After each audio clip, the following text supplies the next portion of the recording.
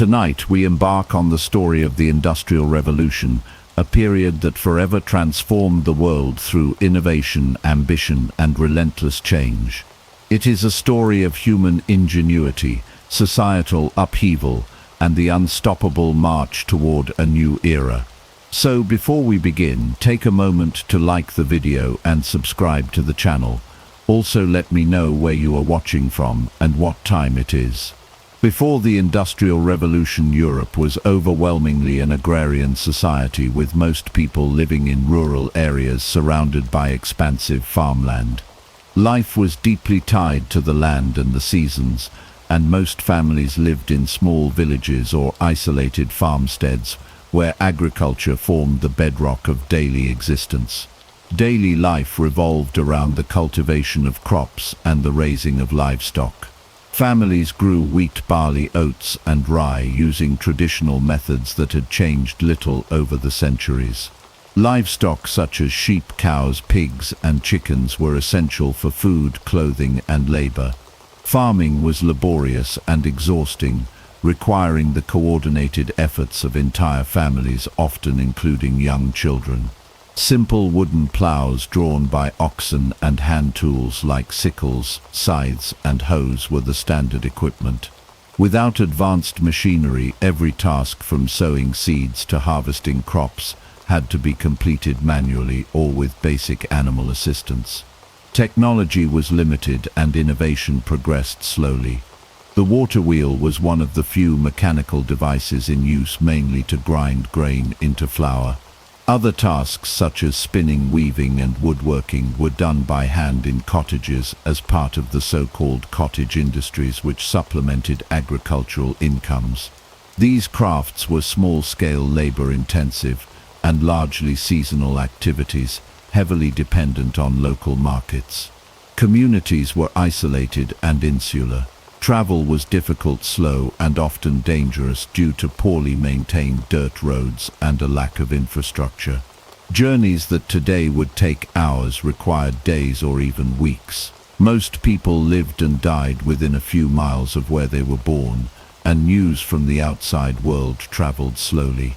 Markets were small, and local trade was the primary form of economic interaction, with distant commerce being rare and reserved for luxury goods like spices or fine fabrics. By 1700, Britain was a society deeply rooted in a rigid social hierarchy. Wealthy landowners controlled vast estates and the political power that came with them.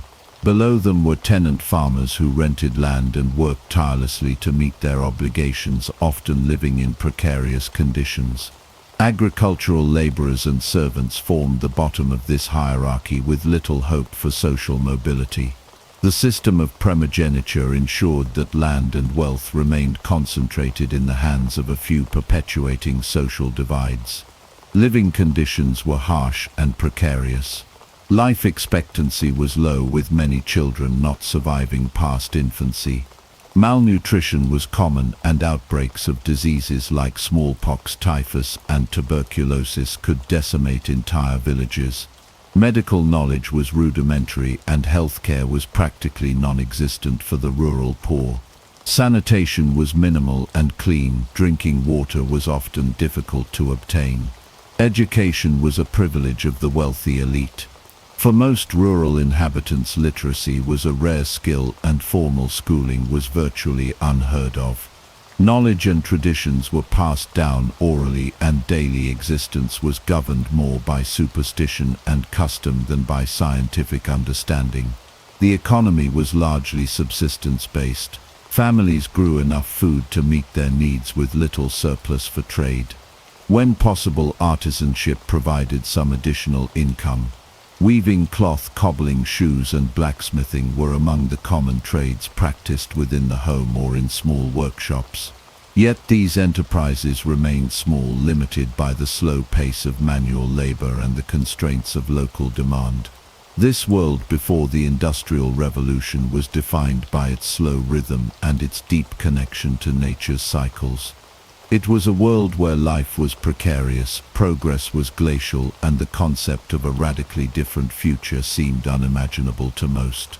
Stability and hardship went hand in hand as generations lived much as their ancestors had. However, beneath this surface of continuity, pressures were building. Population growth, improvements in agricultural techniques, and a slow trickle of new ideas were beginning to accumulate, setting the stage for an unprecedented transformation. The dawn before the storm was a fragile balance, a way of life that would soon be upended by the massive forces of industrialization. A transformation was on the horizon, one that would sweep across continents, reshape societies, and alter the course of human history forever. Before the machines roared to life and factories reshaped landscapes, a quieter but equally profound transformation laid the groundwork for the Industrial Revolution. This was the agricultural revolution of the 18th century, a period of remarkable innovation in farming that dramatically increased food production and freed up labor for the coming industrial age. One of the key developments was the system of crop rotation. Traditionally, farmers used the medieval method of leaving fields fallow every few years to restore soil fertility. However, agriculturalists like Charles Townsend popularized a more efficient system known as the four-field rotation. This method involved rotating different types of crops, such as wheat, barley, turnips, and clover, across 4 fields. Each crop played a role in maintaining the health of the soil, and none of the fields needed to lie fallow. This increased yields and kept the land productive year-round. Selective breeding was another critical innovation. Farmers began to intentionally breed animals for specific traits, such as size, strength, and wool quality. One notable figure in this movement was Robert Bakewell, who applied systematic breeding methods to sheep and cattle. His work led to larger, healthier animals that provided more meat, wool, and labor power. This scientific approach to agriculture ensured a more reliable food supply and supported a growing population. Technological inventions also played a transformative role. Perhaps the most famous agricultural invention of the period was the seed drill, created by Jethro Tull in the early 18th century. Before Tull's invention, seeds were typically scattered by hand, a method that wasted seed and resulted in uneven growth. The seed drill allowed seeds to be planted at the correct depth and spacing, significantly improving germination rates and crop yields. Tull's ideas about mechanization and scientific farming methods influenced generations of farmers and agriculturalists. The agricultural revolution did more than just feed more people. It changed the very fabric of rural life. Enclosure Acts passed by the British Parliament allowed landowners to consolidate small plots of land into larger, more efficient farms. While this increased agricultural productivity, it also displaced many small farmers, forcing them to seek work elsewhere. Many of these displaced rural workers would later become the labor force that powered the factories of the Industrial Revolution. The increase in food production led to population growth, which in turn created greater demand for goods and services. This demand helped stimulate economic activity and encouraged investment in new technologies and industries. Agricultural surplus also meant that not everyone needed to farm to survive, allowing a portion of the population to specialize in other trades and professions. The agricultural revolution was not a single event, but a series of interconnected changes that unfolded over decades. It involved scientific discovery, technological innovation, social upheaval, and economic transformation. Without these fundamental changes in how food was produced and distributed, the Industrial Revolution might never have taken root. The spark of change ignited by the agricultural revolution set humanity on a path toward unprecedented growth and complexity, forever altering the way people lived, worked, and interacted with the world around them. In the 1760s, a Scottish engineer named James Watt initiated a transformation that would forever alter the trajectory of human history.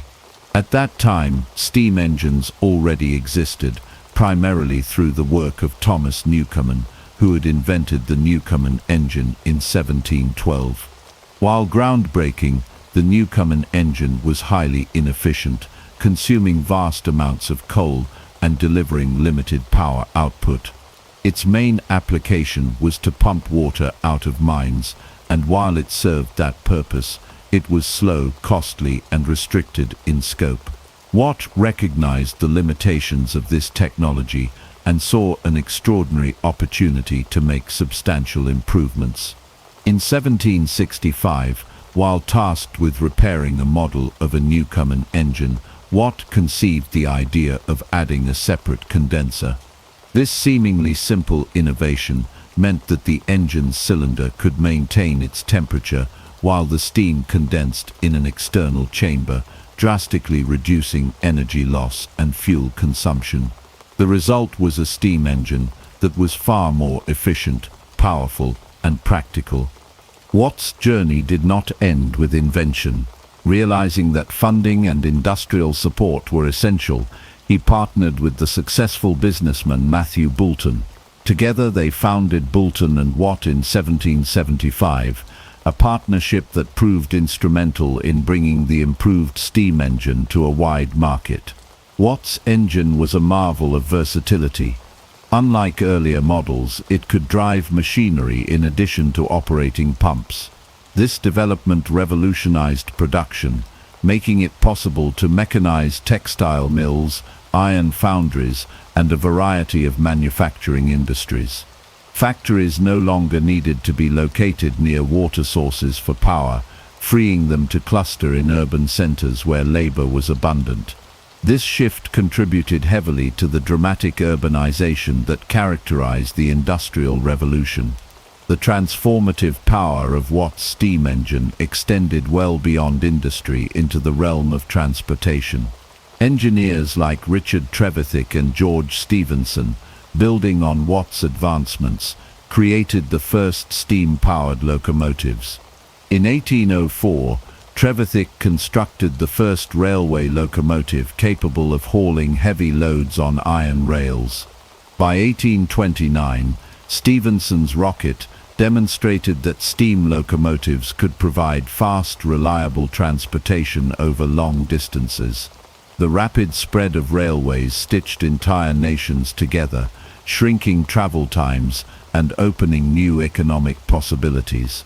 Cities grew along railway lines, and markets expanded as goods could now be transported quickly and cheaply across great distances. Steam power also revolutionized maritime travel. Before steam, ships relied entirely on wind and current, making voyages unpredictable and time-consuming. The advent of steamships, such as Robert Fulton's Clermont in 1807, allowed vessels to travel upstream and maintain consistent schedules. Oceanic steamships soon followed, accelerating global trade and making international travel more accessible. The world became smaller, economies became more interconnected, and cultural exchanges increased dramatically. The ripple effects of Watt's improved steam engine were vast. Industries experienced explosive growth, with factories producing goods at unprecedented rates. Urban centers swelled with workers seeking new opportunities. Infrastructure projects like canals, bridges, and later railroads reshaped landscapes. Innovation thrived, as the principles of steam power inspired further technological advancements, from steam hammers to mechanical looms. However, these advancements came with significant consequences. The reliance on coal to fuel steam engines led to widespread environmental degradation, with cities cloaked in soot and rivers polluted by industrial runoff. The working conditions in the new factories were often brutal, characterized by long hours, dangerous machinery, and minimal protections for workers. Despite these challenges, the momentum of industrial progress was unstoppable. James Watt's contribution was not merely technical, it was transformational. His improvements to the steam engine unlocked new dimensions of human potential and ushered in an era of rapid, relentless change.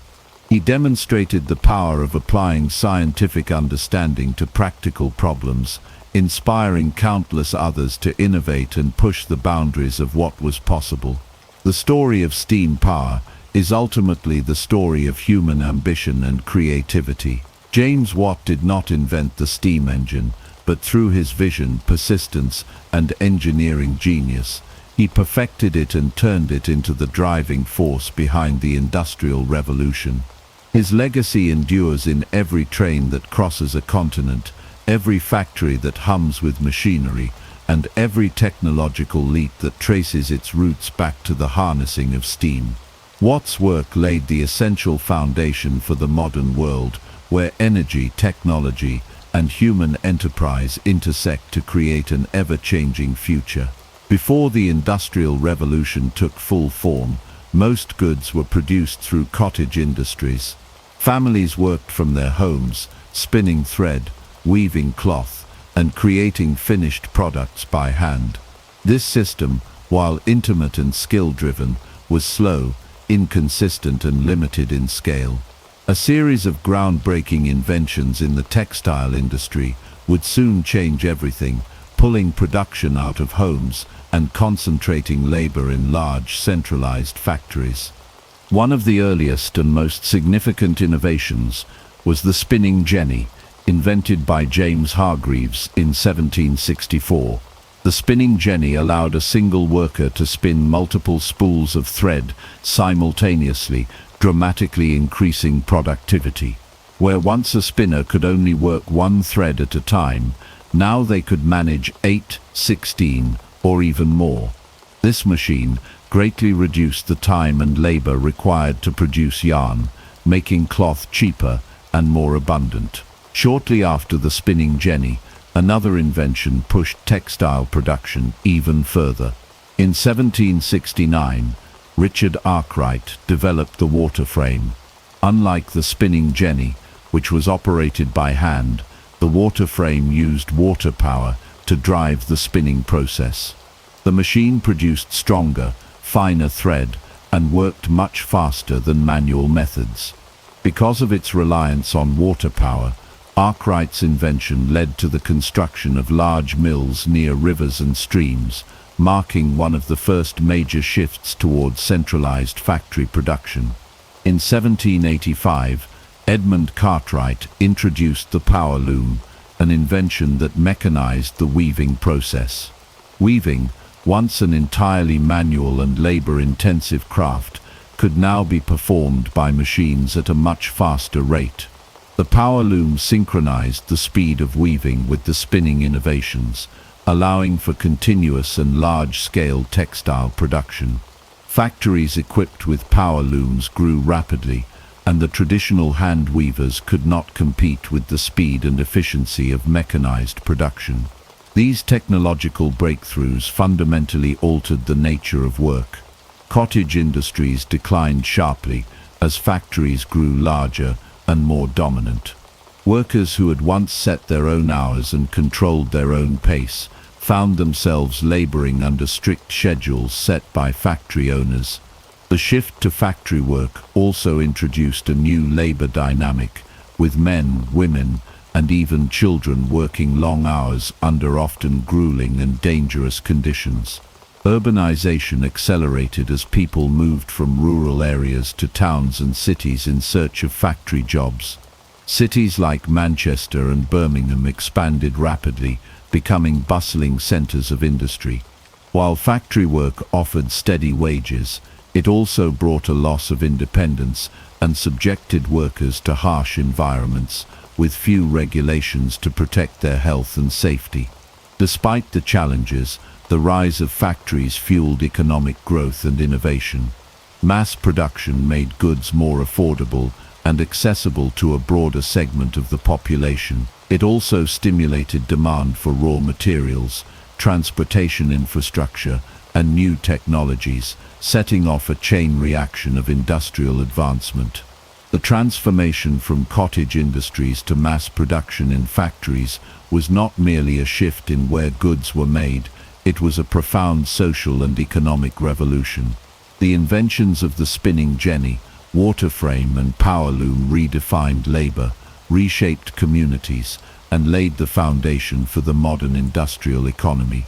This pivotal chapter in history demonstrated humanity's capacity to harness technology in pursuit of greater efficiency, forever changing how societies functioned and how people lived their daily lives. The rapid growth of industry during the Industrial Revolution was fueled by two critical resources, iron and coal. These materials formed the backbone of industrialization, providing the essential building blocks and energy needed to power new machines, build infrastructure, and support expanding cities and industries. Coal had long been used as a source of heat, but its role expanded dramatically during the Industrial Revolution. Steam engines, which became widespread thanks to improvements by James Watt, required large amounts of coal to operate. The need for coal drove the expansion of mining operations, especially in Britain, where rich coal seams were plentiful.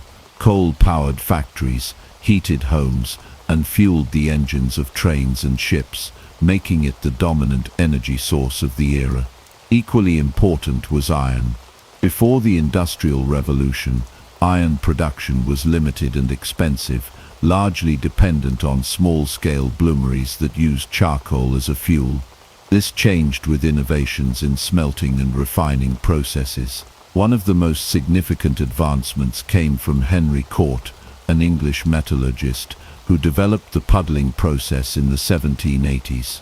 The puddling process involved stirring molten iron in a furnace to remove impurities, producing a much higher quality of wrought iron that was stronger and more malleable. Cort also introduced rolling mills, which mechanically shaped iron into bars, sheets, and other useful forms.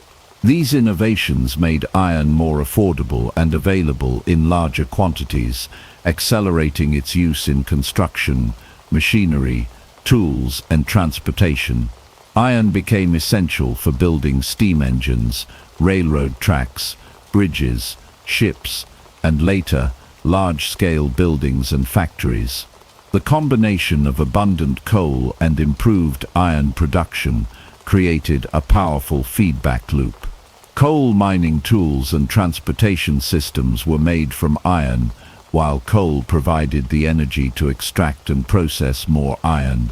Railroads, one of the most transformative developments of the period, relied heavily on both materials, iron rails and locomotives, powered by coal-fired steam engines, enabled faster, cheaper, and more reliable movement of goods and people. The demand for coal and iron also had profound social and economic effects. Mining towns grew rapidly as people sought employment in the expanding industries. However, working conditions in mines were extremely dangerous. Accidents, collapses, and respiratory illnesses from coal dust were common, and child labor was widespread. Despite these hardships, the promise of steady work drew many rural families into mining communities, fueling further urbanization. Iron and coal did not just power industry, they reshaped landscapes and lives. Rivers were redirected to service mills and factories, hills were hollowed out for mining, and cities were transformed by iron-framed buildings and expansive rail networks. The materials became symbols of industrial might and progress, celebrated in art, literature, and politics of the time. The availability and exploitation of iron and coal laid the foundations of the modern industrial economy. They enabled the mass production of goods, the expansion of trade networks, and the rise of new social classes, particularly the industrial working class and the entrepreneurial bourgeoisie. Innovations like Henry Cort's puddling process were crucial turning points, demonstrating how technological advances could unlock new levels of productivity and economic growth. Ultimately, The story of iron and coal during the Industrial Revolution is a story of human ingenuity meeting natural resources at a moment of profound change. Together they built the physical and economic infrastructure of a new world, setting the stage for the unprecedented advances and challenges that would follow. In the late 18th and early 19th centuries, transportation underwent a series of dramatic transformations that reshaped economies, societies, and the very geography of nations.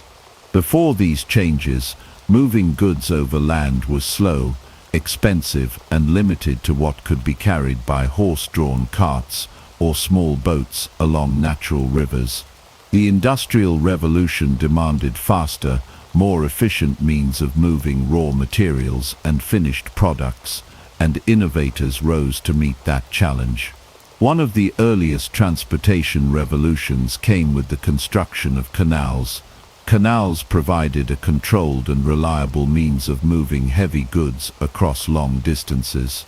Britain led the way with the construction of the Bridgewater Canal in 1761, built by engineer James Brindley for the Duke of Bridgewater.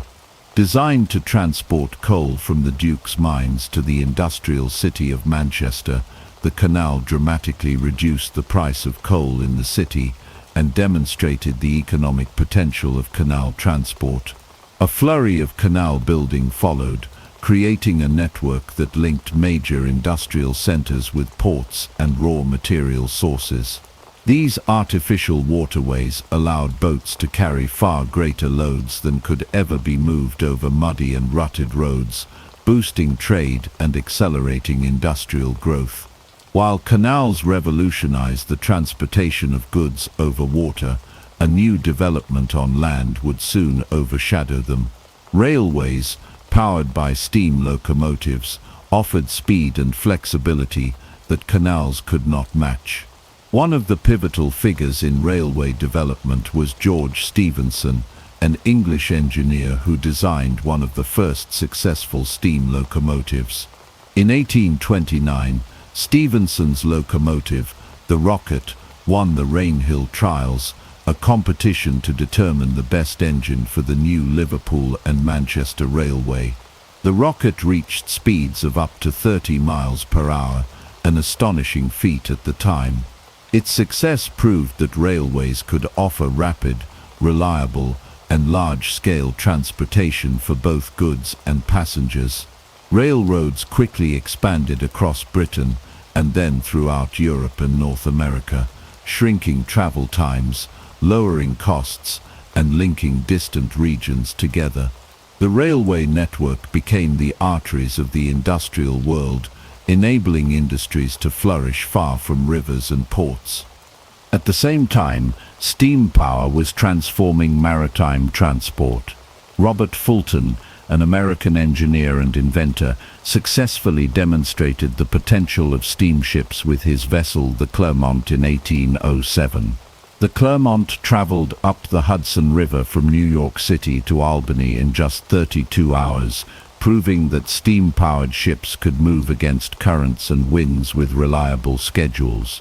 Steamships soon came to dominate rivers, lakes, and coastal routes. Ocean-going steamships followed, gradually replacing traditional sailing vessels for long-distance trade. This revolution in maritime transport shrank the world dramatically, allowing goods, people, and information to move faster than ever before between continents. Global commerce expanded rapidly, with raw materials flowing from colonies to industrial centers and finished goods traveling in the opposite direction. The cumulative effect of these transportation innovations was profound. Costs of moving goods fell dramatically, making products more affordable and markets more accessible. Fresh food, manufactured goods, and raw materials could now travel far greater distances, supporting urbanization and the rise of national and international economies. Travel became more democratized as middle-class and even working-class people gained access to faster and more affordable transportation. The world grew smaller, interconnected by networks of rails, canals, and steamships. The transformation of transport during the Industrial Revolution was not just a story of technology, but of human ambition and vision. Entrepreneurs, engineers and workers collaborated to overcome immense challenges, from rugged landscapes to technical limitations.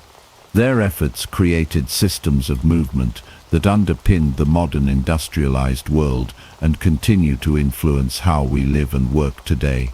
Transport innovations like canals, railways and steamships not only moved goods and people, but also ideas and cultures. They sped up the pace of life, facilitated migration, and spread industrialization across the globe. These achievements demonstrated how technology could break down barriers of distance and geography, opening up new opportunities and challenges for humanity on a global scale. The Industrial Revolution triggered a massive and unprecedented shift in human settlement patterns. Before industrialization, most people lived in rural areas and worked in agriculture. However, the promise of factory jobs and better wages pulled millions into newly industrialized cities. This rapid urbanization transformed the landscape of nations, especially in Britain, where cities like Manchester and Birmingham exploded in size almost overnight. Manchester became the quintessential industrial city. Originally a modest market town, it expanded rapidly due to its booming textile industry. Cotton mills dominated the skyline, and the city became known as Cottonopolis. Similarly, Birmingham evolved from a small town into a major center for metalworking and manufacturing. Its skilled workforce and diverse industries earned it the nickname the workshop of the world. These cities grew chaotically, with little planning or regulation. Fields and farmlands gave way to crowded streets, lined with hastily constructed housing blocks to accommodate the influx of workers. Living conditions in these new industrial cities were often grim. Overcrowding was rampant. Entire families sometimes lived in single-room dwellings without proper ventilation or sanitation. Slums emerged quickly, characterized by poorly built homes, muddy streets and open sewers. Diseases such as cholera, typhus and tuberculosis spread rapidly in the cramped and unsanitary environments.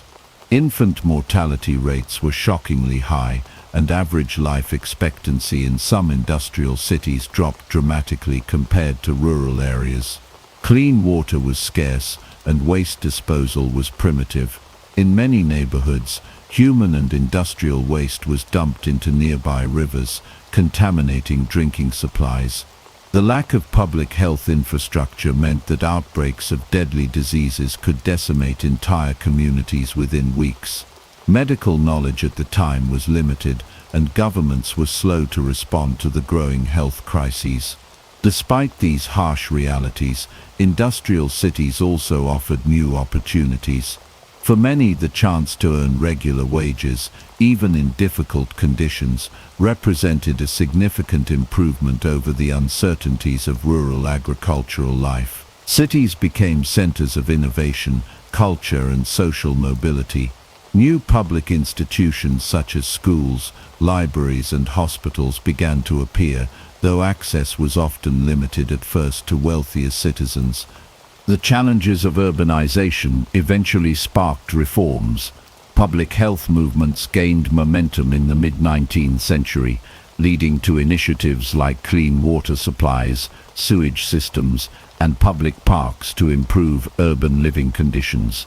Activists and reformers pushed for better housing, labor laws, and sanitation reforms, laying the groundwork for modern urban planning and public health policies.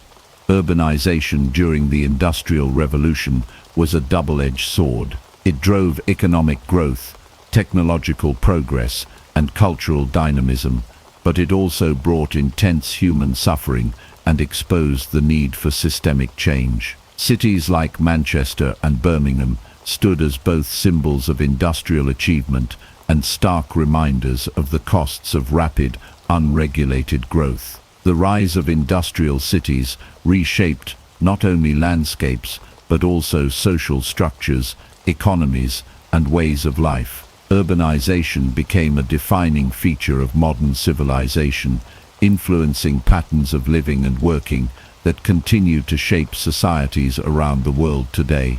The Industrial Revolution profoundly reshaped human society in ways never before seen in history.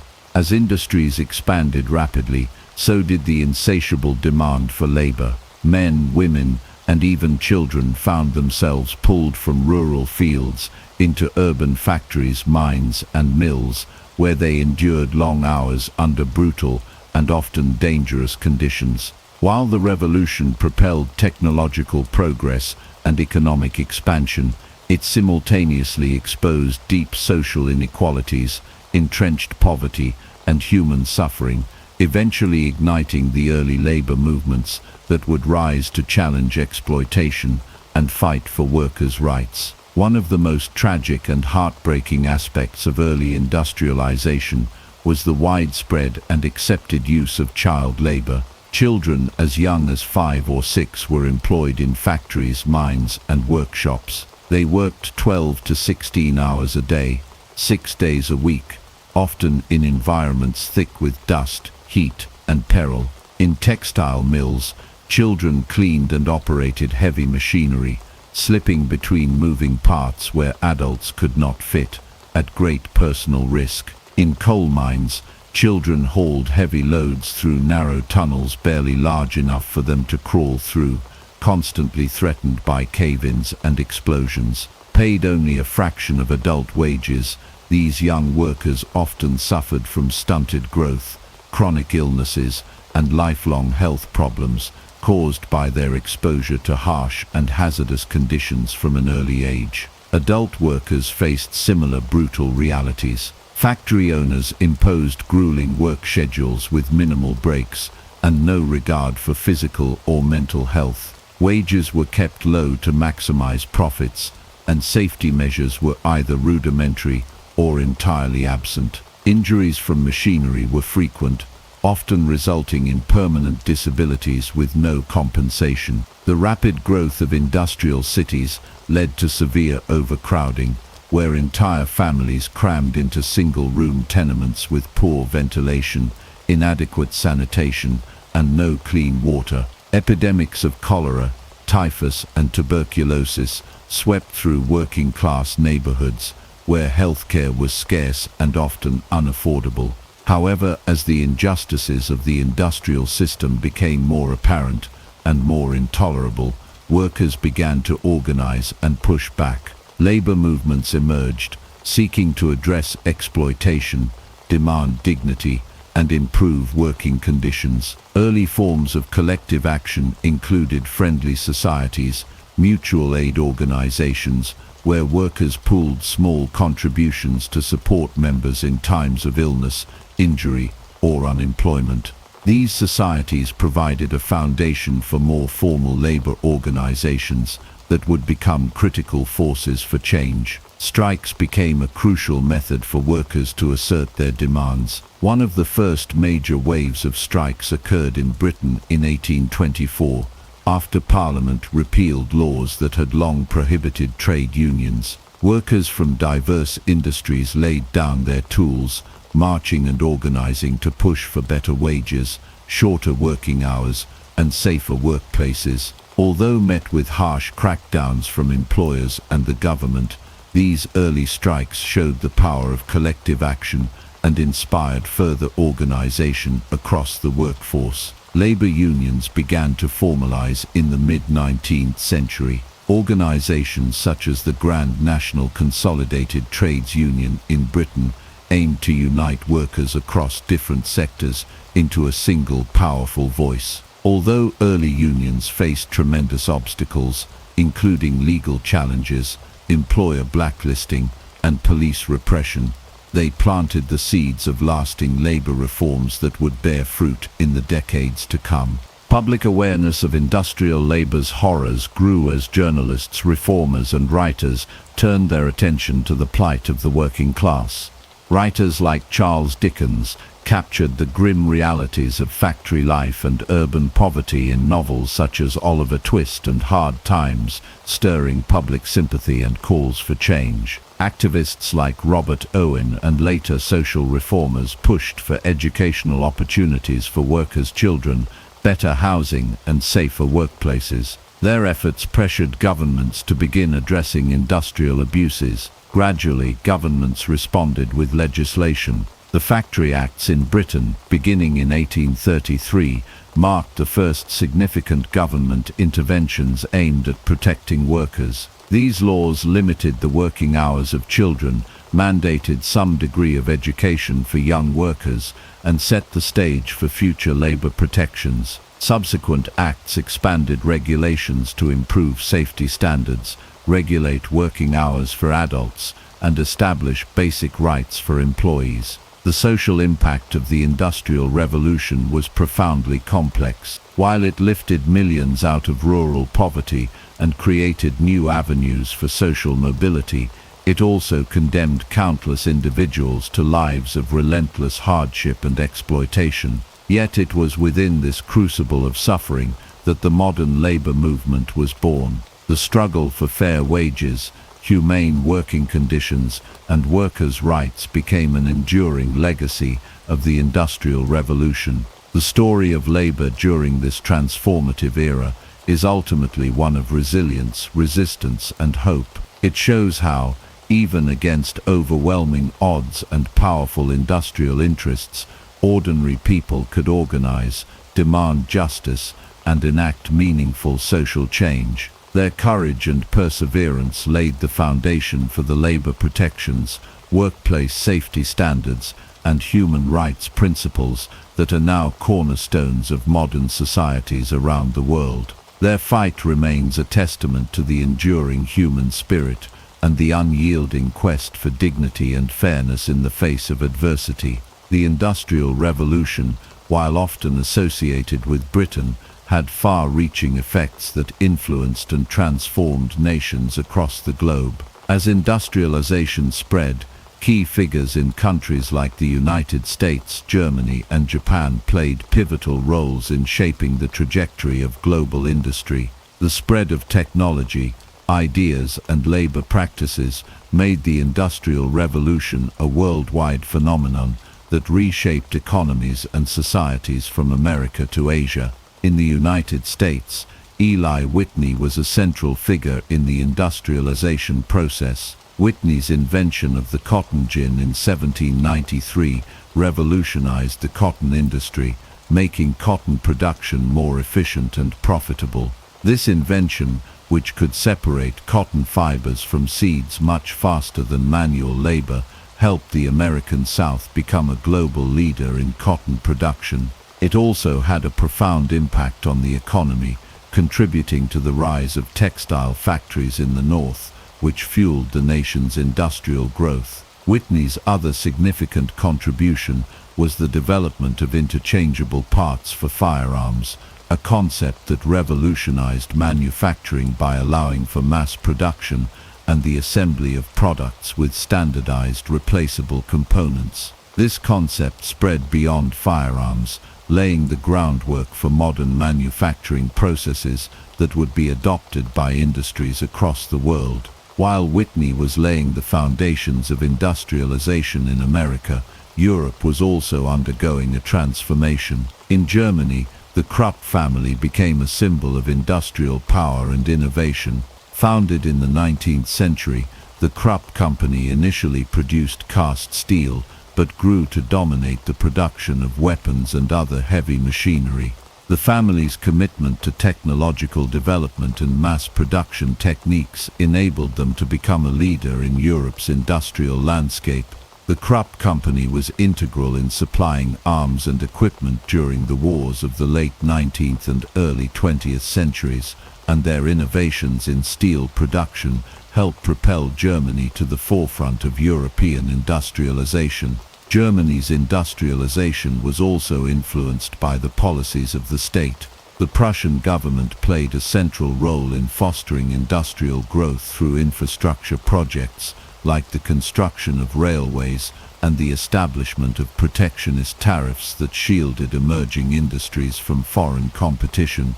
The government's focus on education and technical training created a highly skilled workforce, and by the late 19th century, Germany had become a leader in chemical, electrical and mechanical industries. The development of industries like the coal, steel and chemical sectors helped transform Germany into a leading economic power in Europe. On the other side of the world, Japan's Meiji Restoration in the late 19th century marked a decisive moment in the country's industrialization. After centuries of isolation, Japan rapidly modernized, adopting Western industrial practices while maintaining its own unique cultural identity. The Meiji government prioritized the construction of infrastructure such as railways, telegraphs and modern ports, which were essential for industrial growth. They invited foreign experts to teach Japanese engineers and workers the latest industrial techniques and technologies. This openness to foreign knowledge, combined with a strong government commitment to industrial development, helped Japan become an industrial power in just a few decades. During this period, the Japanese government also focused on heavy industries, particularly textiles and shipbuilding, and later expanded into the production of steel and machinery.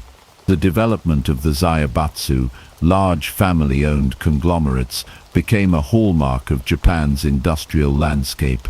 These powerful industrial groups played a central role in Japan's economic success, dominating sectors ranging from manufacturing to banking.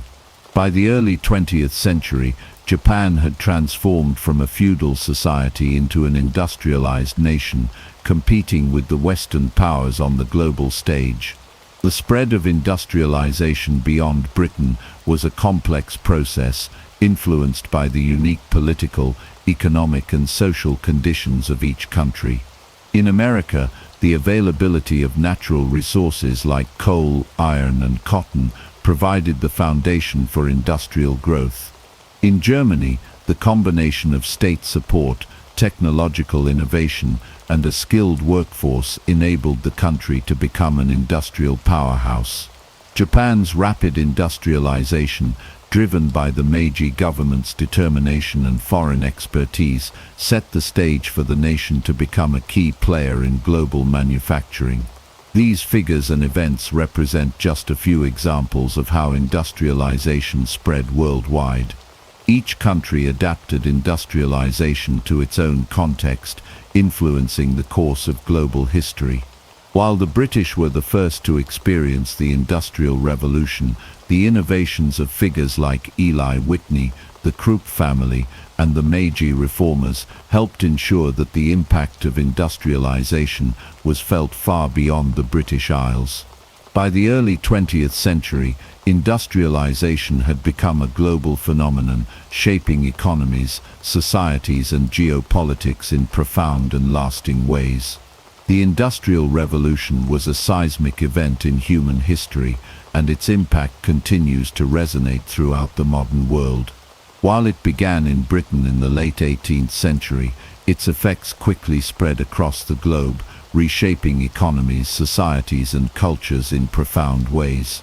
By the time the Industrial Revolution came to an end, it had laid the groundwork for the world we live in today, ushering in an era of capitalism, technological innovation, and significant social change. One of the most significant legacies of the Industrial Revolution was the rise of capitalism as the dominant economic system. Before industrialization, economies were primarily agrarian and feudal, with much of the workforce engaged in farming or small-scale handicrafts. The advent of mechanized industry, however, allowed for mass production, which led to the concentration of capital and resources in the hands of industrialists and business owners. This shift gave rise to a new economic system that prioritized private ownership of the means of production, competition, and the pursuit of profit. The growth of factories, transportation networks and global trade further fueled capitalism's rise, establishing a system where the market played a central role in determining the allocation of resources and wealth. The Industrial Revolution also brought about profound technological innovations that have shaped the modern world. The steam engine, the spinning jenny, and the power loom were just the beginning. These early inventions paved the way for even more groundbreaking discoveries in the 19th and 20th centuries, including the telephone, the electric light bulb, and the automobile. The Industrial Revolution sparked an ongoing cycle of technological innovation as new technologies created new industries, and those industries, in turn, led to further advancements. It also set the stage for the technological boom of the 20th century, where innovations like computers, the internet and biotechnology would transform nearly every aspect of human life. Along with technological advances came the rise of modern economies. The Industrial Revolution shifted the center of economic activity from agriculture to industry, and from rural to urban areas. Cities like Manchester, Birmingham and Pittsburgh became bustling hubs of production and commerce. As industrialization spread, new economic centers emerged and global trade networks expanded. Countries that had once been dependent on agriculture and handicrafts began to specialize in mass production, exporting goods to markets around the world. This transformation also led to the growth of a consumer economy, where goods that were once rare and expensive became more affordable and accessible to a larger portion of the population. The social changes brought about by the Industrial Revolution were equally profound. The rise of factories and mechanized labor drastically changed the nature of work. People moved from rural areas to urban centers in search of employment, often living in overcrowded and unsanitary conditions. The working class grew, but so did the wealth gap, as factory owners and business magnates accumulated enormous fortunes, while workers earned meager wages.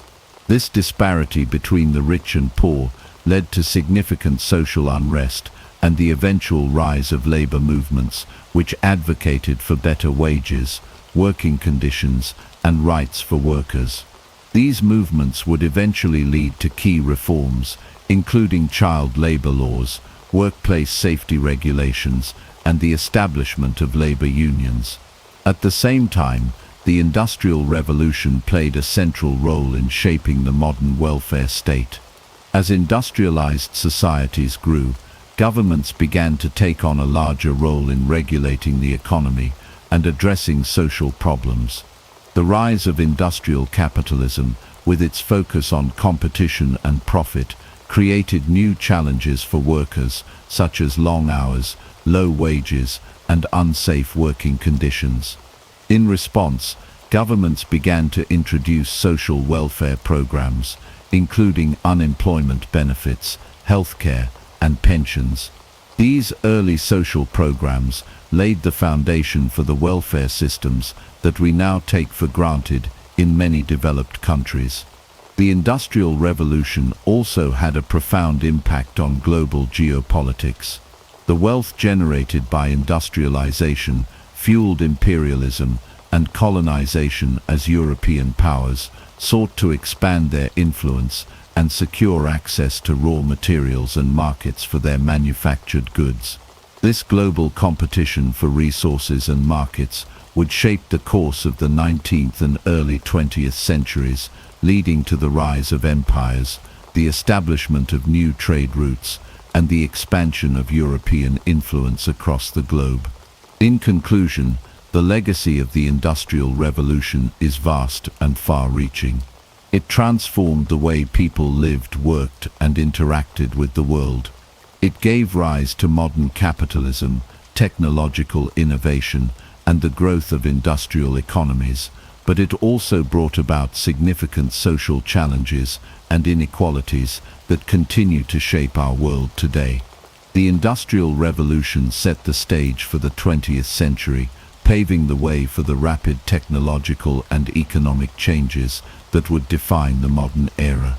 Its impact can be seen in everything from the global economy to the way we live our daily lives, and its influence will continue to shape the future of human civilization for generations to come. The story of the British Empire's expansion begins in the late 15th century during the reign of Henry VII. At this time, England was a modest kingdom with limited influence beyond its borders. However, the successes of Spanish and Portuguese navigators, such as Christopher Columbus and Vasco da Gama, ignited an ambition within England to seek new routes to wealth and power across the seas. In 1497, Henry VII sponsored the Venetian navigator John Cabot, who sailed westward across the Atlantic. Cabot landed on the coast of what is believed today to be Newfoundland. Although Cabot's discoveries did not immediately lead to colonization, his voyages marked the beginning of England's overseas aspirations.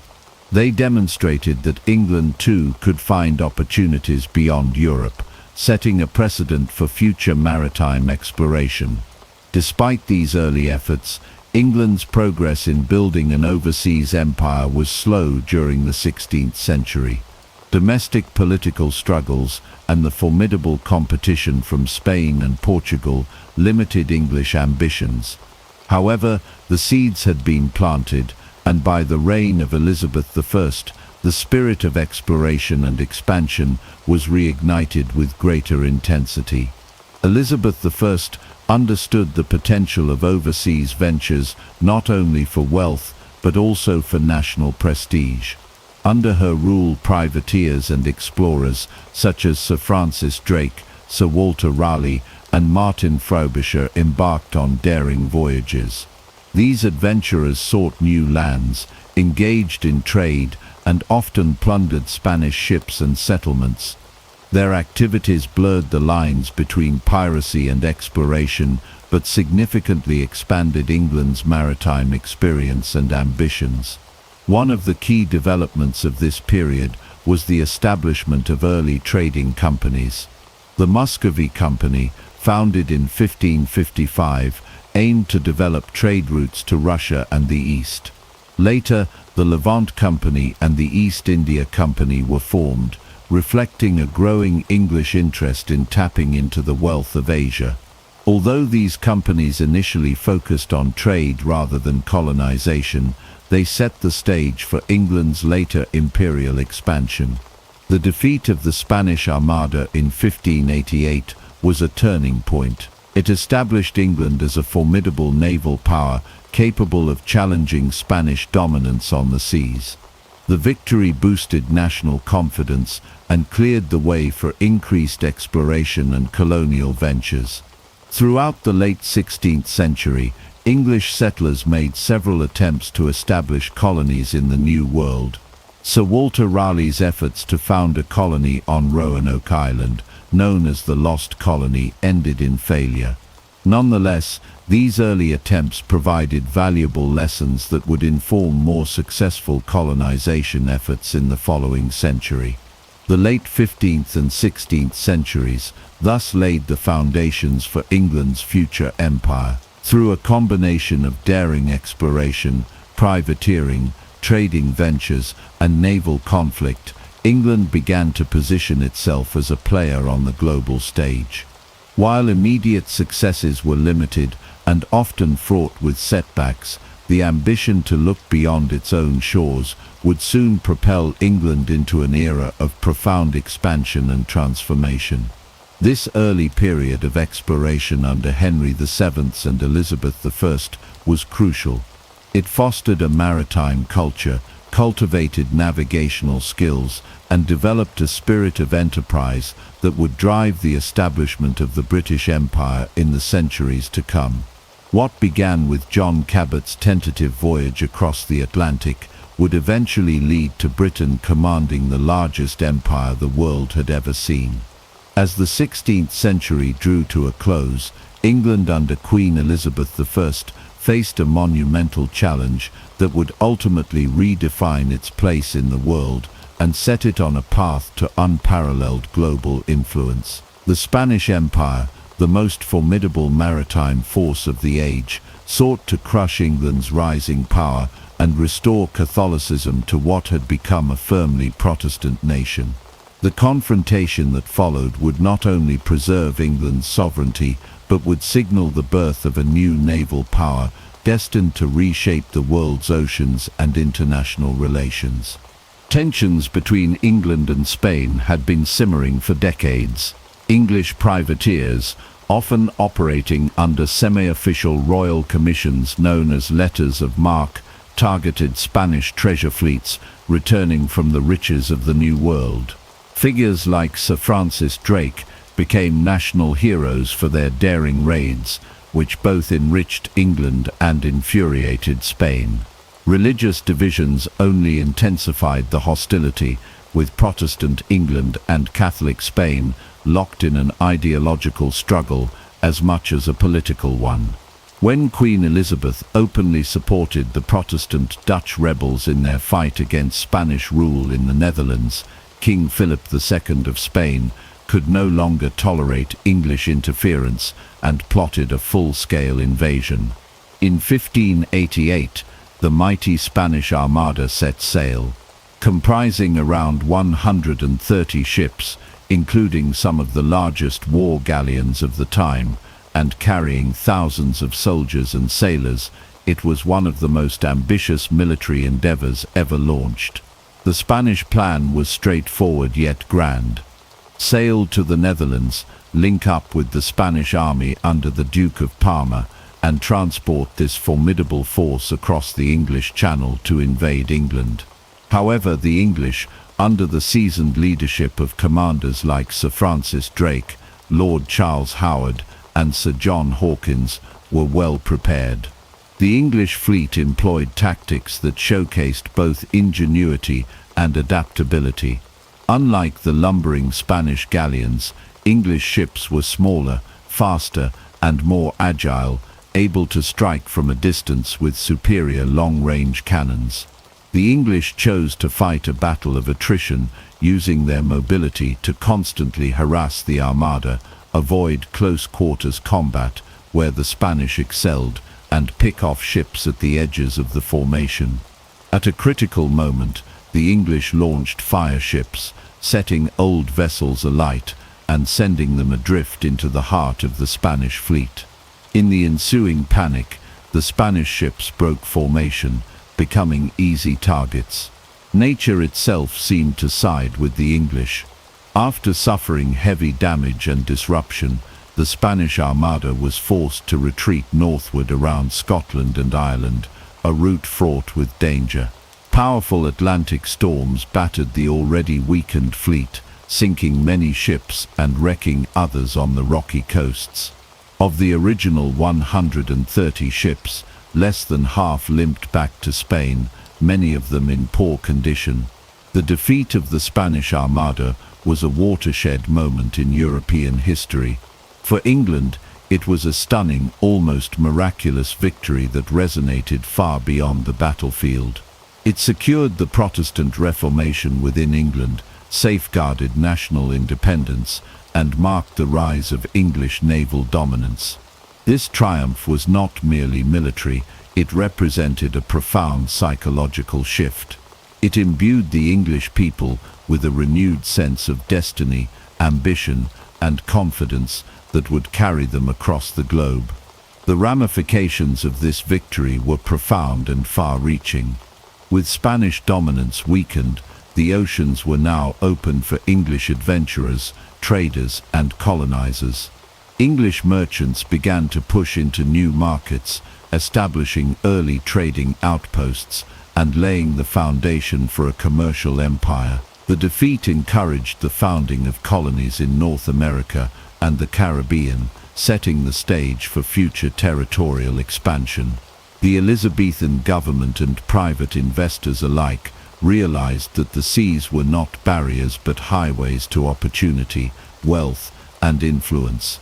The defeat of the Armada also triggered a gradual but significant decline in Spanish hegemony.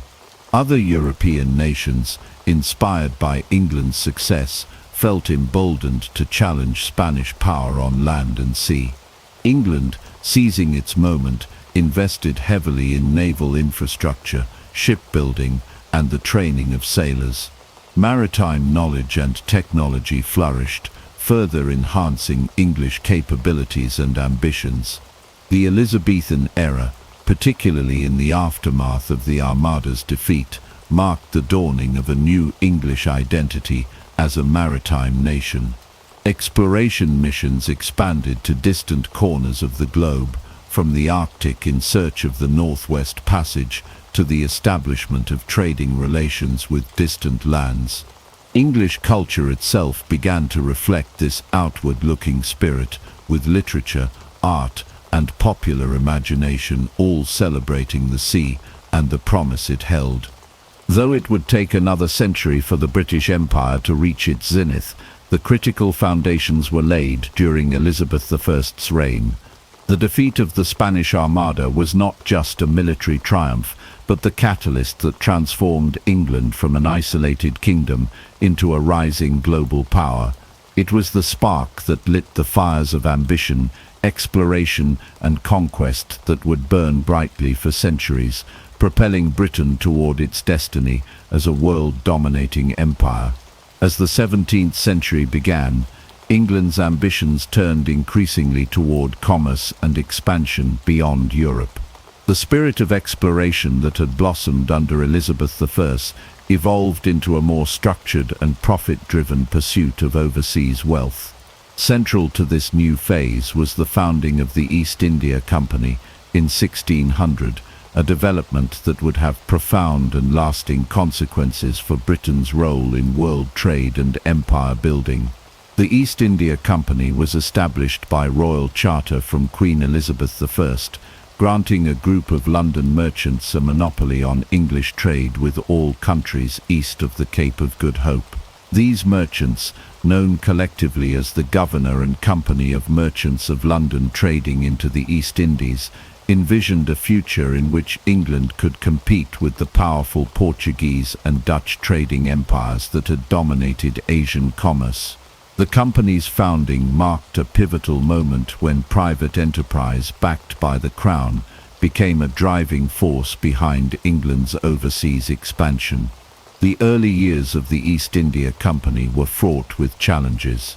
The Portuguese and Dutch, with their well-established trading networks and fortified posts throughout the Indian Ocean, presented formidable obstacles. English ships made their first voyages to the East Indies in the early 1600s, seeking to establish footholds in a region already rich with competition. They traded primarily in spices such as pepper, cloves, and nutmeg, commodities highly prized in Europe for their value and rarity. Persistence paid off. Over time, the East India Company managed to secure strategic trading posts through a combination of negotiation, diplomacy, and military force. One of the first major successes came in 1612 when the English defeated the Portuguese at the Battle of Swali, near Surat on the west coast of India. This victory convinced the Mughal Emperor Jahangir to grant the company permission to establish a factory or trading post in Surat. It was the beginning of a long and complex relationship between the British and the Indian subcontinent. The company expanded its presence across the Indian Ocean and into Southeast Asia. It established trading posts in places like Bantam in Java and later in Madras, Bombay, and Calcutta in India.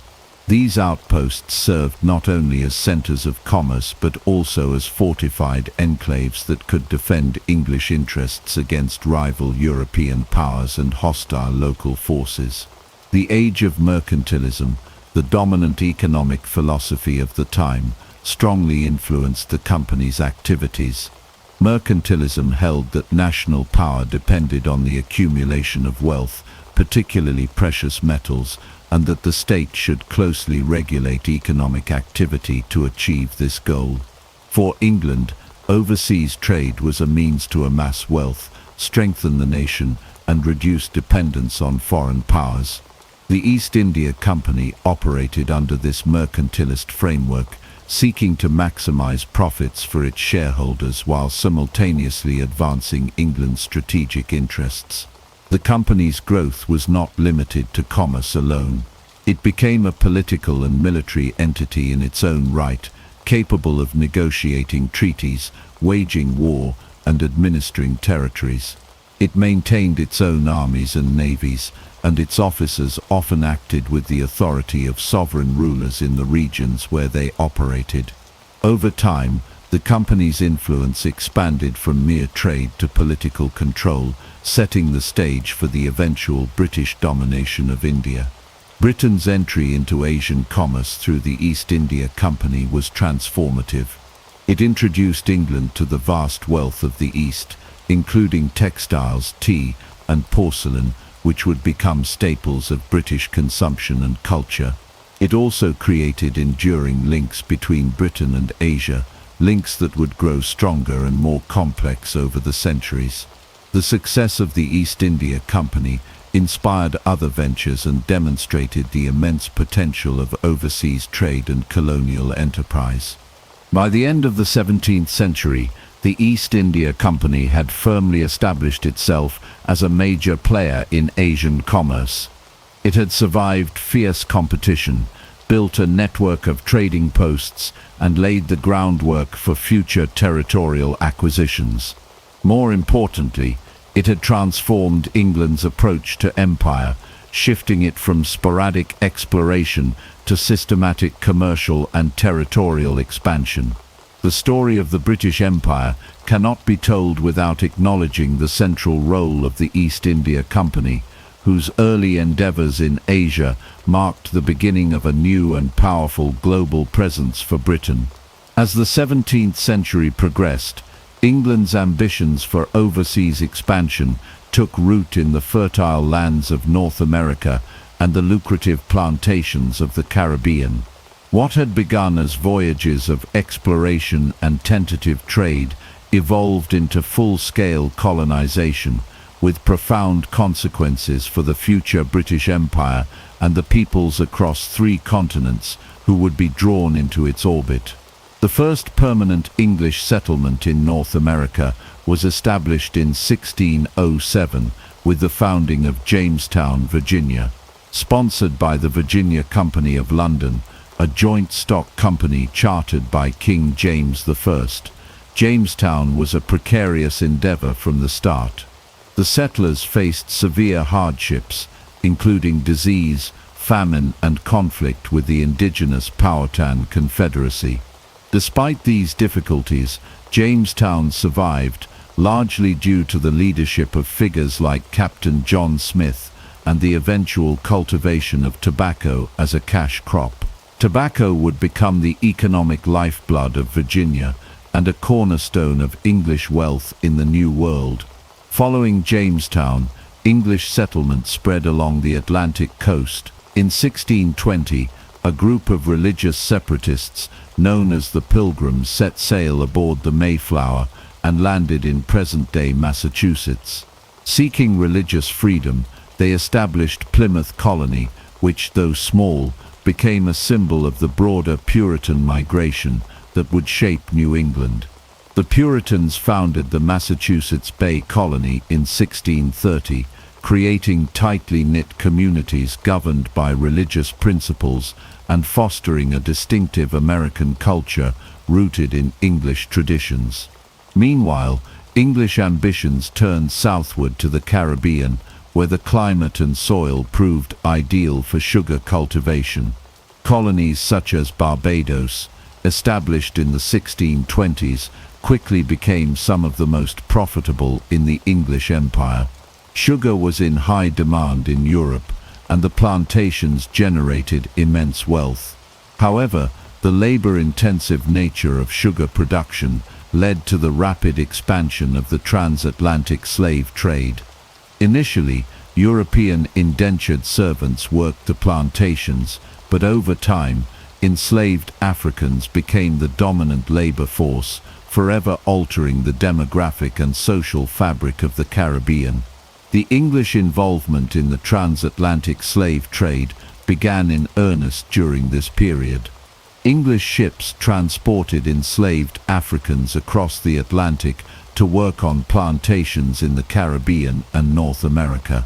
This brutal system, known as the triangular trade, connected Europe, Africa, and the Americas in a network of goods, human lives, and profits. Manufactured goods from Europe were traded for slaves in Africa, who were then sold in the Americas, with the proceeds purchasing commodities like sugar, tobacco, and cotton for return to Europe. The establishment of colonies in North America and the Caribbean marked a critical turning point. England was no longer merely a European power, but was becoming a global colonial empire. Settlements in Virginia, New England, and the Caribbean formed the nucleus of what would become a vast overseas dominion. Each region developed distinct characteristics. Virginia and the southern colonies relied on plantation agriculture and slave labor. New England fostered a society rooted in religious values, small farms, and emerging commerce. The Caribbean colonies focused almost exclusively on cash crops, with plantation economies heavily dependent on enslaved African labor.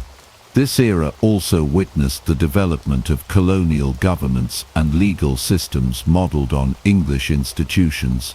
Representative assemblies like the Virginia House of Burgesses, established in 1619, gave settlers a voice in local governance and planted the seeds of democratic practices that would later flourish in the American colonies. By the end of the 17th century, England had firmly entrenched itself in the Americas and the Caribbean.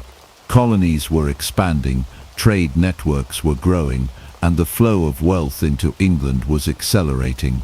These early colonial ventures laid the foundation for the British Empire's expansion in the following centuries. However, the prosperity of these colonies came at an immense human cost, particularly for the millions of Africans forcibly taken from their homelands to labor in foreign lands. The colonization of North America and the Caribbean was a complex, often brutal process driven by economic ambition, religious fervor, and geopolitical competition. It set in motion patterns of migration, commerce, and cultural exchange that would shape the Atlantic world for centuries to come. As England's empire grew, so too did the interwoven histories of Europe, Africa, and the Americas, forever linked by conquest, trade, and human endeavor. The 18th century marked the zenith of Britain's power on the world stage. Having established a foothold in the Americas, the Caribbean, and India during the 17th century, Britain entered the 1700s as a rising global power, poised to challenge other European empires for dominance. Key military victories, especially in the 7 Years' War, and strategic engagements in India solidified Britain's standing as the world's preeminent imperial force. The 7 Years' War 1756-1763 was a pivotal conflict that would have far-reaching consequences for both Britain and its rivals. The war was fought across multiple continents, and its outcome reshaped the global balance of power. At its core, the 7 Years' War was a struggle between Britain and France for supremacy in North America and India, though it would soon involve other European powers and impact territories across Europe, the Americas, Africa, and Asia. In North America, the conflict was known as the French and Indian War, where British colonists, alongside their Native American allies, fought against French forces and their own indigenous allies. The British sought to expand their territories, particularly into the Ohio River Valley, while the French sought to protect their valuable fur trading routes and Canadian colonies. The war was characterized by a series of bloody battles, but the turning point came in 1759 with the British victory at the Battle of Quebec. This decisive engagement forced the French to cede most of their North American holdings, including Canada, to Britain under the Treaty of Paris, 1763. The acquisition of Canada was a significant victory for Britain. It not only removed the French as a colonial rival in North America, but also gave Britain control over one of the richest and most strategically important regions in the Americas. In addition to the vast expanse of land,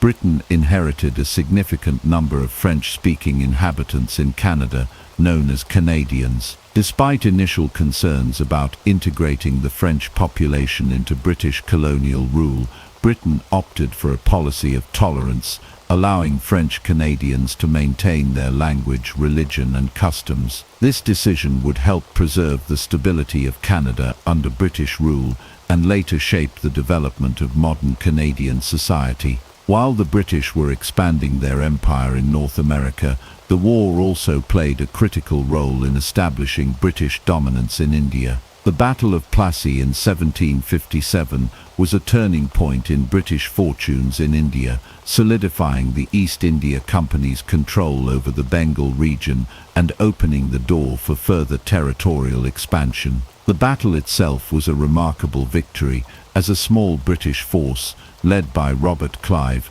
defeated the much larger army of the Nawab of Bengal, Siraj-ud-Dowlah, despite being heavily outnumbered. The victory at Plassey was the result of a combination of factors, including strategic alliances, bribery, and the superior tactics of the British. Robert Clive's ability to divide and conquer, along with his manipulation of local politics, allowed him to win the support of key Indian leaders who were discontented with the Nawab's rule. The Battle of Plassey is often seen as the moment when Britain began to transition from a commercial trading power to a territorial empire in India. Following the victory at Plassey, the East India Company gained unprecedented control over Bengal, one of the richest and most populous regions in India. The company now had the power to collect taxes, administer justice, and even maintain its own army. This marked the beginning of British political and military domination over India, which would last for nearly 2 centuries. The success of the East India Company also triggered a broader expansion of British influence in India, as the company began to extend its reach into other regions through both diplomacy and military conquest. By the end of the 7 Years' War, Britain had gained substantial territorial possessions around the globe. In addition to Canada and Bengal, Britain also secured numerous Caribbean islands, Florida from Spain, and key outposts in Africa and Asia. These acquisitions greatly enhanced Britain's wealth and influence, but they also strained its resources. The costs of maintaining and defending such a vast empire began to take their toll, and Britain's finances became increasingly reliant on the taxes and trade revenue generated by its colonies. In the wake of its imperial triumphs, Britain's focus turned to consolidating its empire and maintaining control over its new territories. This period saw the rise of British colonial governance systems, which were designed to centralize power in London while allowing for local autonomy in the colonies. At the same time, Britain began to develop a more systematic approach to managing its colonial economy, with a focus on extracting wealth from both land and labor. The imposition of taxes on American colonists, such as the Stamp Act 1765 and the Townshend Act 1767, set the stage for rising tensions between Britain and its colonies, ultimately leading to the American Revolution. The 18th century was a period of tremendous expansion and consolidation for the British Empire. Victories in the 7 Years' War and the Battle of Plassey were crucial milestones that propelled Britain to the forefront of global imperial power. The empire was now spread across continents, encompassing vast territories in North America, the Caribbean, Africa, and Asia. Britain's economic strength, fueled by colonial trade and resources, was matched by its military dominance on land and at sea. However, as the empire expanded, so too did the challenges of governing such a far-flung and diverse set of colonies. The legacy of Britain's victories in the 18th century would continue to shape the world for centuries to come, laying the foundation for the British Empire's height in the 19th century and the global order that would emerge in its wake. The Industrial Revolution, a period spanning from 1760 to 1840, represents a pivotal transformation in British history. This era marked the shift from an agrarian economy to an industrialized powerhouse, fueling Britain's dominance in the global arena. Industrialization provided Britain with unprecedented military, economic and technological advantages, allowing it to not only expand its empire, but also to control vital global trade routes and reshape the global order. The roots of the Industrial Revolution in Britain can be traced to a unique confluence of factors. A stable political environment, the availability of natural resources such as coal and iron, and a growing population all contributed to an atmosphere conducive to technological innovation. In addition, Britain's extensive colonial empire, which provided both raw materials and markets for British goods, acted as a powerful catalyst for industrialization. With an expanding empire across continents, Britain found itself increasingly dependent on technological advances to maintain and expand its reach. At the core of the Industrial Revolution was the mechanization of production. One of the most significant inventions of the era was James Watt's steam engine. Watt's improvements to the steam engine in the late 18th century revolutionized industries by providing a reliable and powerful source of energy for factories, mills, and transportation. Steam engines powered cotton mills, textile factories, and ironworks, massively increasing production rates and efficiency. This innovation was a game-changer for industries, particularly textiles, which was one of the first to undergo mass industrialization. The textile industry was key to the success of industrialization in Britain. With the invention of new machines such as the spinning jenny, the power loom, and the cotton gin, the production of cloth skyrocketed. These machines allowed factories to produce goods at unprecedented speeds, meeting growing domestic and international demand. Britain's control over textile manufacturing, coupled with its ability to produce raw materials like cotton, solidified its position as the world's leading industrial power. Industrialization also significantly impacted Britain's transportation infrastructure. The advent of steam-powered locomotives and steamships revolutionized trade and military strategy alike. The development of the railway system, particularly the construction of the Stockton and Darlington Railway in 1825 and the Liverpool and Manchester Railway in 1830, connected regions across Britain and facilitated the efficient movement of raw materials and finished goods. Railroads enabled goods such as coal, cotton, and iron to be transported more efficiently, fueling industrial growth and expanding trade networks within Britain and its colonies. In addition to railways, steam-powered ships began to dominate global trade routes. These vessels could travel faster, carry more cargo, and navigate more reliably than sailing ships. Britain's merchant fleet, already the largest in the world, was further bolstered by the rise of steam-powered ships. This new technology allowed Britain to expand its trade networks across the globe, making it the undisputed leader in international commerce. The creation of steamships enabled Britain to maintain its control over vital sea routes, ensuring the smooth flow of goods between colonies, ports, and markets across every continent. The industrialization of the military also played a crucial role in maintaining British imperial power.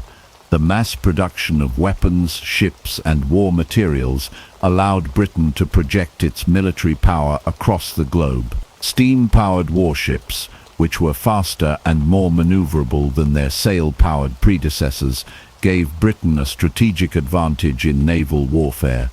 The ability to produce ironclad ships, capable of withstanding heavy artillery fire, further solidified Britain's naval supremacy and allowed it to protect its empire and trade routes effectively. The British Empire's expansion during this period was not just about territorial conquest, it was also about controlling the global flow of goods. With its newfound industrial power, Britain was able to dictate terms in international trade. The empire's factories produced finished goods, which were then exported to colonies and foreign markets. In return, Britain's colonies supplied raw materials like cotton, sugar, and tobacco, fueling the industrial machine back home.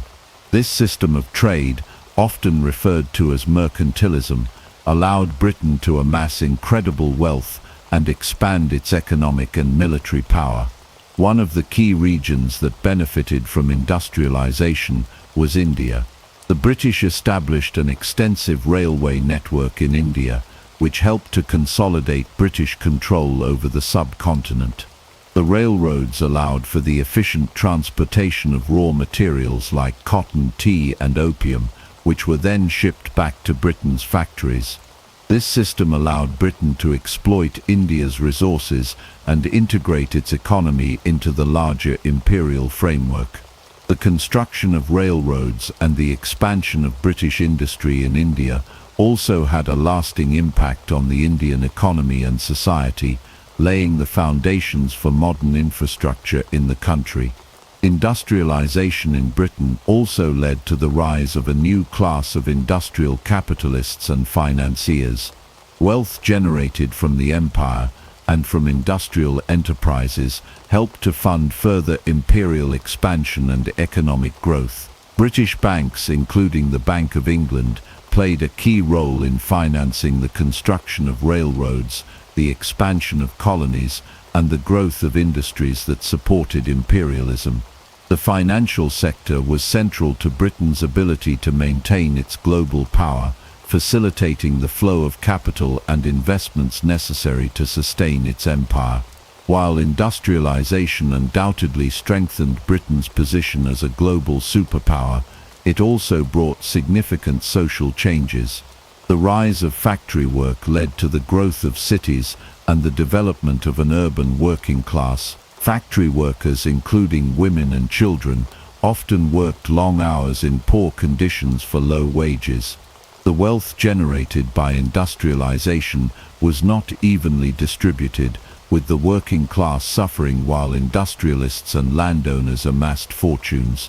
This led to significant social unrest and the rise of labor movements that sought to improve working conditions and wages. Despite these challenges, industrialization undeniably transformed Britain into the dominant global power of the 19th century. The innovations of the Industrial Revolution gave Britain unparalleled military strength, economic power, and control over global trade routes. By the mid-19th century, Britain's empire spanned the globe, and its industrial and imperial power seemed invincible. The combination of technological innovation, economic dominance, and military might allowed Britain to maintain its status as the leading superpower, a position it would hold for much of the 19th and early 20th centuries. In conclusion, the Industrial Revolution was the engine that powered Britain's imperial ambitions. By transforming Britain into the world's leading industrial and military power, it allowed the nation to dominate global trade, expand its empire, and project its influence across the globe. The innovations of this period were not just technological, but were deeply entwined with the growth of the British Empire, making the Industrial Revolution a defining moment in world history and securing Britain's position as the preeminent global power of the 19th century. The story of British rule in India, known as the Raj, is one of the most transformative and complex chapters in the history of the British Empire. The period from 1858 to 1947 saw Britain exerting direct control over India, shaping its economy, society, and infrastructure in ways that would have lasting consequences for both India and the empire itself. This chapter explores the historical trajectory of British involvement in India, the impact of the Indian Rebellion of 1857, and how the British Crown consolidated its power in the subcontinent, fundamentally altering India's future. Before the British Raj was officially established in 1858, India had been under the control of the British East India Company, a powerful corporation granted authority by the British government to trade and govern in the subcontinent. The East India Company's rule had expanded gradually, with British forces gaining control of large portions of India through military conquest, diplomacy, and alliances with local rulers. However, the company's grip on India was not without significant resistance, particularly from various Indian rulers and communities who sought to maintain their independence. The tensions between the British and the Indian population came to a head in 1857, when what is often referred to as the Indian Mutiny or the Sepoy Rebellion erupted. The immediate cause of the rebellion was the dissatisfaction of Indian soldiers, or sepoys, in the British East India Company's army, due to the introduction of new rifle cartridges, rumored to be greased with animal fat, which offended both Hindu and Muslim religious sensibilities. However, underlying this specific grievance was a broader sense of frustration with British rule, as Indians were increasingly subjected to economic exploitation, political disenfranchisement, and social upheaval. The rebellion began in the town of Meerut and spread quickly to other parts of northern and central India, with Indian soldiers, civilians, and even some rulers joining the fight against British authority. The British response to the rebellion was brutal and decisive, with the army crushing the uprising after months of fighting. Thousands of Indians were killed, and entire villages were destroyed. In the aftermath of the rebellion, the British government decided that the East India Company had failed to govern effectively and assumed direct control over India, marking the beginning of the British Raj. The British Raj was characterized by a significant shift in how India was governed. The British Crown took full responsibility for the administration of India, and the British Parliament created a new system of governance, appointing a viceroy to oversee the colony on behalf of the Crown. This transition from corporate to state control meant that India was no longer ruled by a private company, but by the British government itself, with direct representation in the form of the viceroy and the establishment of a new colonial bureaucracy. Under the British Raj, India's economy was restructured to serve the needs of the British Empire. British policies favoured the extraction of India's resources, particularly raw materials like cotton, tea and opium, which were sent to Britain for processing and manufacturing. In return, Britain provided India with finished goods, including textiles, machinery and weapons. This system of trade ensured that India became a supplier of raw materials and a market for British goods, creating a colonial economic model that benefited Britain while stifling India's own industrial development. British infrastructure projects such as railways, roads and canals were implemented to facilitate the movement of goods and troops, further integrating India into the imperial economic system. While these projects did provide some benefits, such as increased mobility and communication, they were primarily designed to serve British interests. The railways, for example, allowed the British to extract resources from the interior of India and transport them to ports for export, while also enabling the rapid deployment of British troops in case of unrest. Socially, British rule had a profound impact on Indian society. British colonial administrators sought to impose Western-style education and institutions on the Indian population, creating a new elite class of educated Indians who were often loyal to the British government. This new class played a crucial role in administering British policies and maintaining order within the colony. At the same time, traditional Indian customs, religious practices, and social structures were often undermined or disregarded by the British, leading to significant cultural tensions.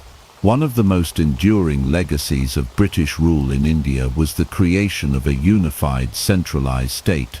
Prior to British rule, India had been a collection of diverse kingdoms, empires and regions, each with its own language, culture and political structure. The British, however, sought to bring these disparate regions under a single administration, laying the foundations for the modern Indian state. The British also introduced systems of law and governance that in many ways would shape the political structure of independent India in the 20th century. However, British rule also sowed the seeds of resistance. As India's educated class grew, so too did the demand for greater political representation and autonomy.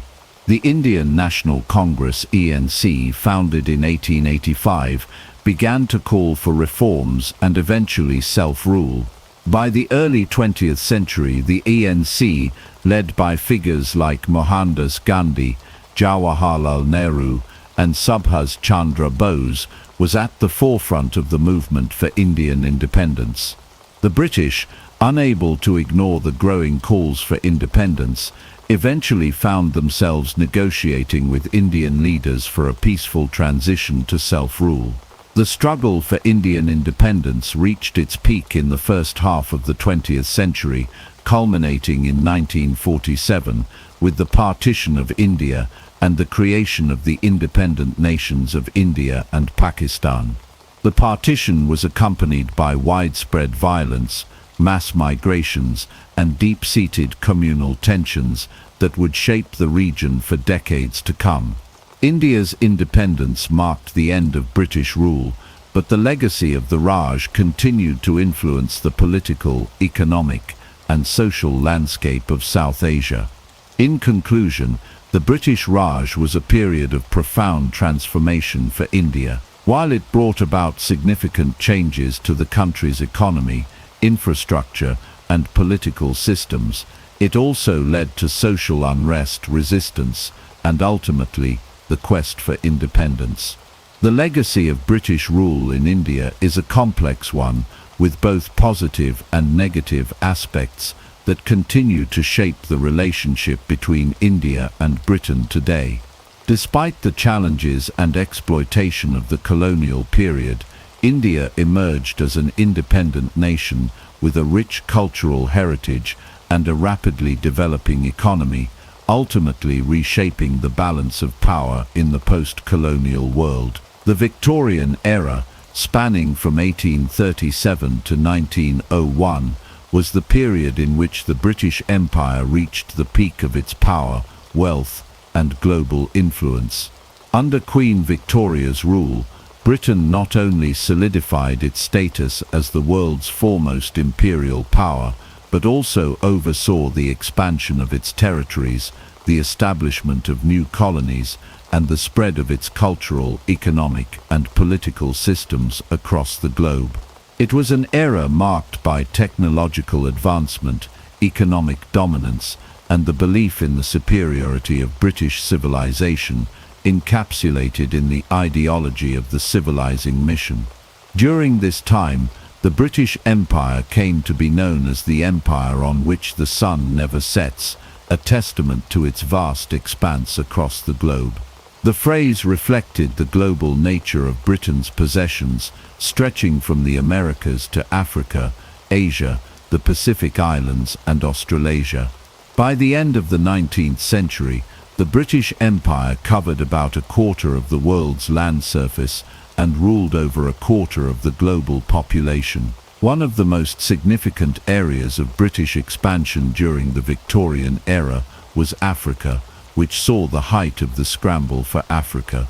European powers, including Britain, competed fiercely to carve up the African continent, with Britain securing vast territories, particularly in the east and southern regions. British control of Egypt, the Sudan, and the Cape Colony, along with protectorates in regions like Uganda, Kenya, and Zimbabwe, marked the height of Britain's African imperial ambitions. The annexation of these territories was not only driven by a desire for land and resources, but also by Britain's strategic and commercial interests. Control of the Suez Canal, for example, ensured Britain's dominance over key shipping routes and secured access to India, the jewel in the crown of the British Empire. In India, the Victorian era continued the consolidation of British power, following the Indian Rebellion of 1857, which had been a significant turning point in British rule. After the rebellion, the British Crown assumed direct control of India, ending the East India Company's rule and establishing the British Raj. The British government aimed to reshape India's economy, infrastructure, and society in ways that benefited the empire. The construction of railways, roads, and telecommunication networks facilitated the extraction of raw materials such as cotton, tea, and opium, and their transportation to British ports for export. The Raj also saw the imposition of British legal and political systems, along with a growing British presence in Indian cities and towns. Despite occasional unrest, Britain's control over India remained largely unchallenged throughout the 19th century. Technological innovation during the Victorian era played a pivotal role in supporting Britain's imperial expansion and strengthening its global power. The Industrial Revolution, which had already transformed Britain's economy, continued to drive technological advancements that enhanced Britain's military capabilities and infrastructure. The development of steamships, railways, and the telegraph revolutionized the way Britain could project power and communicate across its vast empire. Steam-powered warships and ironclad vessels allowed the Royal Navy to maintain dominance over the world's seas, while the construction of railways across colonies enabled the rapid movement of troops, goods, and resources. The Victorian era was also a period of intense cultural and ideological expansion. The British believed in the concept of the civilizing mission, a justification for imperialism based on the belief that British rule would bring enlightenment, order, and progress to backward societies. This ideology was often used to legitimize the expansion of the British Empire into regions that were seen as underdeveloped. British colonial officials and missionaries portrayed British civilization as superior and worked to impose British values and institutions upon colonized peoples. The civilizing mission was evident in the spread of education, Christianity, and Western legal systems across the empire, as well as in the establishment of colonial governments and infrastructure. However, beneath the surface of imperial grandeur, there were significant contradictions and tensions. The British Empire relied heavily on the exploitation of resources and labor from its colonies, often with little regard for the welfare of the local populations. In India, for example, the British imposition of taxes, land reforms, and policies that favored British industry led to widespread poverty, famine, and social unrest. The Victorian-era imperialists were confronted with the realities of empire, including resistance from colonized peoples and the challenges of governing vast, diverse territories. The late Victorian era also saw the rise of new movements that questioned the morality and sustainability of empire. The increasing influence of the British working class and the rise of socialist and anti-imperialist ideologies challenged the foundations of imperialism. However, at the time, these voices were often sidelined, as the British ruling class remained committed to the idea of empire as a force for good and civilization. Despite these challenges, the Victorian era cemented Britain's position as the dominant imperial power of the 19th century. The British Empire continued to expand throughout the era, reaching its zenith in terms of territorial control, economic wealth, and global influence. The legacy of Victorian imperialism, both in terms of its technological achievements and its ideological justifications, would continue to shape British policy and imperial ambitions throughout the 20th century. The British Empire, in the Victorian era, not only defined the character of the nation, but also left an indelible mark on the history of the modern world.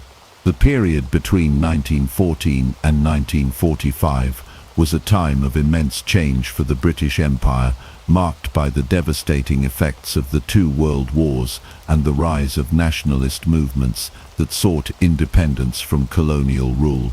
The global conflicts and the ideological shifts of the 20th century significantly weakened Britain's control over its empire, while simultaneously fostering an environment in which the long-simmering desire for self-determination among colonized peoples reached a boiling point. The impact of these events would reshape the geopolitical landscape and set the stage for the eventual decolonization of much of the British Empire. World War I 1914-1918 was a cataclysmic event that took a tremendous toll on the British Empire, both in terms of human lives and financial resources. The war was fought on multiple fronts, and Britain found itself entrenched in a brutal, protracted conflict that drained its military and economic strength. The loss of soldiers, the destruction of infrastructure, and the severe economic burden placed on Britain during the war exposed cracks in the imperial system. At the same time, the war required the resources of the empire, and colonies like India, Australia, and Canada contributed vast numbers of soldiers, funds, and supplies to the British war effort. Despite the sacrifices made by colonial subjects, the aftermath of World War I saw growing discontent with British rule in many parts of the empire. The war had highlighted the contradictions between Britain's values of democracy and liberty and the reality of colonial subjugation. In India, for example, the disillusionment with British promises of greater self-governance following the war was palpable. The British government had made some promises of reforms, but these were viewed as insufficient and patronizing. In 1919, the British response to growing unrest in India, particularly in the city of Amritsar, led to the infamous massacre at Jallianwala Bagh, where British forces killed hundreds of unarmed Indian civilians. This event ignited widespread anger and calls for independence. World War II 1939-1945 was even more devastating for Britain and its empire. The war further drained Britain's resources and inflicted heavy damage on the country's infrastructure. The economic strain caused by the war made it increasingly difficult for Britain to maintain its global imperial commitments. The British Empire's military forces, which had once seemed invincible, were stretched thin as the empire found itself fighting on multiple fronts across Europe, Africa, and Asia. After the war, Britain emerged exhausted and deeply in debt, while the global power dynamics were shifting rapidly. The rise of the United States and the Soviet Union as superpowers and the formation of international bodies like the United Nations marked the end of Britain's unquestioned global dominance. Meanwhile, nationalist movements in India, Africa, and Ireland gained momentum, driven by the belief that colonized peoples should govern themselves. India in particular became the focal point of Britain's imperial troubles in the interwar years. Leaders like Mahatma Gandhi and Jawaharlal Nehru spearheaded the Indian independence movement, using both peaceful protests and political maneuvering to demand self-rule. Gandhi's non-violent resistance, symbolized by the Salt March of 1930 and the Quit India movement of 1942, garnered widespread support among the Indian population and put immense pressure on the British to grant independence. In Africa, the two world wars had a similar effect on the colonial order. Soldiers from British colonies had fought in both wars, and their experiences in combat, as well as their exposure to the ideas of self-determination and equality, sowed the seeds for post-war independence movements. After colonial subjects across Africa began to demand greater political rights and autonomy, and many African leaders started to call for an end to colonial rule. While Britain had long justified its colonial presence with the ideology of the civilizing mission, it became increasingly clear that colonial rule was unsustainable in a changing world. The growing influence of nationalist movements, particularly in India, made it difficult for Britain to maintain its imperial control. Ireland, too, experienced significant unrest during this period. The Irish War of Independence 1919-1921 culminated in the signing of the Anglo-Irish Treaty, which created the Irish Free State and marked the beginning of the end of British rule in Ireland. The partition of Ireland, however, left Northern Ireland as part of the United Kingdom, setting the stage for decades of conflict between Irish nationalists and the British government.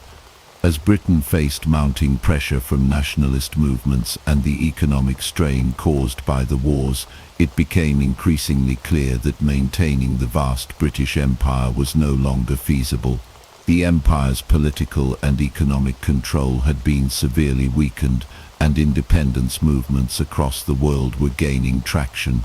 The decline of British power was further cemented by the post-war wave of decolonization that swept through Africa, Asia, and the Caribbean in the 1950s and 1960s. The period of the World Wars and the rise of nationalist movements marked the beginning of the end for the British Empire. The toll of two world wars, coupled with the rise of self-determination and anti-colonial sentiment, led to a seismic shift in global power. Britain's imperial hold began to unravel, and within just a few decades, many of its colonies achieved independence. The collapse of the British Empire was not simply a result of military defeat, but also of changing political, economic, and social forces that made colonial rule untenable in the modern world. The challenges faced by Britain during this period highlighted the contradictions of empire and revealed that the world was no longer willing to accept colonial domination. The legacy of the World Wars and the rise of nationalist movements in the 20th century would forever alter the political landscape, signaling the decline of imperialism and the emergence of a new, more multipolar world order. The period from 1947 to 1997 marks the end of the British Empire, a dramatic and irreversible transformation of the global political landscape. The events that unfolded during these decades, particularly the independence of India, the Suez Crisis, and the decolonization of Africa, signified the decline of Britain's imperial power and the emergence of new nations asserting their independence.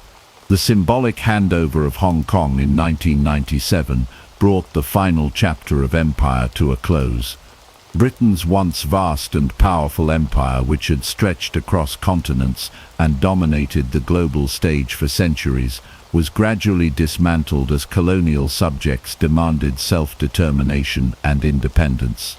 India's independence in 1947 was the most significant event in the decolonization process. The British had ruled India for almost 2 centuries, and its independence was the culmination of decades of struggle by Indian nationalists.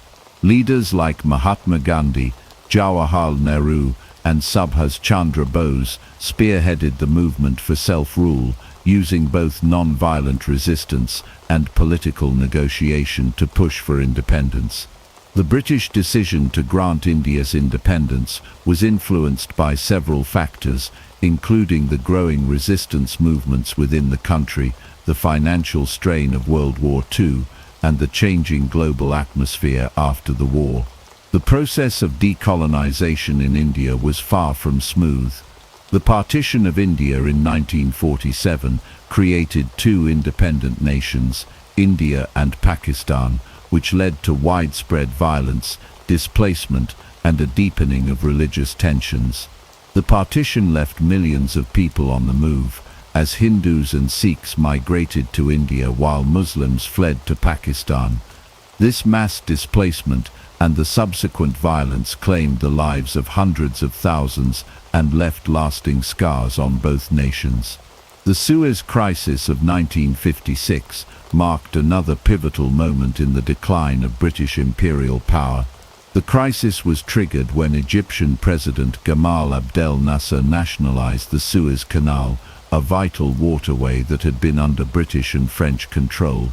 In response, Britain, France and Israel launched a military intervention aimed at regaining control of the canal. However, the military action was met with widespread international condemnation, particularly from the United States and the Soviet Union, who saw the British and French intervention as an example of outdated colonialism. The failure of the Suez Crisis demonstrated that Britain no longer had the political and military power to act unilaterally in global affairs. It was a humiliating defeat for Britain, and it marked a clear signal that its imperial influence was waning. In the following decades, the process of decolonization accelerated, particularly in Africa. British colonies across the continent began to demand independence, and by the 1960s, many African nations had achieved self-rule. Countries such as Ghana, Kenya, Nigeria, and Uganda gained independence from Britain, often through a combination of negotiations and armed struggle. The decolonization of Africa was not without its challenges, as newly independent nations grappled with issues of governance, ethnic tensions, and economic development. However, the wave of independence movements across Africa was undeniable, and it was a clear indication that Britain's imperial power in the region was rapidly eroding. The British government's approach to decolonization varied across regions.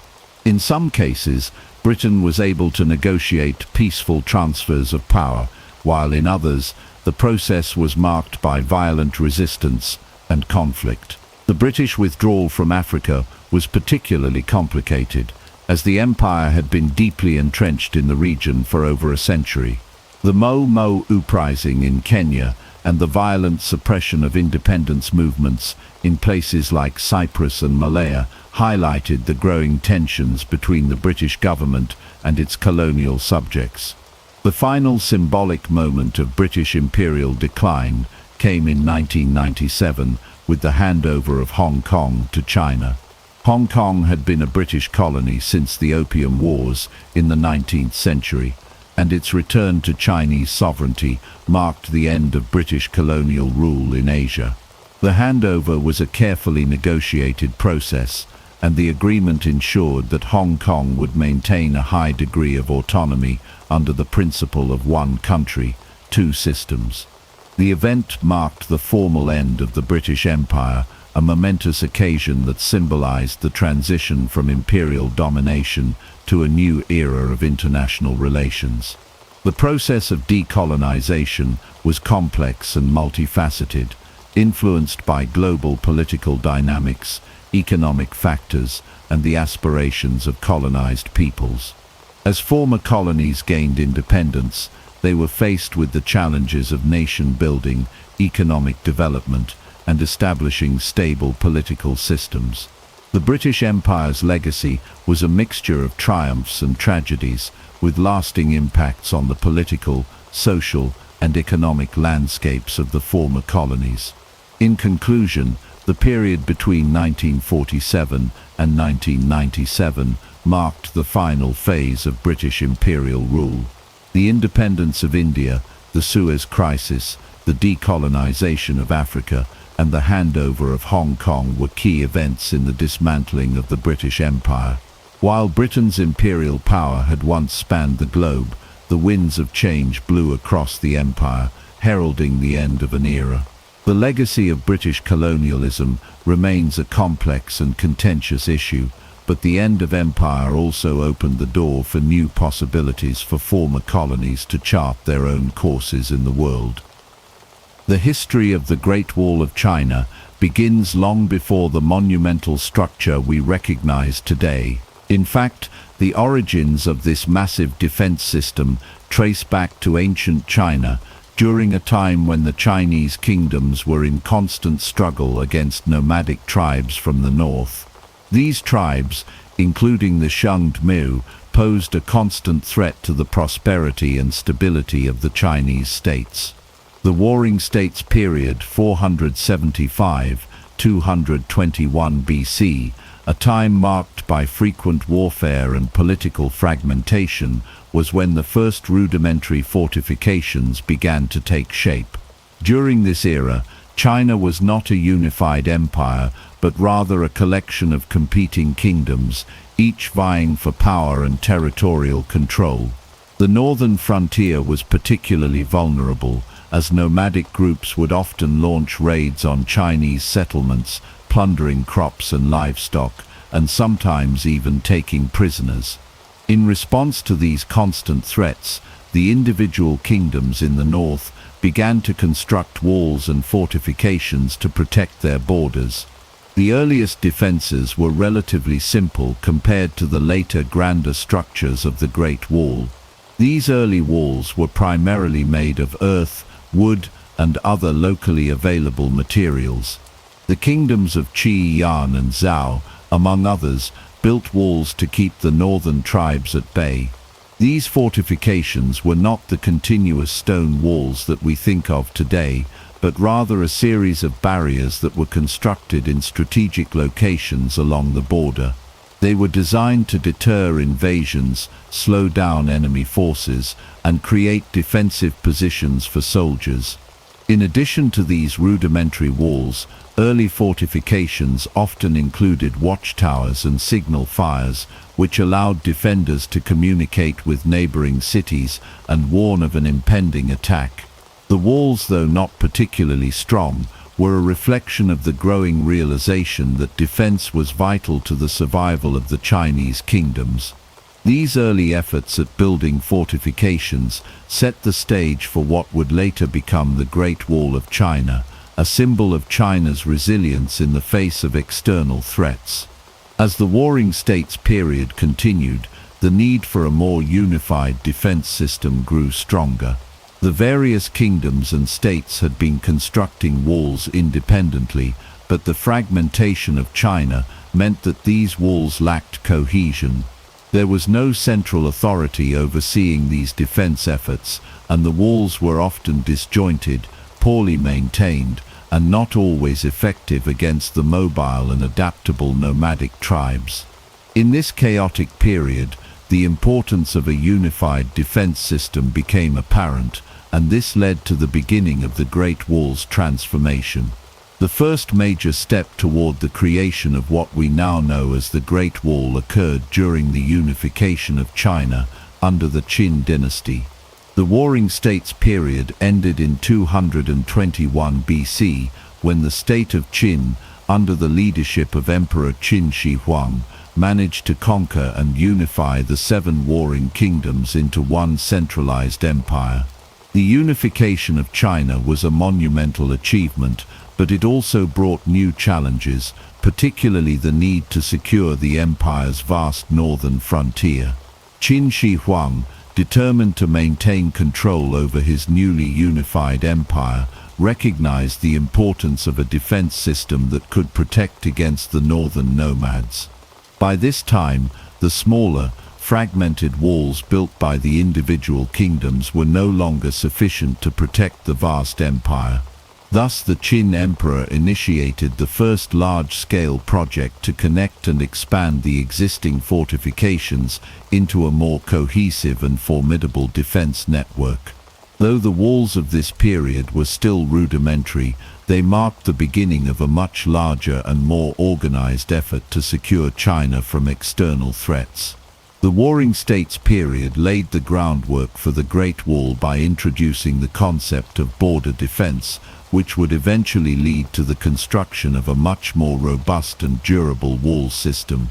The earliest walls built during this period were modest in their construction, but they played a crucial role in safeguarding the early Chinese states from invasions.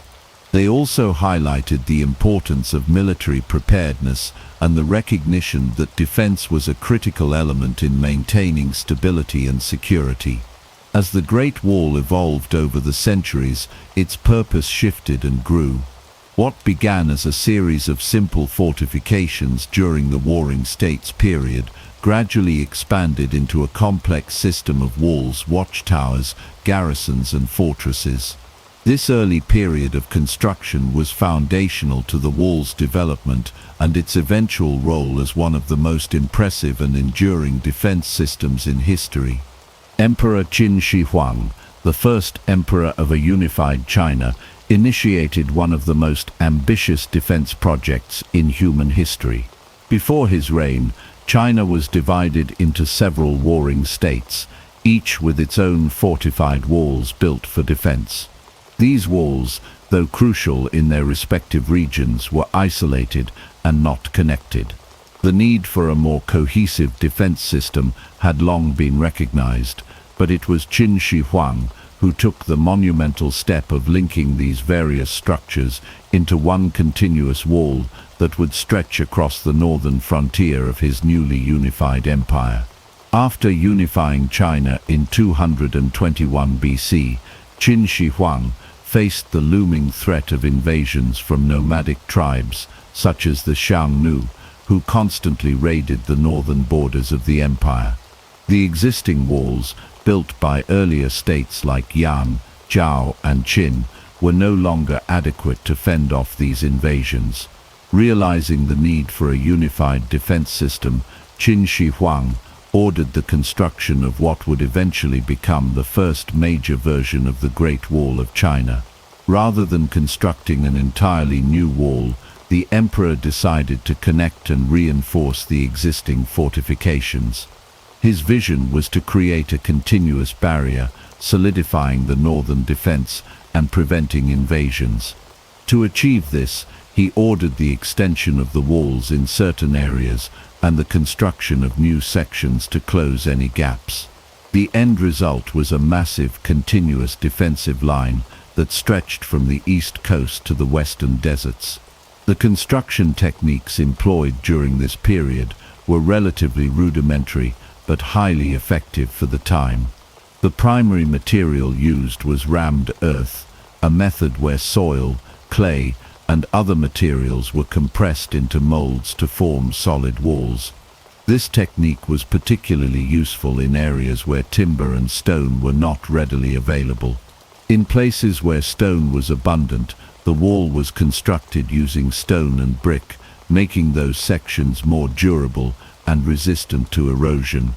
Despite the basic materials, the sheer scale of the wall made it an impressive feat of engineering. The construction of the wall required an immense workforce. Historical records suggest that hundreds of thousands of laborers, including soldiers, peasants, and even convicts, were drafted to work on the wall. The work was grueling, and the workers faced harsh conditions, including extreme weather, inadequate food, and physical exhaustion. The labor force was often poorly paid and subjected to harsh treatment, leading to a high mortality rate. While the wall was intended to protect the empire from external threats, it also became a symbol of Qin Shi Huang's authoritarian rule and the power he held over his subjects. In addition to the wall itself, Qin Shi Huang also ordered the construction of watchtowers and beacon towers along the wall's length. These structures served as communication hubs, allowing the army to signal each other over long distances. Fires lit atop the towers would send signals to other stations, alerting the emperor's forces to potential threats and allowing for a rapid military response. This system of communication was vital in maintaining the effectiveness of the wall and ensuring that any incursions from the north could be dealt with quickly. The wall built under Qin Shi Huang's reign was not the colossal structure we know today, but it laid the foundation for future expansions and renovations that would turn the Great Wall into the iconic symbol of China's strength and resilience. The wall was not only a defense against external threats, but also a representation of the emperor's absolute power. It showcased his vision for a unified China, protected by a strong and centralized government. However, despite the grand scale of the project, the wall built during Qin Shi Huang's reign had its flaws. Many sections were constructed hastily and with substandard materials, making them prone to erosion and collapse. The use of rammed earth, while effective in some areas, was not as durable as stone, and much of the wall began to deteriorate shortly after its construction. Additionally, the wall's defensive effectiveness was limited by the terrain and the resources available at the time. Qin Shi Huang's death in 210 BC marked the beginning of the end for the wall as it stood during his reign. The collapse of the Qin dynasty in 206 BC led to the abandonment of many sections of the wall, and much of the work done during his rule was left to decay. Despite this, the wall's legacy endured, and future dynasties, most notably the Han dynasty, would continue to expand and reinforce the wall, transforming it into the monumental structure that we recognize today. The first major version of the Great Wall, constructed under the direction of Qin Shi Huang, was a symbol of China's early efforts to secure its borders and protect its people from the dangers of the north.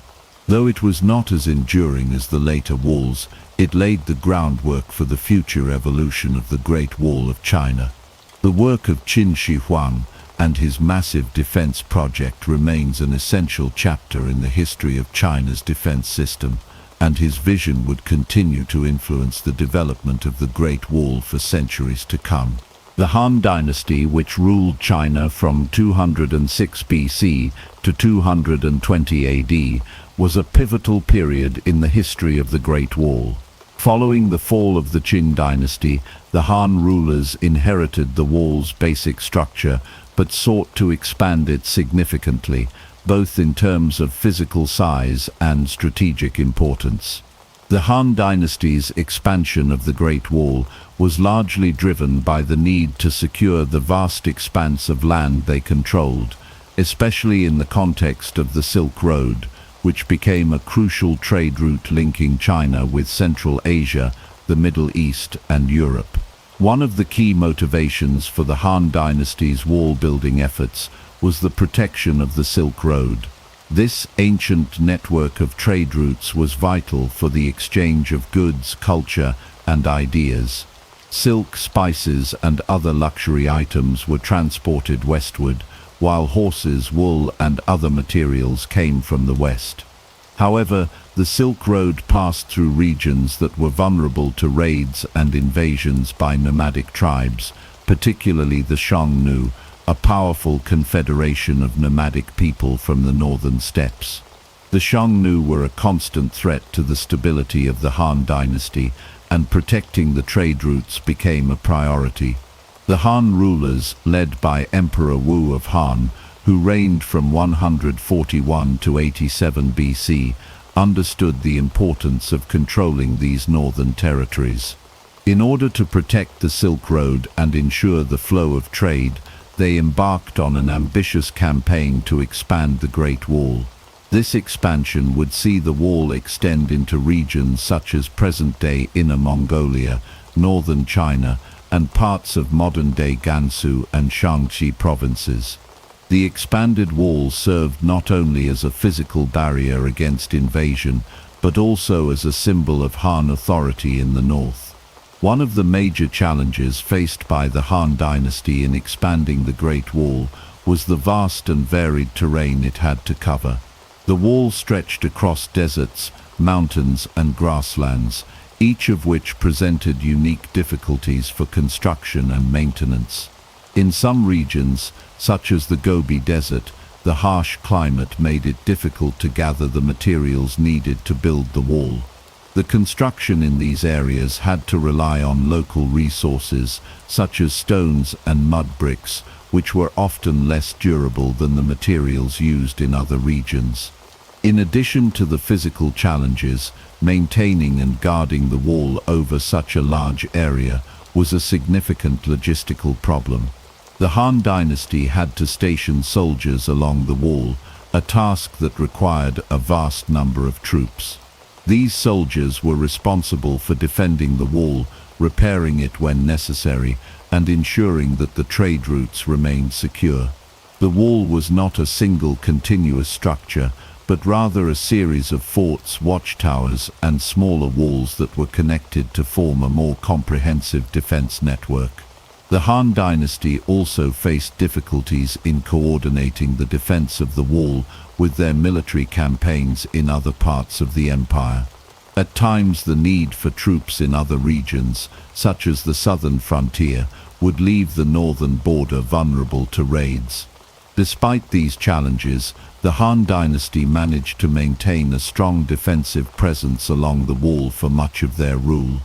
The expansion of the Great Wall during the Han Dynasty also marked a shift in the role the wall played in Chinese society. While the earlier walls had been primarily military structures designed to keep out invaders, the Han expanded the wall's purpose to include protection of trade routes and communication networks. The presence of the wall facilitated the movement of goods and people, as it allowed for greater security along the Silk Road. This expansion helped to foster a period of economic prosperity and cultural exchange between China and the rest of the world. In addition to its military and economic significance, the Great Wall during the Han Dynasty was also a symbol of the empire's power and unity. As the Han rulers expanded the wall, they were also reinforcing their control over the northern frontier and asserting their dominance over the nomadic tribes that had previously threatened the empire. The wall became a physical manifestation of the Han Dynasty's efforts to maintain a stable and secure China. Despite these efforts, the Great Wall built during the Han Dynasty eventually fell into disrepair. The decline of the Han Dynasty, which came in the 3rd century AD, led to the abandonment of many sections of the wall.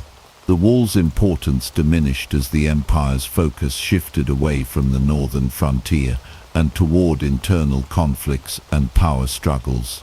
However, the legacy of the Han Dynasty's expansion of the wall continued to influence future generations, and subsequent dynasties would continue to reinforce and expand the Great Wall. The Han Dynasty's contribution to the Great Wall was instrumental in establishing the wall as a vital part of China's defense system.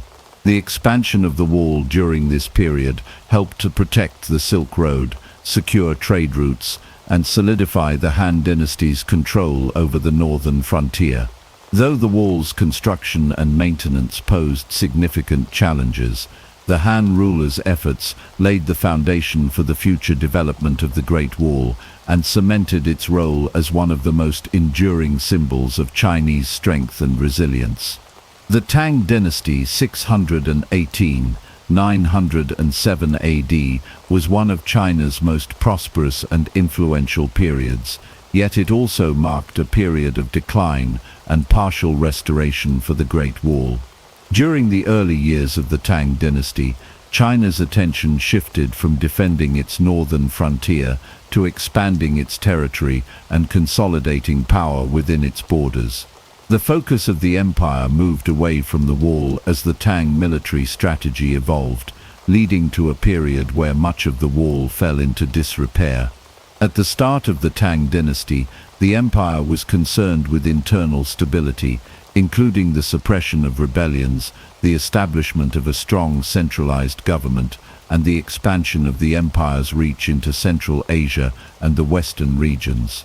The Tang emperors were more interested in consolidating power in the heart of China than in maintaining the Great Wall. This led to the neglect of the northern defenses, which had been a key feature of earlier dynasties. The shift in military strategy also led to a new approach to security. During the Tang Dynasty, China relied less on physical barriers like the Great Wall and more on the use of mobile cavalry units and alliances with neighboring tribes. The Tang military sought to control the northern border by establishing a network of alliances with tribes such as the Yues and the Tibetans, rather than depending solely on the wall as a defense mechanism. The result was a reduced emphasis on maintaining the wall, and much of the structure, especially in the more remote areas, fell into disrepair. However, as the Tang Dynasty faced growing threats from the north, particularly from the Tibetan Empire and the Turkic Khaganates, the need for a defensive system became more apparent. In response, the Tang Dynasty undertook a partial restoration of the Great Wall during the 8th century. This restoration was not aimed at rebuilding the wall to its former grandeur, but at reinforcing key sections of the northern frontier that were vulnerable to invasions. The restored sections of the wall were focused on areas where the Tang dynasty had experienced significant military pressure, particularly in the northwest and northern China. These sections were built to defend against raids from the nomadic tribes, who continued to pose a threat to the stability of the empire. The wall was reinforced with new construction methods, including the use of stone and brick, which made these sections more durable and resistant to the harsh conditions of the northern steppes. The restoration of the Great Wall during the Tang dynasty also marked a shift in the way China approached its northern defenses. Instead of relying solely on the wall, the Tang military employed a more integrated strategy that combined fortifications with mobile forces and strategic alliances. The wall was seen as one part of a broader military strategy, rather than as the sole defense against invaders. Despite these efforts, the Tang dynasty's northern frontier remained vulnerable. The wall, while partially restored, was not sufficient to fully protect the empire from external threats. As the Tang dynasty entered its decline in the 9th century, the northern border once again became a point of instability. The wall's defenses were no longer enough to keep out the various nomadic groups that continued to harass the empire. In the end, the fall of the Tang dynasty in 907 marked the final abandonment of the wall as a primary defense structure. Although the Tang had made efforts to restore parts of the wall, the structure's significance continued to diminish as the empire's military strategy evolved. The wall, while still a symbol of China's past strength, had become less relevant in the face of new military challenges and shifting geopolitical realities. The partial restoration of the Great Wall during the Tang dynasty serves as a reminder of the changing military and strategic priorities of the Chinese empire. The Tang period saw a departure from the wall as a primary means of defense, as the empire adapted to new threats and embraced more flexible mobile forms of warfare. The legacy of the wall, however, continued to influence China's future defense strategies and would see a resurgence during later dynasties. The Ming Dynasty 1368-1644 is often considered the golden age of the Great Wall of China, as it was during this period that the wall reached its most recognizable form. The Ming emperors, facing a new wave of invasions from the north, embarked on an ambitious program to rebuild and fortify the wall, to protect their empire from the Mongols and other nomadic tribes. The result was a transformation of the wall into a massive, formidable defense system that not only protected China, but also became an iconic symbol of Chinese strength and resilience. The rise of the Ming dynasty in the late 14th century followed the collapse of the Yuan dynasty, which had been founded by the Mongols. The Mongol Empire, having established itself as a dominant power in China, was overthrown by the Ming, and one of the primary concerns of the new dynasty was to secure the northern frontier from any potential Mongol resurgence or threats from other nomadic tribes. The Ming emperors recognized the need for a more permanent and robust defense against these northern threats, and the Great Wall became central to their military strategy. The Ming period marked the beginning of the construction of the most famous and enduring version of the Great Wall that we recognize today. Unlike earlier versions of the wall, which had been built primarily from earth and wood, the Ming Wall was constructed using brick and stone, materials that were much more durable and resistant to the elements. One of the major advances in construction during the Ming period was the widespread use of brick and stone in the building of the wall. This was a significant departure from earlier methods that relied primarily on rammed earth or wood. Brick and stone were more durable, and their use allowed for the creation of much more stable and formidable walls. The bricks used in the wall were often stamped with the name of the laborers or the official in charge of the construction, providing a record of the work done. In addition to the use of more durable materials, the Ming emperors also implemented advanced construction techniques that allowed the wall to be built more quickly and efficiently. The use of mortar and the introduction of masonry arches helped to strengthen the wall, making it more resistant to collapse or erosion. Watchtowers, beacon towers, and military garrisons were added to the wall, greatly enhancing its defensive capabilities. These towers provided elevated positions for soldiers to observe the surrounding landscape and spot any approaching threats from a distance. The Ming Wall was not simply a continuous barrier, but a complex system of fortifications with multiple layers of defense. In addition to the main wall, which stretched for thousands of miles, there were also smaller walls and fortresses that formed part of a larger defensive network. The wall was designed to funnel invaders towards specific areas where they could be more easily defended or ambushed. Military garrisons were stationed along the wall at regular intervals, and these garrisons played a crucial role in maintaining the wall and providing a quick military response to any incursions. The construction of the Great Wall during the Ming Dynasty was a massive undertaking that required the labor of hundreds of thousands of workers. Many of these workers were soldiers, peasants, and prisoners who were conscripted to work on the wall. The work was grueling and dangerous, with many workers dying from exhaustion, accidents, or harsh conditions. Despite these hardships, the wall was completed over the course of several decades, and it became one of the most impressive engineering feats in history. The strategic importance of the Great Wall during the Ming Dynasty cannot be overstated. The wall served as both a physical and psychological barrier against invaders. Its towering presence on the northern frontier sent a clear message to potential invaders that China was a strong, unified empire capable of defending itself. The wall also served as a symbol of the Ming Emperor's power and authority, and it was used as a tool of political control, helping to solidify the emperor's rule over the vast empire. While the wall was primarily built for military purposes, it also played a significant role in the economy of the Ming Dynasty.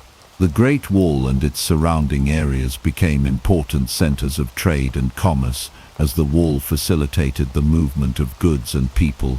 The presence of the wall helped to secure trade routes and allowed merchants to travel safely between China and other regions of Asia.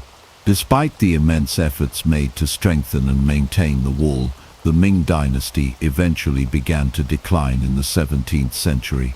The weakening of the empire, combined with internal strife and external threats, led to the eventual abandonment of the wall as a primary defense system. The fall of the Ming Dynasty in 1644 marked the end of the golden age of the Great Wall, though its legacy as one of China's most iconic and enduring symbols remained. The Great Wall, built during the Ming Dynasty, is the version most commonly associated with the wall today. It is the section that has been most extensively preserved and is visited by millions of tourists each year. The Ming Wall's construction techniques, including the use of brick and stone and the addition of watchtowers and military garrisons, made it the most formidable and recognizable iteration of the Great Wall.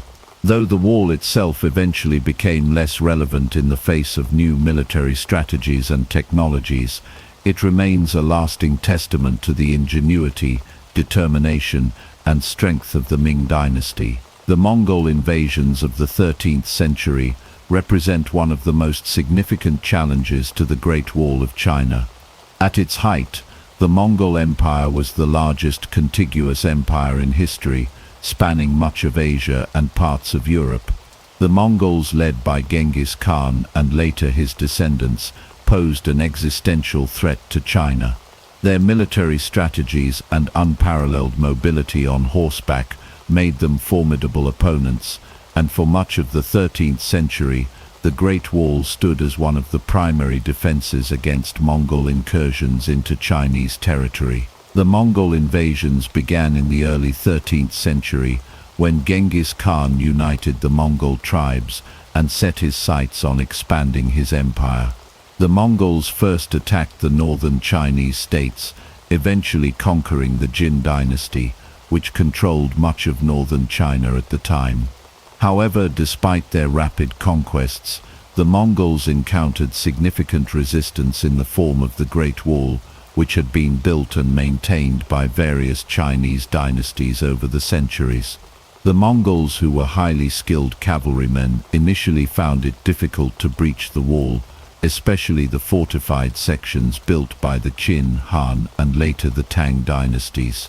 These walls had been constructed to defend against nomadic invaders, but the Mongols' innovative tactics required the Chinese to adapt their strategies to meet this new threat. The Mongols' first major invasion attempt in the early 1200s met with some success, as they adapted their tactics to deal with the Great Wall's defenses. They relied on their extraordinary mobility, using their speed to bypass the wall and launch raids against vulnerable sections. The Mongols also made use of siege warfare, attacking fortified cities and military outposts along the wall. Although the Great Wall was an impressive structure, it was not invulnerable. The Mongols were adept at exploiting weaknesses in the wall's defenses. One of the key strategies the Mongols used to circumvent the wall was to establish alliances with various Chinese tribes and local leaders who were either dissatisfied with the ruling dynasties or hoped to gain favor with the Mongol Empire.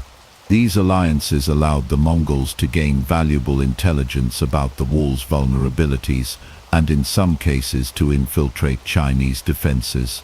The Mongols often bribed or coerced local leaders into supporting their cause, ensuring that they could bypass some sections of the wall or gain information about weak points in the fortifications.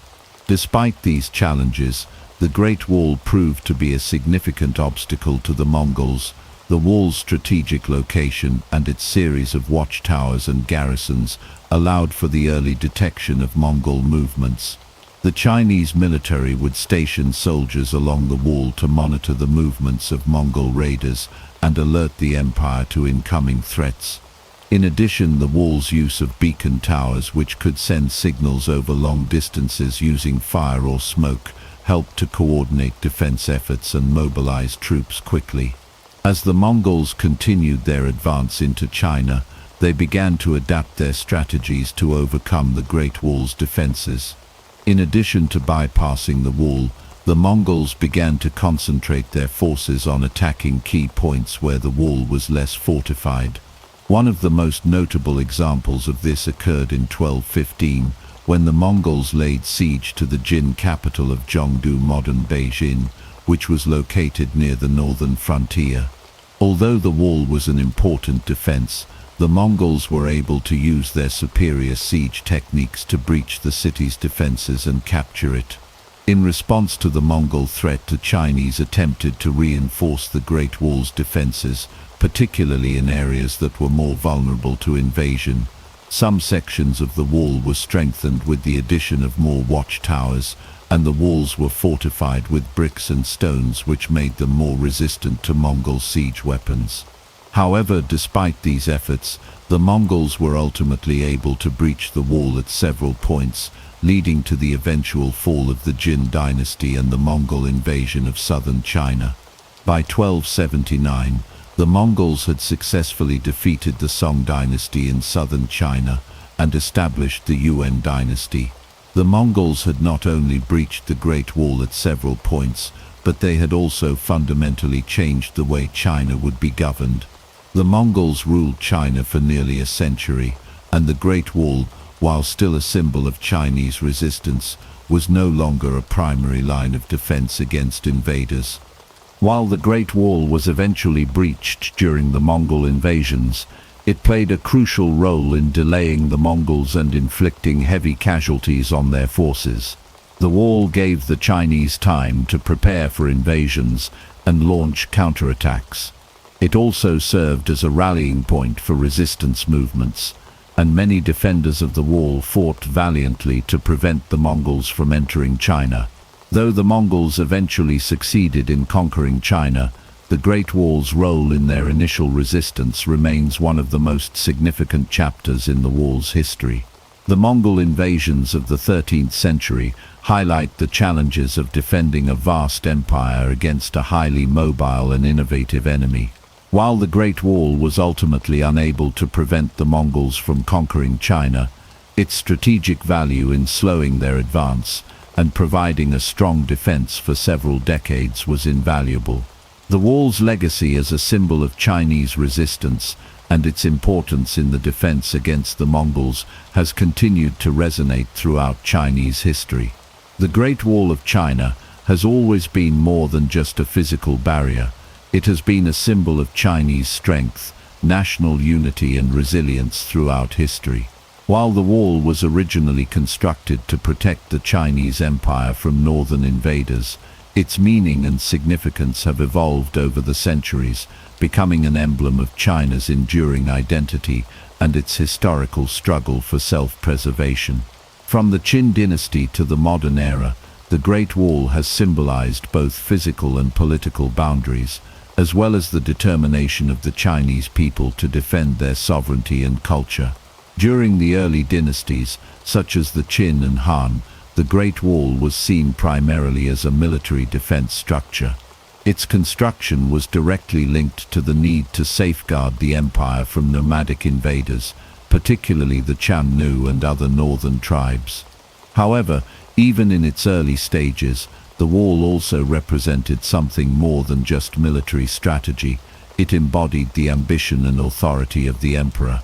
Emperor Qin Shi Huang, who first unified China and began the construction of the wall, used the Great Wall as a symbol of his power. The wall was a testament to his ability to command vast resources and organize large-scale projects. It symbolized his vision of a unified, centralized empire that could stand against external threats. As successive dynasties, such as the Han, Tang, and Ming, took on the mantle of defense, the Great Wall continued to serve as both a practical defense and a cultural symbol. For the Han dynasty, the wall was not only a means to protect the Silk Road, which was vital for trade and communication, but also a representation of the stability and prosperity that the Han emperors hoped to bring to China. The wall served as a powerful reminder of the dynasty's commitment to protecting China's borders and ensuring the safety of its people and their livelihoods. During the Tang dynasty, as the wall fell into partial disrepair due to internal priorities, its symbolic meaning shifted, reflecting the dynasty's evolving military strategy and expanding influence over a vast territory. The Ming dynasty, in particular, saw the wall reach its most iconic and recognized form. As the Mongols were driven out and China faced new threats from the north, the Great Wall became a symbol of national strength and unity. The wall's reconstruction and fortification during the Ming period was not just about protecting the empire, it was a statement of Chinese resolve. The Ming emperors, through the monumental effort of rebuilding and expanding the wall, demonstrated their commitment to national defense and to the protection of Chinese civilization from foreign invasions. The Great Wall became a national symbol of Chinese resilience, as it stood as the last line of defense against invaders, embodying the determination to preserve China's sovereignty. Culturally, the Great Wall also became a powerful symbol in Chinese literature, art, and philosophy.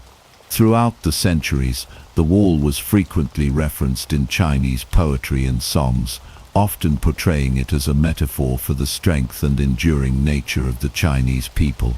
It became a symbol of the indomitable will of the nation, representing the idea that, like the wall itself, the Chinese people could withstand any external threat. In Chinese culture, the wall was often personified, depicted as a protective guardian watching over the empire and its people.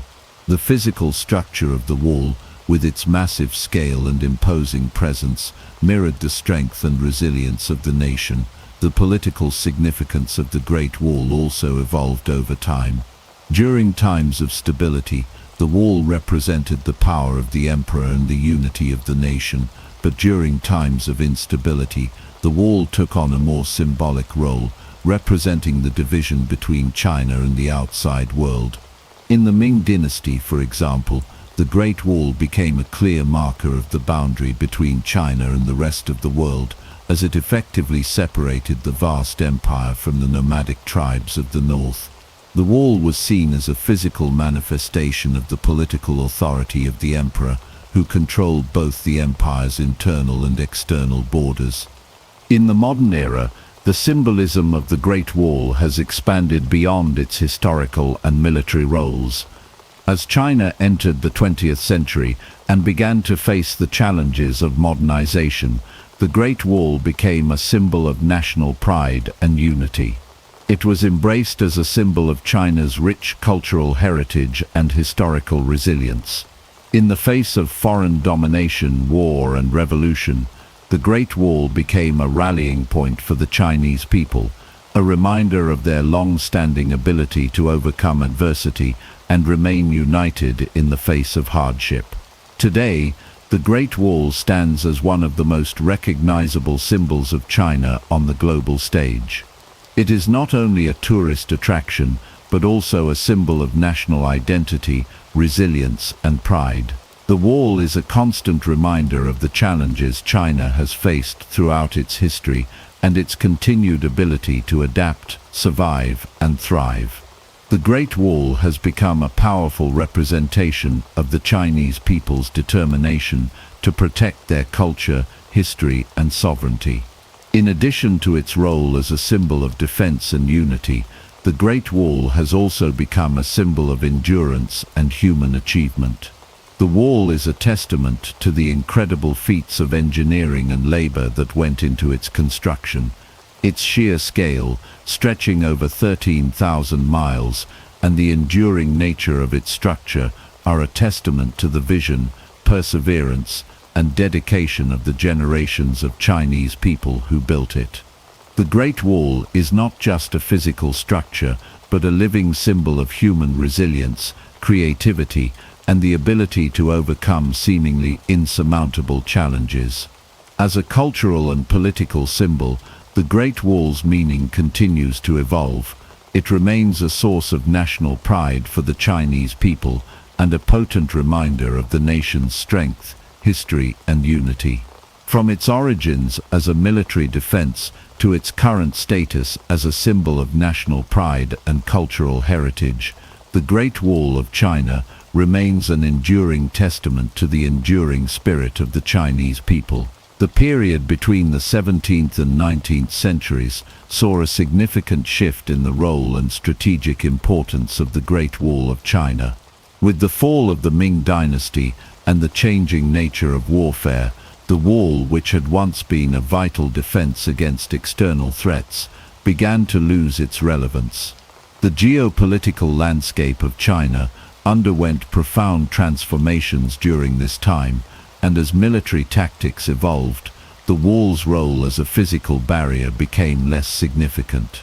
In addition to the rise of new military technologies, such as gunpowder and firearms, the Great Wall faced challenges from internal and external forces that would ultimately lead to its decline and abandonment as a primary line of defense. The fall of the Ming dynasty in 1644 marked the beginning of a new era for China and the Great Wall. The Ming emperors, who had invested heavily in the wall's construction and maintenance, were overthrown by the Manchu-led Qing dynasty. The Manchu conquest of China was swift and decisive, and they eventually established the Qing dynasty, which would rule China for over 2.5 centuries.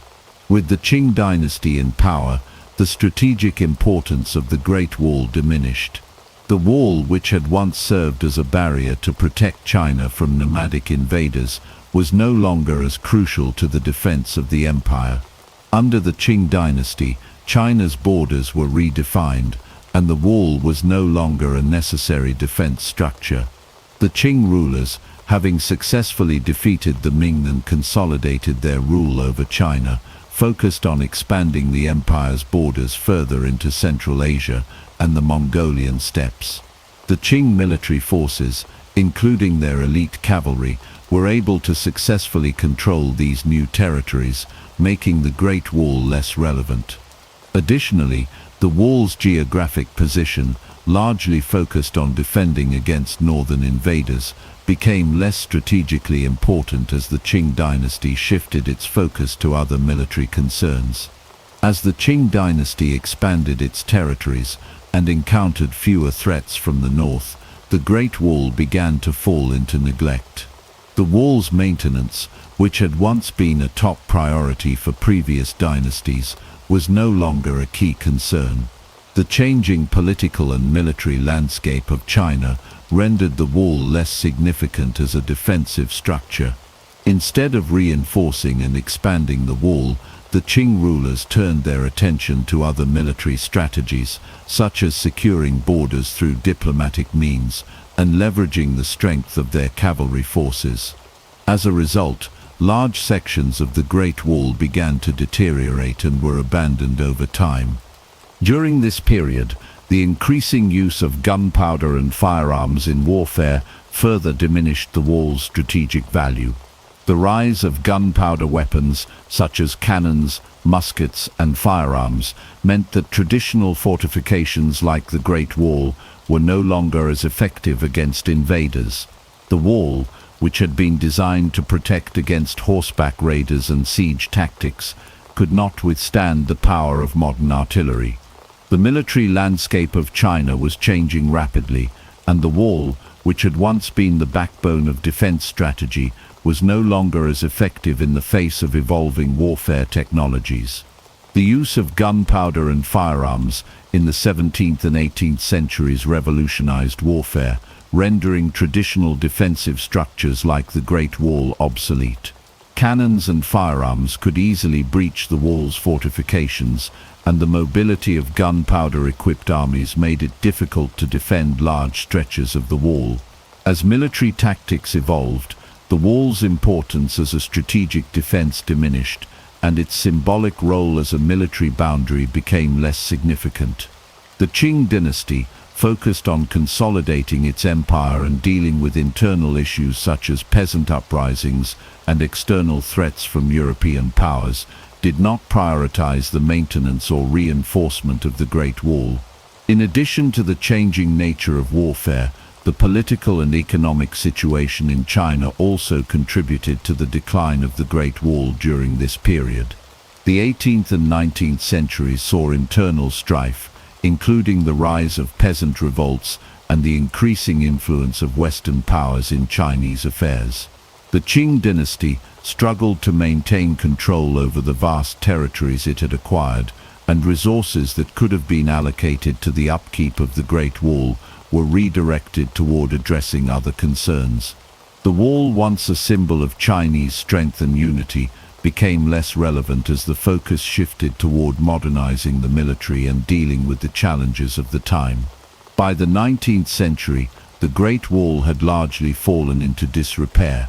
Large sections of the wall were abandoned, and many parts of it were no longer accessible due to natural erosion and neglect. The rise of European colonial powers, such as Britain and France, also led to increasing foreign influence in China, further diminishing the wall's significance. The Opium Wars and the subsequent treaties with foreign powers exposed China to external pressures that made the Great Wall seem increasingly irrelevant as a means of defending the empire. As China became more involved in global trade and diplomatic relations, the Great Wall was no longer seen as a practical defense against foreign invasions. Despite its decline, the Great Wall continued to hold symbolic significance for the Chinese people.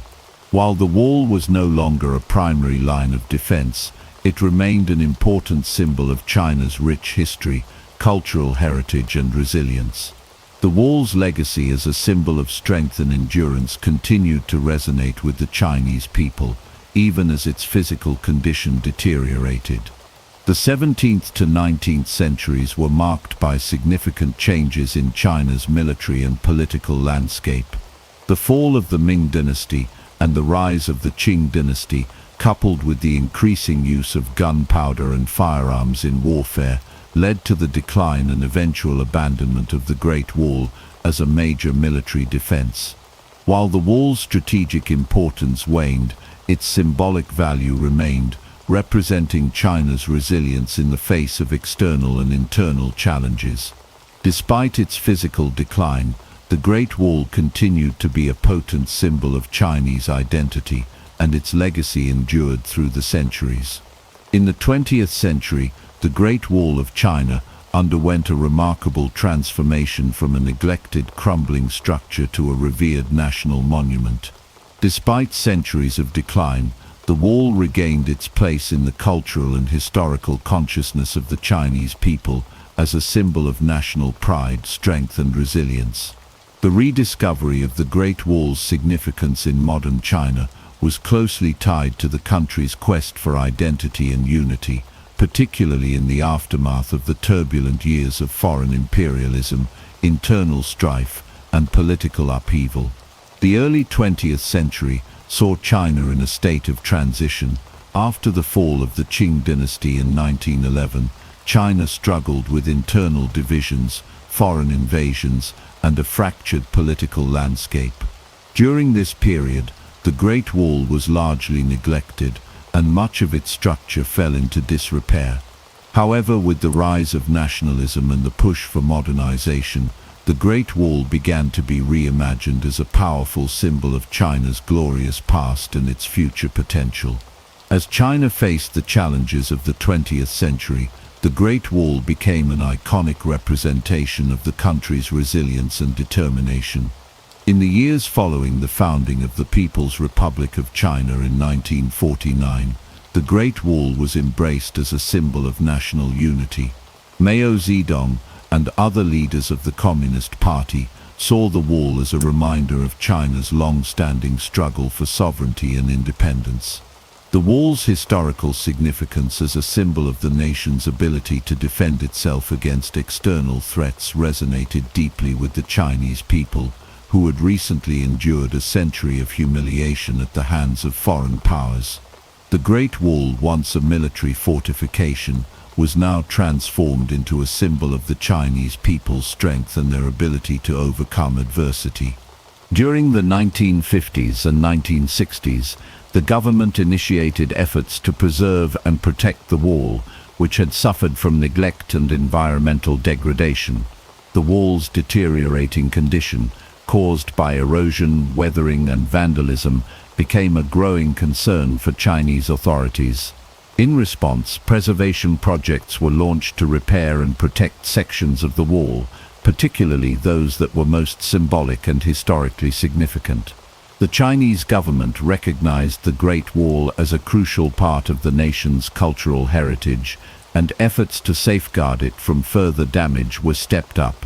The increasing importance of tourism in China also played a role in the Great Wall's preservation. As China began to open up to the outside world in the 1980s and 1990s, the wall became one of the country's most visited tourist attractions. The international recognition of the Great Wall as one of the world's greatest architectural achievements further solidified its status as a national treasure.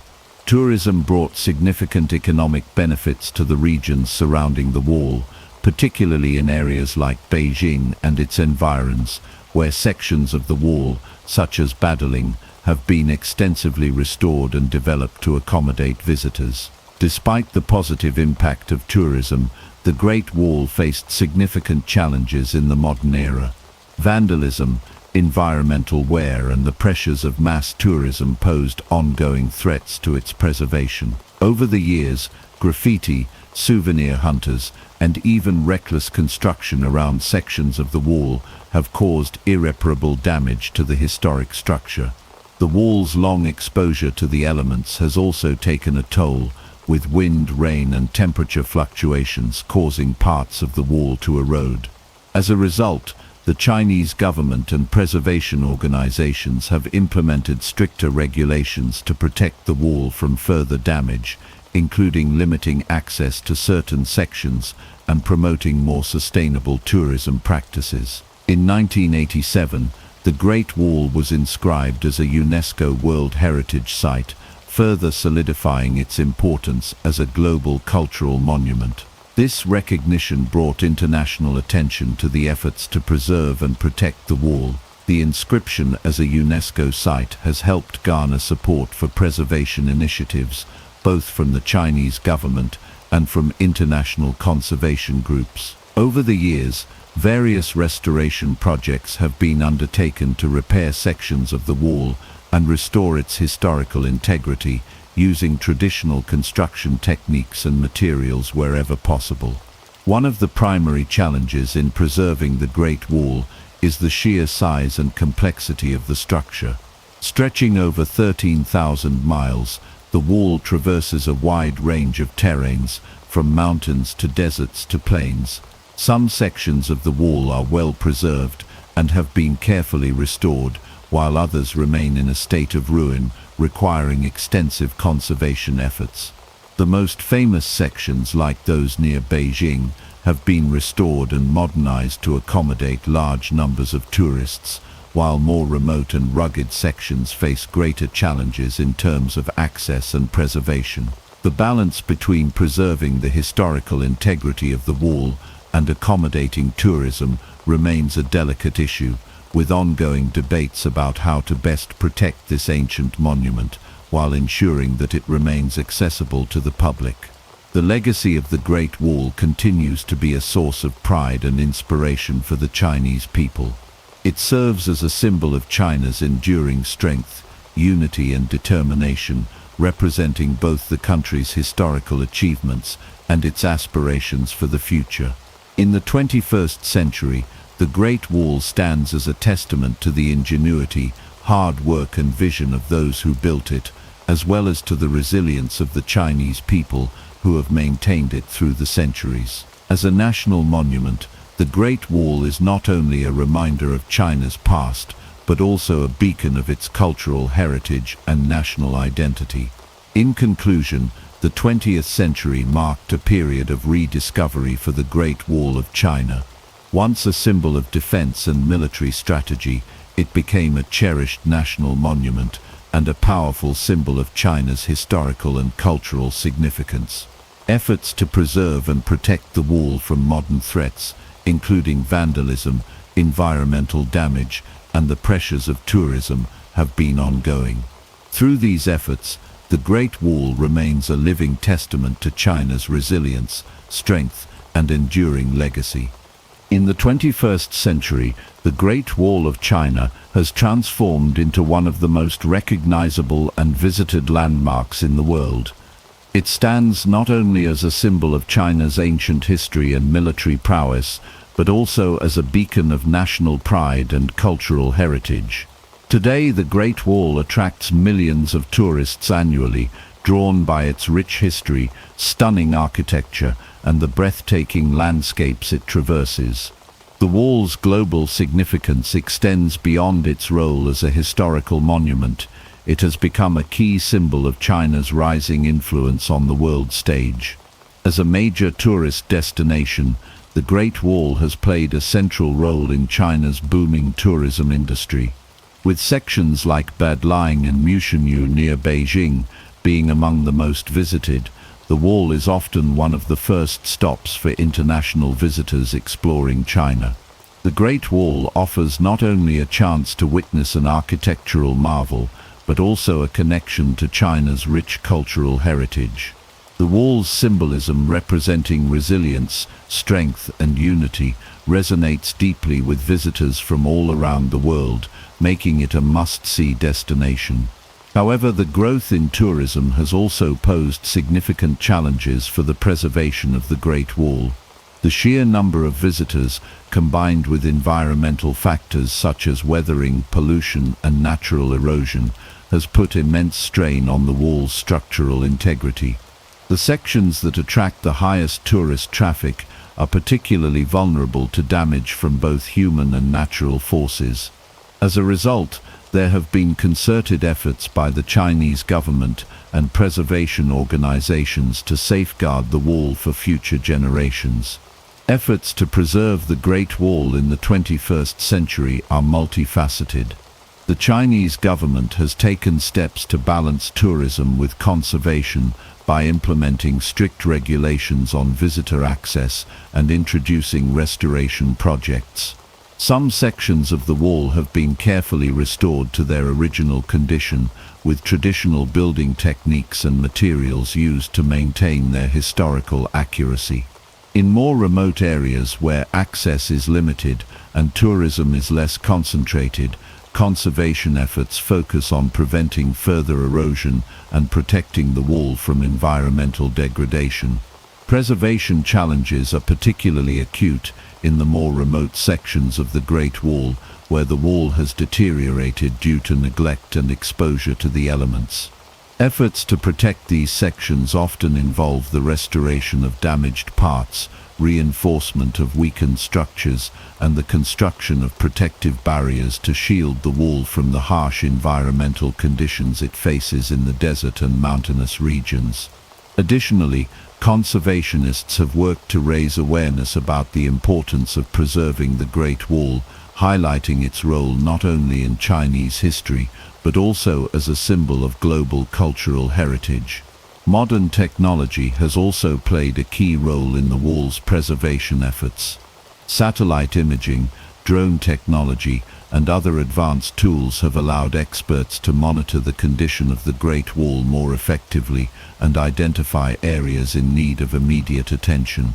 These technologies have provided new ways to assess the wall's structural integrity, detect vulnerabilities, and plan targeted restoration efforts. This combination of traditional craftsmanship and modern technology has been crucial in ensuring that the Great Wall continues to stand as a testament to China's history. Beyond its physical preservation, the Great Wall has also become an integral part of modern Chinese identity. It represents not only a link to the past but also the strength and resilience of the Chinese people in the present. The wall serves as a reminder of the challenges faced and overcome by previous generations and as a symbol of China's modern aspirations. In the 21st century, the Great Wall has become a symbol of national pride for the Chinese people and a focal point for patriotic sentiment. It has been embraced as part of China's identity, reflecting the country's long history, its cultural legacy, and its growing role in global affairs. On the international stage, the Great Wall has become a symbol of China's global recognition and influence.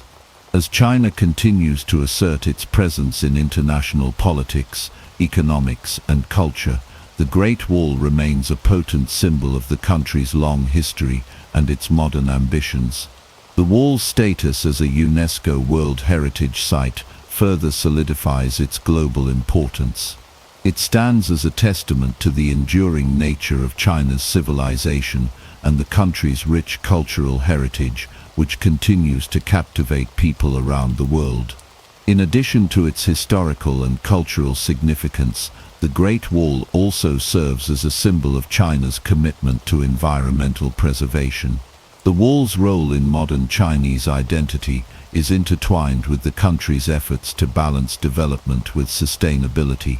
As China modernizes and grows economically, the Great Wall stands as a reminder of the need to protect the environment and preserve the nation's natural and cultural heritage for future generations. The role of the Great Wall in China's modern global identity is further emphasized by its representation in popular culture, art, and literature. The wall has appeared in countless films, documentaries, and books, serving as a backdrop for stories of adventure, conquest, and perseverance. Its image is often used in advertisements and marketing campaigns, both in China and internationally, reinforcing its status as an icon of Chinese culture.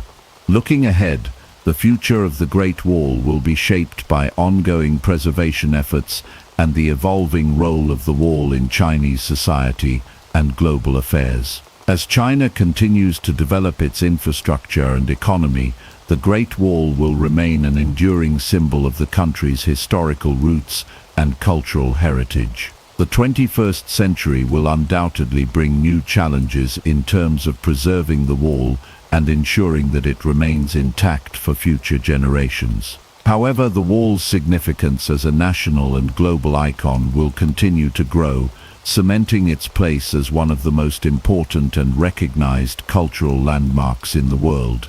In conclusion, the Great Wall of China stands today as not only a remarkable historical monument, but also as a symbol of modern China's national identity and global significance. As tourism continues to grow and preservation efforts intensify, the Great Wall remains a testament to China's enduring cultural legacy. It serves as a powerful reminder of the resilience and strength of the Chinese people, both in the past and in the present, and its influence continues to be felt around the world.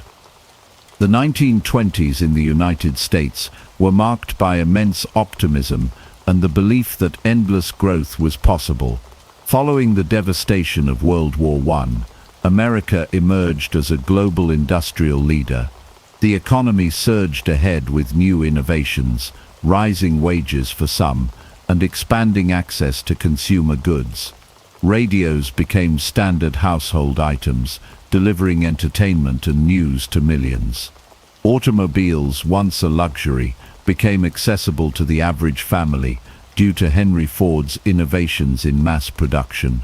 Electric power spread rapidly, transforming everyday life through the use of modern appliances. Skyscrapers rose above growing cities as the symbols of American ambition. Consumerism flourished. The advertising industry boomed, tapping into psychological strategies to sell not just products, but lifestyles. Department stores were filled with the latest conveniences and fashions, all increasingly available on credit.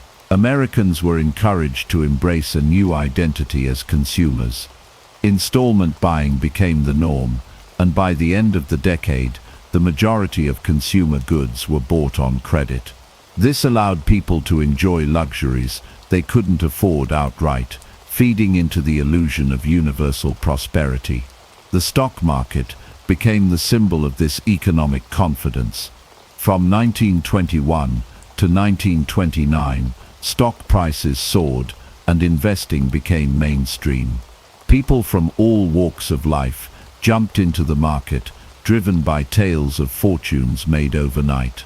Brokers offered easy credit through margin accounts, allowing people to purchase stocks with borrowed money. As the market rose, so did the appetite for risk.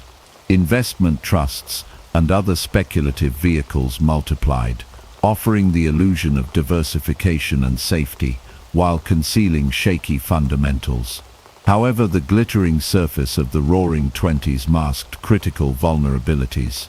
Rural America was struggling. Farmers who had ramped up production during World War I faced a brutal downturn as global demand fell. Prices for crops collapsed.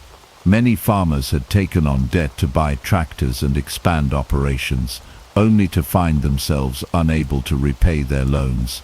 Foreclosures and bankruptcies spread across the countryside. Income inequality soared.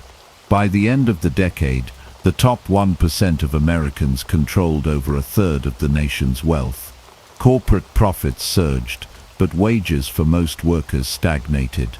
This imbalance created an economy where production outpaced the ability of consumers to purchase goods. While cities sparkled with modernity, many rural communities lived in poverty. Government policies during the decade favored business and limited regulation. President Calvin Coolidge's administration upheld a philosophy of minimal government interference.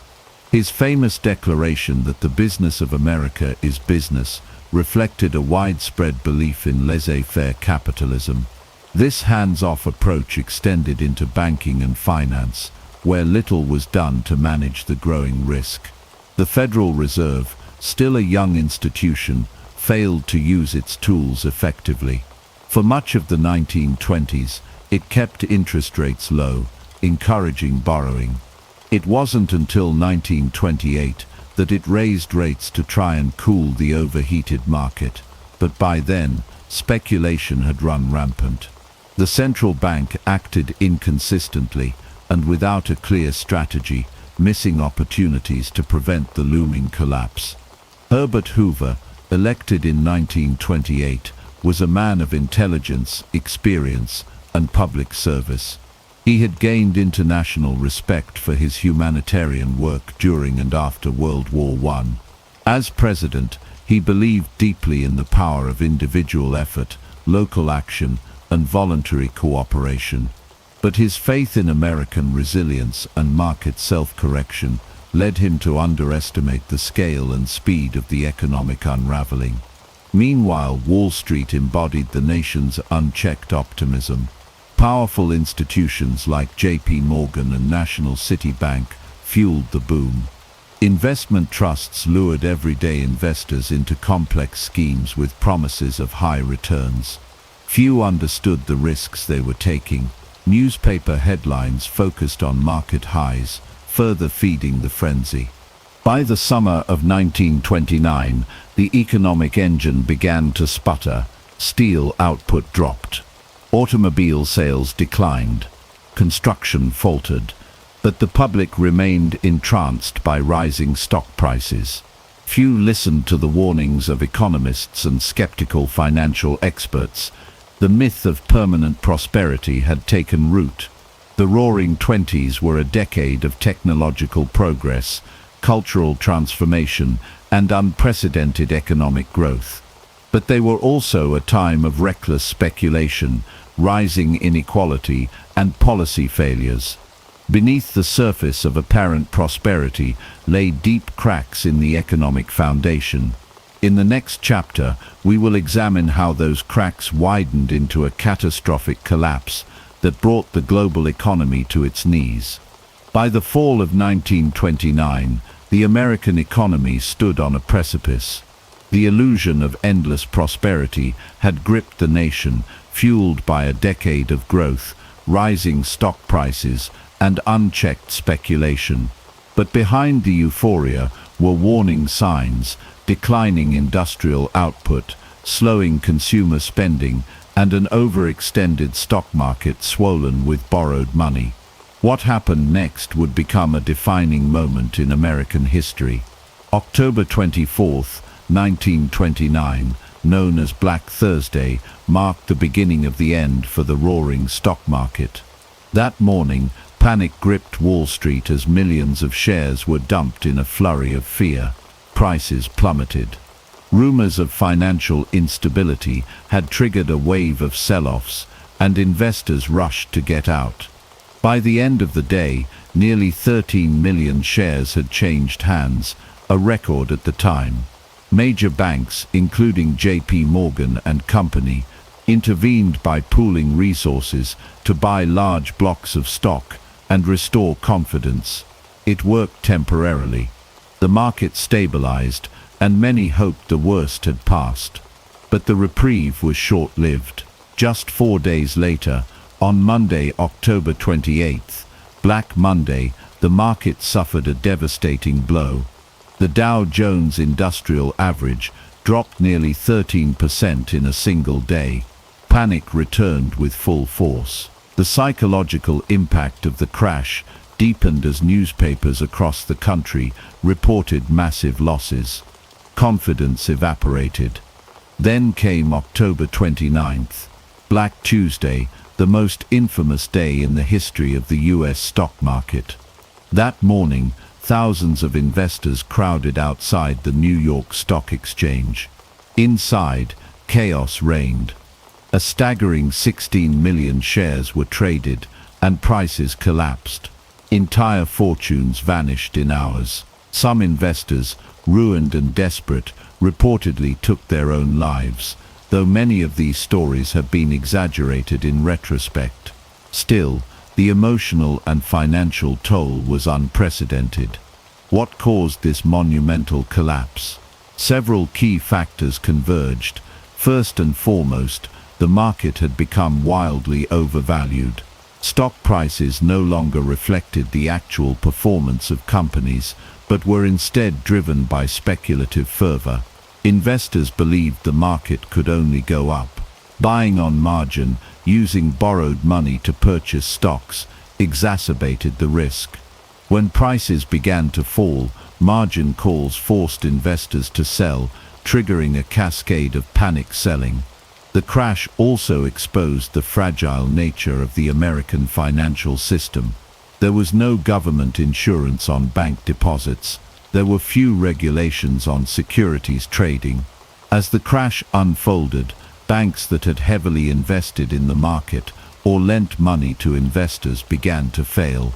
While the Federal Reserve had the tools to intervene, it chose to stand aside, believing the market would self-correct. Despite the widespread damage, it is important to understand that the stock market crash did not cause the Great Depression. Rather, it signaled the beginning of a much deeper economic unraveling. In the months that followed, consumer confidence declined. People cut back on spending. Businesses reduced production. Layoffs increased. The financial shockwave spread from Wall Street to Main Street. Credit markets froze. Banks tightened lending. Thousands of small banks failed, wiping out the savings of millions of Americans. Without access to credit, businesses couldn't operate, and consumers couldn't buy. A vicious cycle of decline took hold. Farm prices collapsed even further. Industrial output plummeted. Unemployment began to climb. The crash also had international repercussions. The US was a major creditor nation, and as American banks faltered, they called in loans from Europe. This put enormous pressure on already fragile European economies, particularly in Germany, which was still struggling under the burden of reparations from World War I. Global trade contracted. Nations raised tariffs in a desperate attempt to protect their economies, further exacerbating the downturn. The stock market crash of 1929 was the spark that ignited the global economic crisis. It shattered illusions of invincibility and exposed the underlying weaknesses of the US and world economies. But it was only the beginning. The years that followed would bring bank failures, mass unemployment, and widespread suffering. In the next chapter, we will examine how these early tremors grew into a full-blown economic disaster, and how a nation struggled to understand what went wrong. The immediate aftermath of the stock market crash in 1929 set off a devastating chain of events that rippled through the entire economy. What began as a financial shock quickly escalated into a full-blown banking crisis. By 1933, the United States had entered the darkest phase of the Great Depression, characterized by widespread bank failures, evaporating savings, and the deepening human toll on ordinary Americans. The fragile financial system that had once been seen as a bedrock of American prosperity now lay exposed, unable to withstand the strain of a collapsing economy. As the stock market plummeted, the first victims were those who had invested heavily in stocks. For many, their investments were not only wiped out, but they had also borrowed money to buy shares. With margin calls and the collapse of the stock market, individuals who had been optimistic about the future now found themselves drowning in debt. But the effects didn't stop there. The entire banking system was deeply connected to the stock market, and many of the nation's banks had invested heavily in the now worthless stocks. In the wake of the crash, panic spread like wildfire. Fearful depositors, seeing their banks in financial trouble, rushed to withdraw their savings. The problem was that most banks did not keep enough cash on hand to meet the massive demand for withdrawals. The so-called bank runs became widespread, and many institutions, unable to meet their obligations, were forced to close their doors. This caused even more panic, as people realized that their savings were no longer accessible. It was a vicious cycle. Bank closures led to more panic, which led to more bank failures. Between 1930 and 1933, the United States saw nearly 10,000 bank failures. Small community banks, which had been the backbone of many local economies, were hit especially hard. The failure of these banks left millions of Americans without access to their hard-earned money. Farmers, Small business owners and working-class families were particularly vulnerable. Without their savings, many were left destitute. Part of the reason for the catastrophic failures was the absence of federal deposit insurance. Before the creation of the Federal Deposit Insurance Corporation (FDIC) in 1933, there was no government protection for bank deposits. This meant that if a bank failed, depositors had no recourse to recover their savings. Many Americans had no idea how fragile the banking system was until it was too late. Compounding the problem was the gold standard, which limited the ability of the U.S. government to respond effectively to the crisis. Under the gold standard, the U.S. could only issue as much money as it had in gold reserves. This created a situation in which the government had limited flexibility to expand the money supply and stimulate the economy. The gold standard tied the hands of policymakers who desperately needed to inject liquidity into the system to ease the banking crisis. As banks failed and the economy contracted, the U.S. was unable to use monetary policy to address the growing crisis. The collapse of the banking system had a direct and profound impact on the lives of millions of ordinary Americans. People who had spent decades saving for retirement or building a small business found themselves losing everything in the blink of an eye. Farmers who had borrowed money to buy land or equipment saw their properties foreclosed. In some cases, entire families lost their homes and livelihoods. For many, the failure of the banks meant not just the loss of savings, but the end of their hopes and dreams. Take, for example, the story of the McAllister family in rural Indiana. They had worked for years to save enough money to buy a small farm. With the purchase, they hoped to build a secure future for their children. But when the bank that held their savings collapsed in 1931, the McAllisters lost everything. The bank's failure meant that the mortgage on their farm was called in, and they were unable to make the payment. Their home was foreclosed, and they were forced to leave the land that had been their only source of livelihood. The McAllisters were not alone. There were countless other families like them across the country. In cities, the impact was just as severe. The collapse of banks led to widespread unemployment.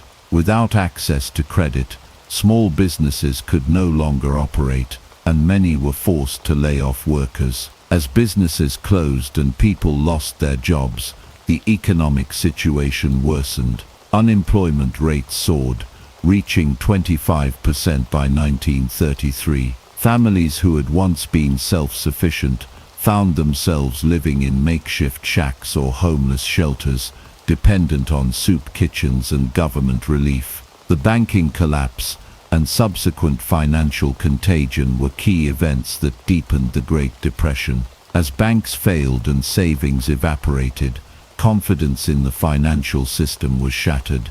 The resulting loss of wealth and the inability to access credit led to a dramatic contraction of the economy.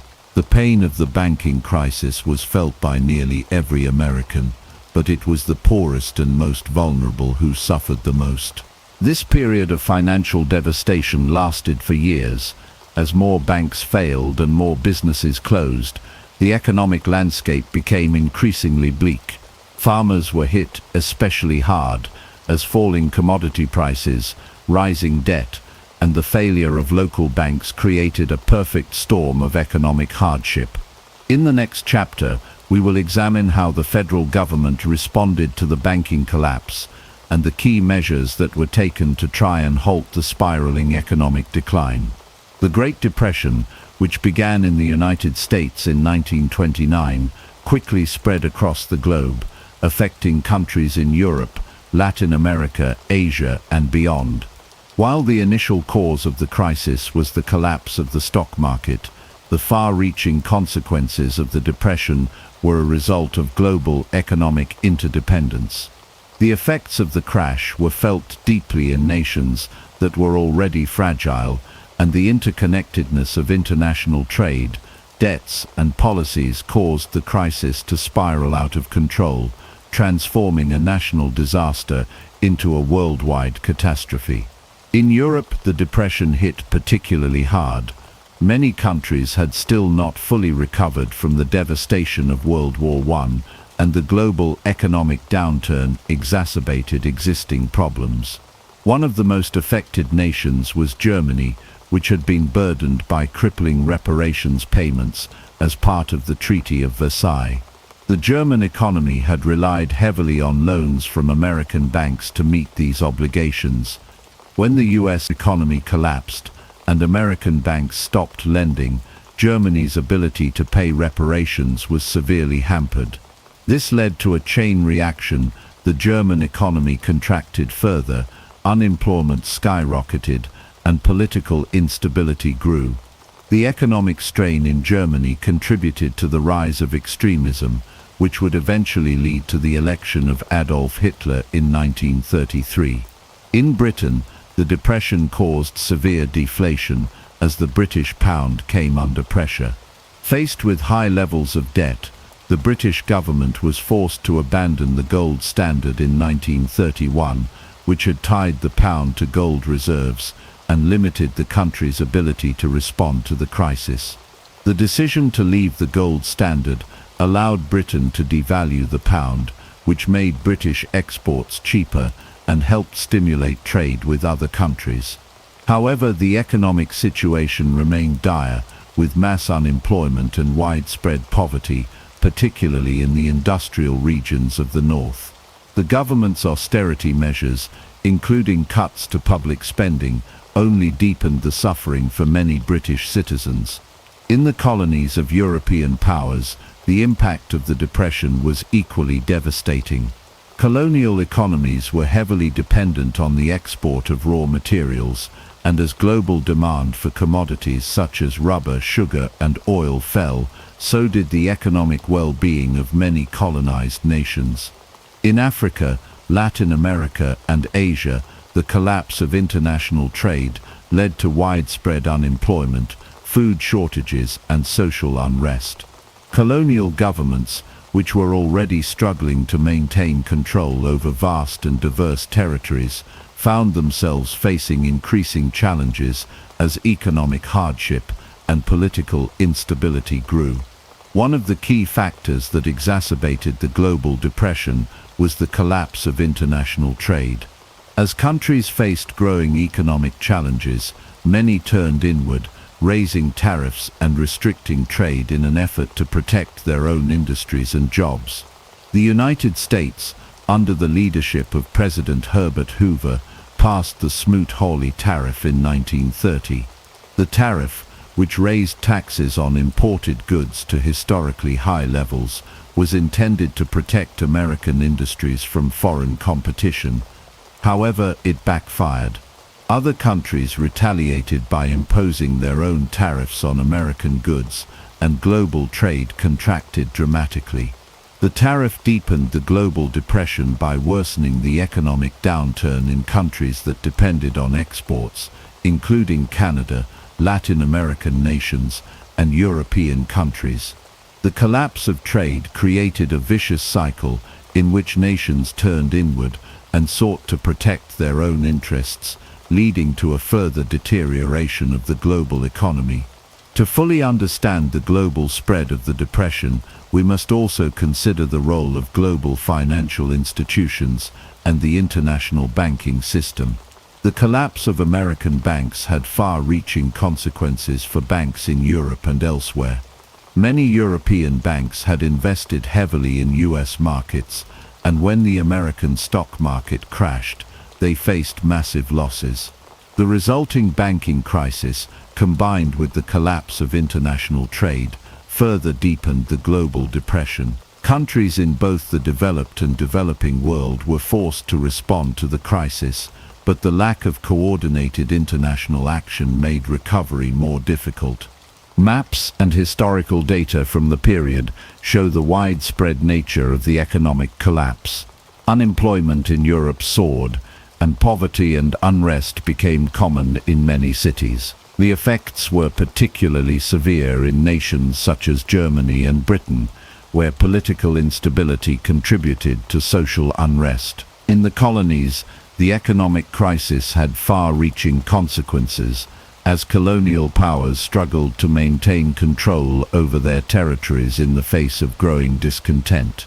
The global nature of the Depression led to a massive rethinking of economic policies and international cooperation. The Great Depression had a lasting impact on the world. It exposed the fragility of the global economic system and the risks of relying on international trade without sufficient safeguards. It also highlighted the deep inequalities in the global economy, particularly between industrialized nations and their colonies. The failure of the international system to prevent the Depression from spreading contributed to the growing disillusionment with free market capitalism and laid the groundwork for the rise of more interventionist economic policies in the years to come.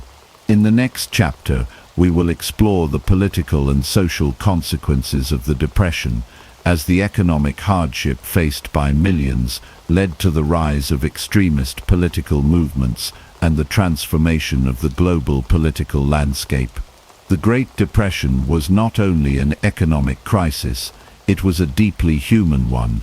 The lives of millions of Americans were shattered as the country plunged into the worst economic downturn in modern history. For many, the Depression meant losing everything they had worked for. Jobs disappeared, homes were lost, and families were torn apart. Yet, despite the overwhelming hardship, the resilience of the American people shone through as they struggled to survive, adapt, and endure. Unemployment reached staggering levels. By 1933, 1 in 4 Americans was out of work, and even those who still had jobs saw their wages slashed. The cities, once bustling hubs of industry and commerce, were now filled with men and women desperately seeking work that didn't exist. In urban areas, the poor crowded together in makeshift shacks, known as Hoovervilles, named derisively after President Herbert Hoover. These shantytowns were scattered across the country, often on the outskirts of major cities. The conditions in Hoovervilles were grim. People lived in cardboard and scrap wood shacks, with no running water, no electricity, and no sanitation. Disease was rampant, and life in these communities was marked by poverty and desperation. Soup lines became a common sight in every city. With so many out of work and no money to buy food, charity kitchens and churches became the lifeline for many families. People lined up for hours, hoping to get a hot meal. But even that small comfort was out of reach for many. The food was often basic and inadequate, but for the hungry, it was a rare taste of sustenance in an otherwise bleak existence. Families often went without, rationing what little food they had left in an effort to survive. Children, once the hope and future of their families, were now an added burden as parents struggled to provide for them. Many mothers with heavy hearts fed their children what little they could while they themselves went without. The human toll of the Depression was not just about hunger and homelessness. The emotional and psychological effects were just as devastating. People who had once felt secure in their ability to provide for their families found themselves paralyzed by fear and shame. Men who had traditionally been the breadwinners found their identities shattered. Many experienced deep shame at their inability to provide, and some turned to alcohol or other vices to numb the pain. Families were broken by the stress and hardship. Marriages were strained, and in some cases couples split apart. The strain of financial ruin and the constant struggle to survive led to a breakdown of mental health for many individuals. While the urban areas bore the brunt of the financial collapse, rural America suffered its own unique set of challenges. The Dust Bowl, a severe environmental disaster that struck the Great Plains, compounded the suffering of farmers and their families. The Dust Bowl was caused by a combination of poor farming practices, over-farming, and a prolonged drought. The winds kicked up massive dust storms that blotted out the sun, and made it nearly impossible to grow crops. The land, once fertile and productive, turned to dust. Entire farms were abandoned as families packed up and fled in search of a better life. The migration of these families, particularly to California, became one of the most iconic features of the Great Depression. The Dust Bowl migrants, often referred to as Okies, left behind their homes and farms in Oklahoma, Arkansas, Texas, and other parts of the Great Plains.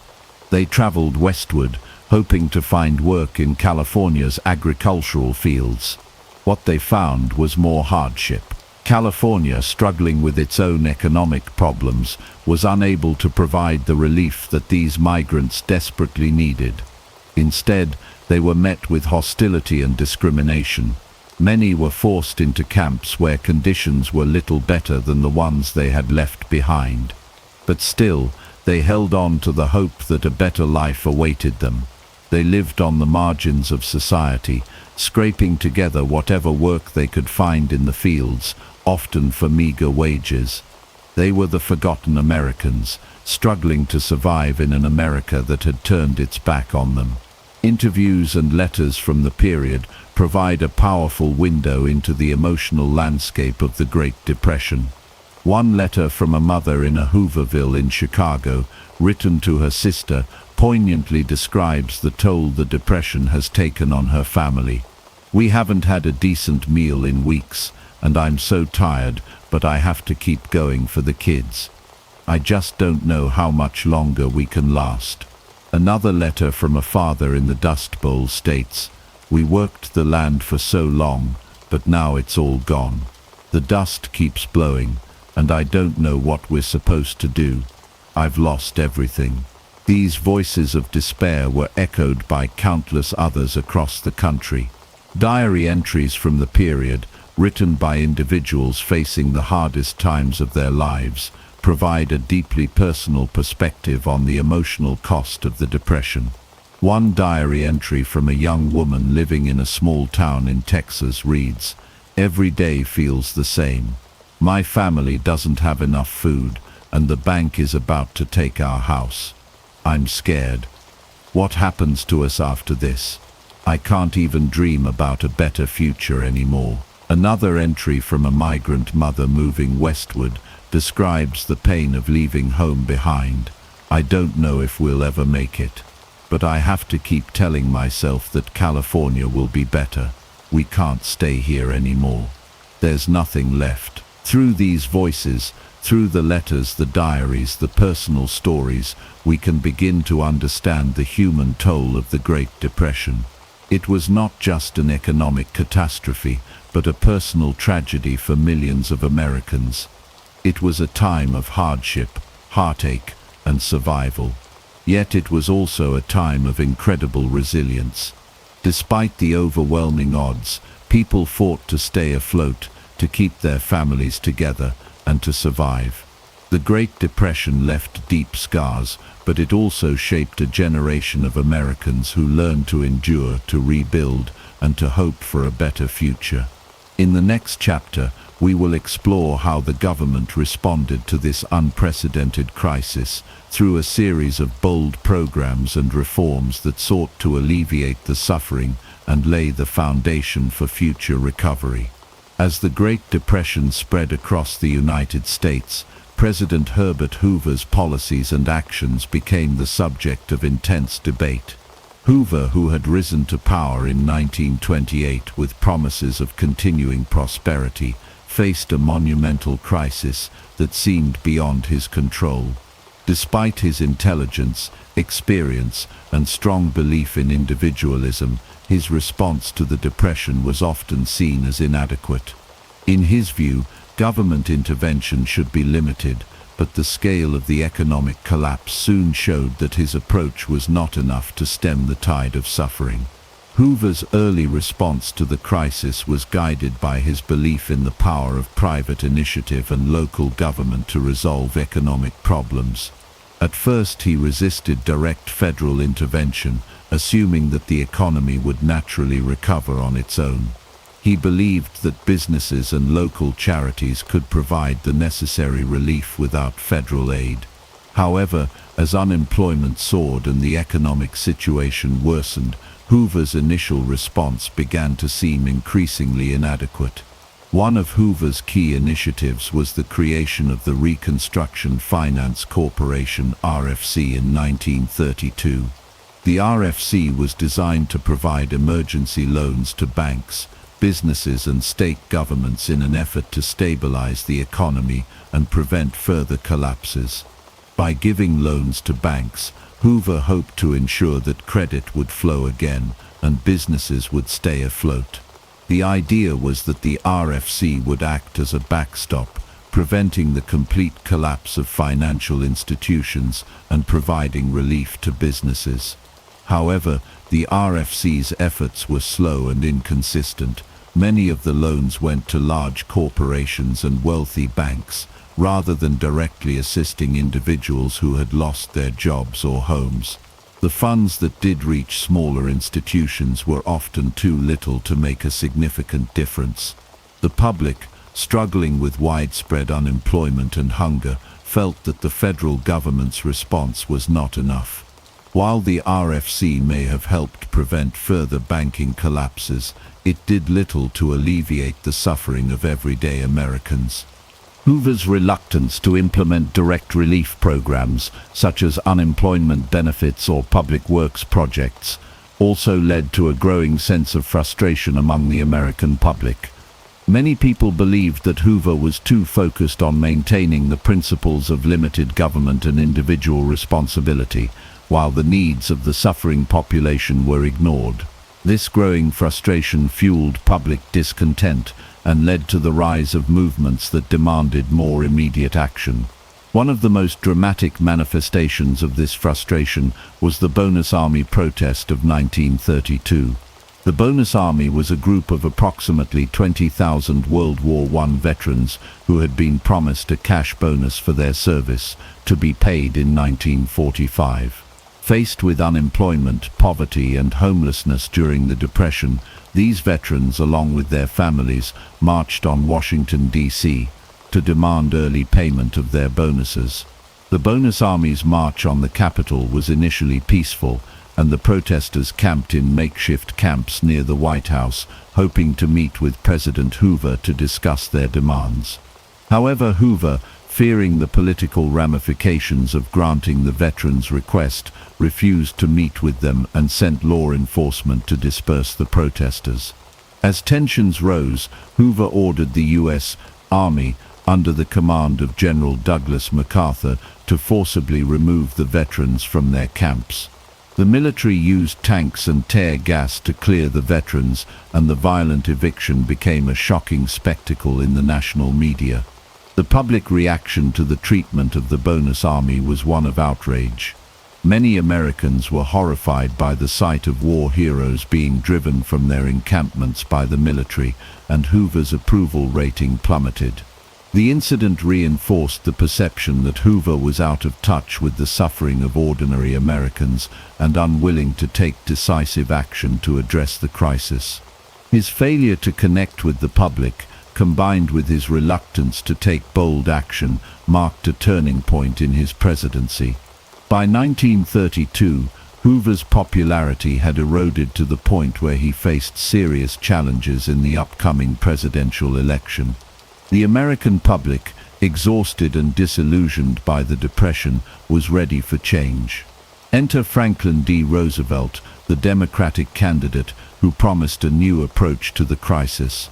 Roosevelt's campaign focused on providing direct relief to the unemployed, reforming the banking system, and creating public works programs to stimulate the economy. His message of hope resonated deeply with Americans who were struggling to make ends meet. As the 1932 election approached, the contrast between Hoover and Roosevelt could not have been more stark. Hoover, once seen as a competent and capable leader, was now viewed by many as a symbol of government ineptitude.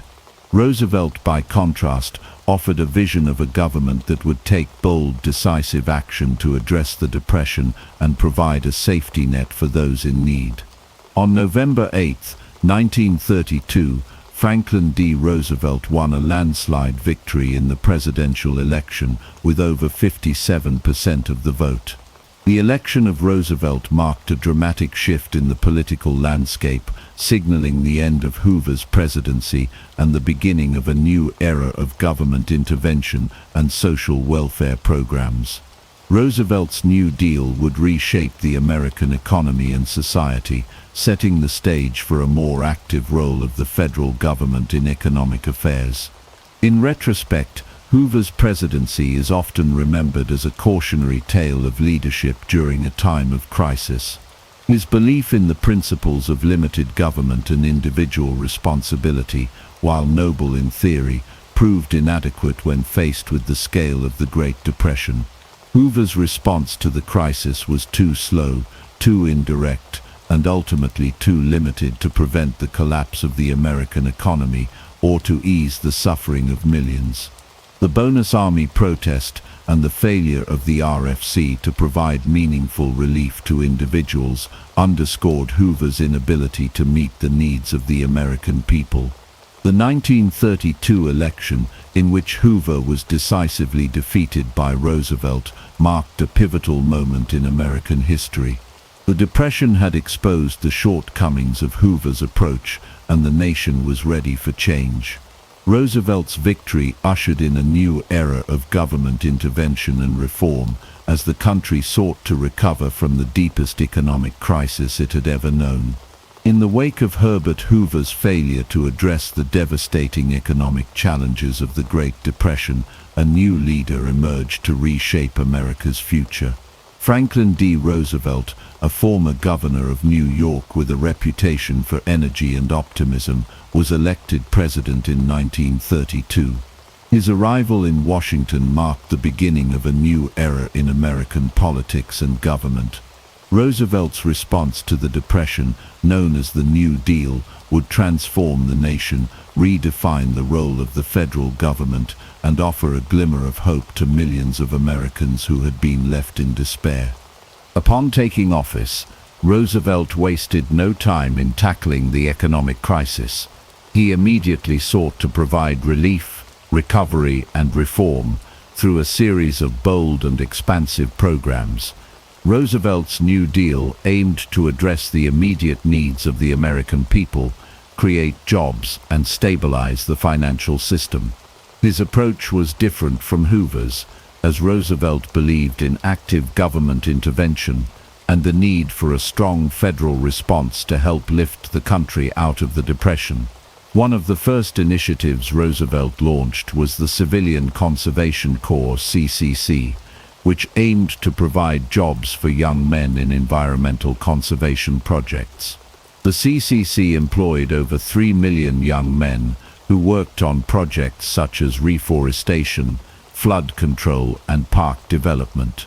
This program not only helped to address the country's environmental issues, but also provided much-needed employment to young men who had few other opportunities.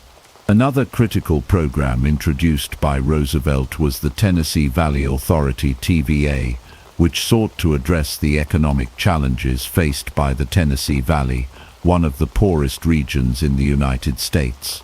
The TVA focused on flood control, rural electrification, and economic development in the region. By building dams and power plants, the TVA brought electricity to remote areas, improved agricultural productivity, and created jobs. The TVA was a key example of how the federal government could use its power to directly improve the lives of ordinary citizens. The Works Progress Administration, WPA, was another cornerstone of the New Deal. It employed millions of Americans in public works projects, including the construction of roads, bridges, schools, and hospitals. The WPA was particularly notable for its emphasis on hiring artists, writers, and musicians, providing them with government contracts to create murals, write literature, and produce plays. This aspect of the WPA helped to ensure that the arts remained a vibrant part of American culture during a difficult period, while also providing work for those who had seen their careers and livelihoods disrupted by the Depression. Perhaps one of the most lasting legacies of the New Deal was the creation of Social Security. Signed into law in 1935, the Social Security Act established a system of old age pensions, unemployment insurance, and welfare for the needy. The program was designed to provide a safety net for Americans who had been left vulnerable by the economic collapse. Social Security became a cornerstone of the American welfare state, and over time it would be expanded to cover more groups of people, including those with disabilities and survivors of deceased workers. While the New Deal programs were celebrated by many for providing relief to struggling Americans, they also faced significant opposition.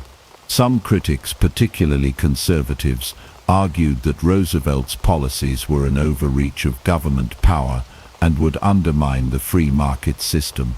They believed that Roosevelt's interventions would lead to excessive government control over the economy and create a dependence on federal aid. Additionally, some believed that the New Deal did not do enough to address the structural inequalities in American society, particularly those faced by African Americans and women.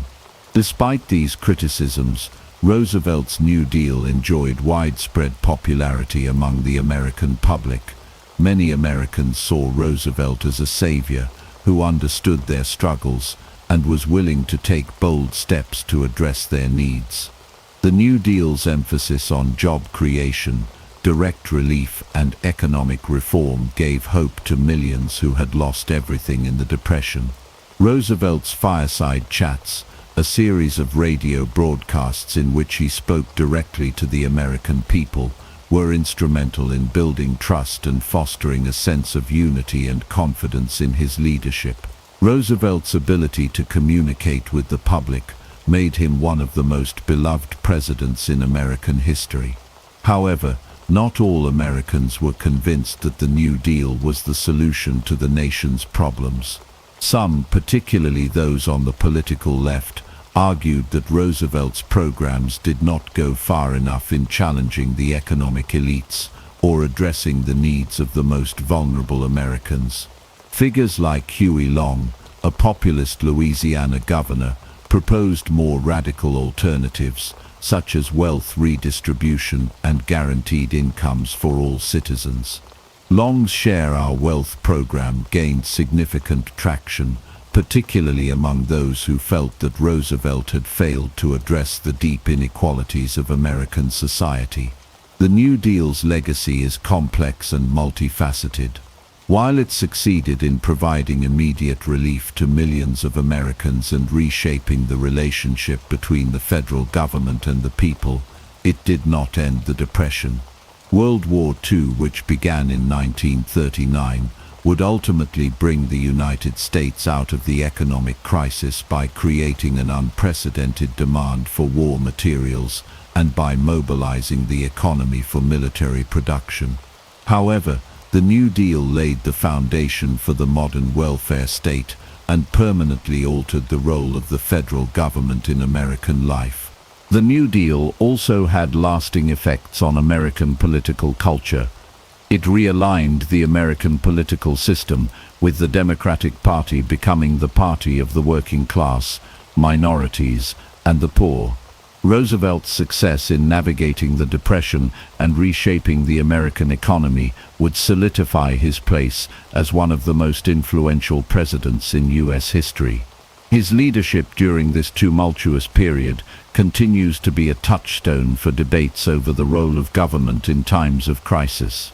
In the next chapter, we will explore the political and economic challenges that arose during the New Deal era, including the rise of opposition movements and the eventual end of the New Deal's most ambitious programs. As the United States continued to grapple with the effects of the Great Depression, the federal government and the financial system were forced to confront a range of challenges that would reshape the nation's economic structure. One of the most important institutions in the early response to the Depression was the Federal Reserve, which played a central role in shaping the nation's monetary policy. Initially, the Federal Reserve's actions contributed to the deepening of the crisis, but in the years following Franklin D. Roosevelt's election, the Fed's policies shifted dramatically, leading to a permanent transformation of America's financial system. In the early years of the Depression, the Federal Reserve responded to the crisis with monetary tightening. This decision, based on the belief that high interest rates would help maintain the value of the dollar and prevent inflation, had disastrous consequences. As the Fed raised interest rates and reduced the money supply, it inadvertently exacerbated the economic contraction, deepening deflation and further stifling recovery. Businesses were unable to borrow and invest, and individuals found it more difficult to secure credit. As a result, the economy spiraled downward and the depression deepened. Deflation, the general decline in prices, became a major concern during the Depression. As the supply of money contracted and demand for goods and services plummeted, prices for goods such as food and clothing dropped dramatically. While lower prices might seem beneficial at first glance, deflation during the Depression was disastrous. It increased the real burden of debt for both individuals and businesses, making it even harder to repay loans and exacerbating bankruptcies. At the same time, wages fell and unemployment soared, creating a vicious cycle of economic decline. By 1932, as the nation struggled with worsening economic conditions, Roosevelt's administration recognized the need for a more aggressive and proactive monetary policy. One of the first steps in this new direction was the creation of a more flexible approach to the gold standard, which had been a cornerstone of the American monetary system for over a century.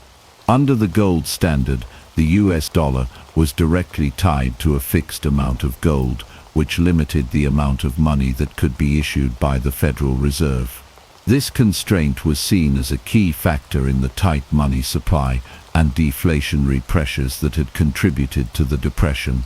In 1933, Roosevelt took decisive action to address the nation's financial troubles by suspending the gold standard. In what became known as the Gold Reserve Act of 1934, the U.S. government confiscated gold from private citizens and businesses. People were required to exchange their gold coins, gold bullion, and gold certificates for paper currency at a fixed rate, thus increasing the amount of money in circulation and loosening the constraints imposed by the gold standard. This was a bold move that was deeply controversial at the time, but it was part of Roosevelt's broader strategy to combat deflation and stimulate economic recovery. The Gold Reserve Act also set the stage for a dramatic devaluation of the US dollar. By reducing the dollar's link to gold and increasing the money supply, Roosevelt was able to lower the value of the dollar relative to other currencies. This devaluation was designed to make American goods more competitive in global markets by making them cheaper for foreign buyers. It also helped to raise prices for goods in the US, which in turn provided some relief for farmers and businesses that had been struggling under the weight of falling prices. The decision to devalue the dollar and abandon the gold standard marked a pivotal moment in American economic history. Roosevelt's actions signaled a fundamental shift away from the classical economic principles that had dominated U.S. monetary policy since the 19th century. The U.S. government under Roosevelt was now willing to intervene directly in the financial system in ways that had been unimaginable just a few years earlier. The end of the gold standard marked the beginning of a new era in which the federal government would play an active role in managing the economy, a role that would continue to expand throughout the 20th century. Alongside these changes, Roosevelt's administration also worked to reform the banking system.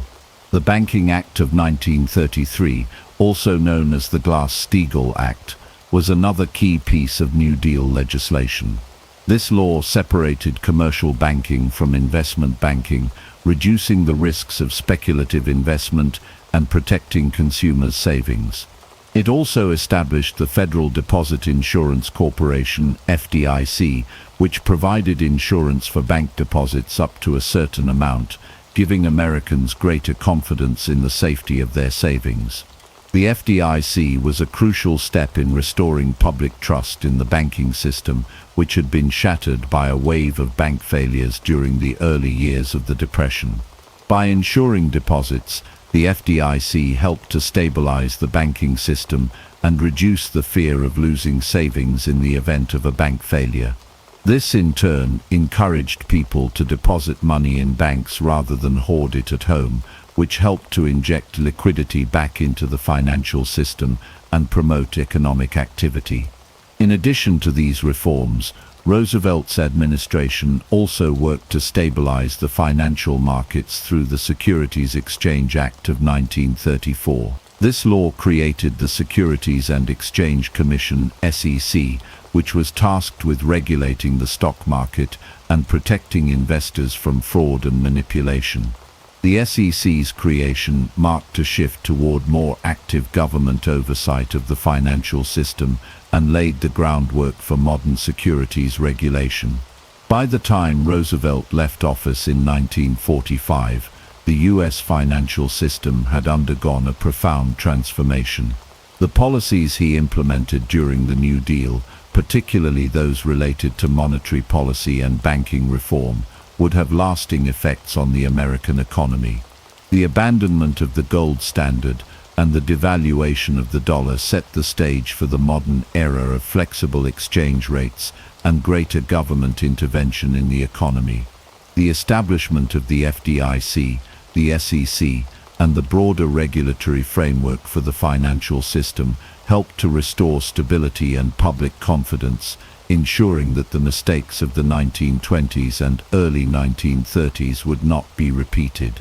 In the next chapter, we will examine the long-term effects of Roosevelt's financial reforms, including how they shaped the post-war economic boom and the role of the U.S. in the global economy. The Great Depression was not only an economic catastrophe, but also a profound cultural and psychological experience for millions of Americans. While many struggled with unemployment, poverty, and the loss of homes, others sought solace and meaning through the arts. Artists, musicians, writers, and filmmakers helped shape a cultural response to the hardships of the time, offering both reflections of despair and rays of hope. The Depression, in many ways, influenced the direction of American culture and left lasting marks on the national psyche. The literature of the 1930s was dominated by authors who explored the struggles of everyday people, capturing the harsh realities of life during the Depression.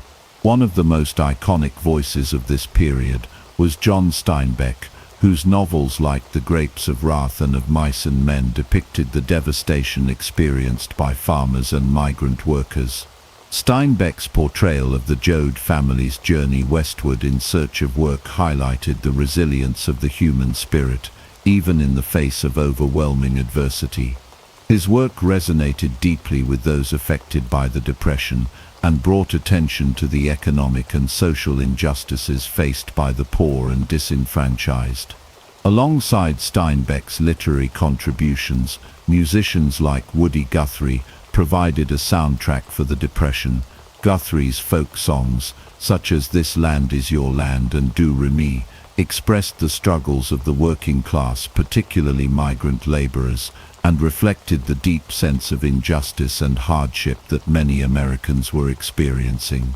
His music became an anthem for those who sought a voice in a time of hardship, and was a reminder of the power of music to provide both solace and a call for social change. The Depression era also saw a surge in the popularity of cinema, which provided an escape from the harsh realities of life. Hollywood films offered audiences a mix of escapism and social commentary, helping people to forget, if only for a few hours, the struggles they faced.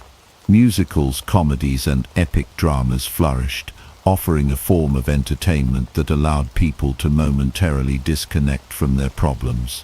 At the same time, films like The Grapes of Wrath adapted from Steinbeck's novel, and Modern Times starring Charlie Chaplin, offered sobering reflections on the impact of industrialization and economic hardship on ordinary Americans. Radio, however, was the medium that truly brought Americans together during the Depression. As the most popular form of entertainment and communication, radio allowed people across the country to connect with each other and with their leaders.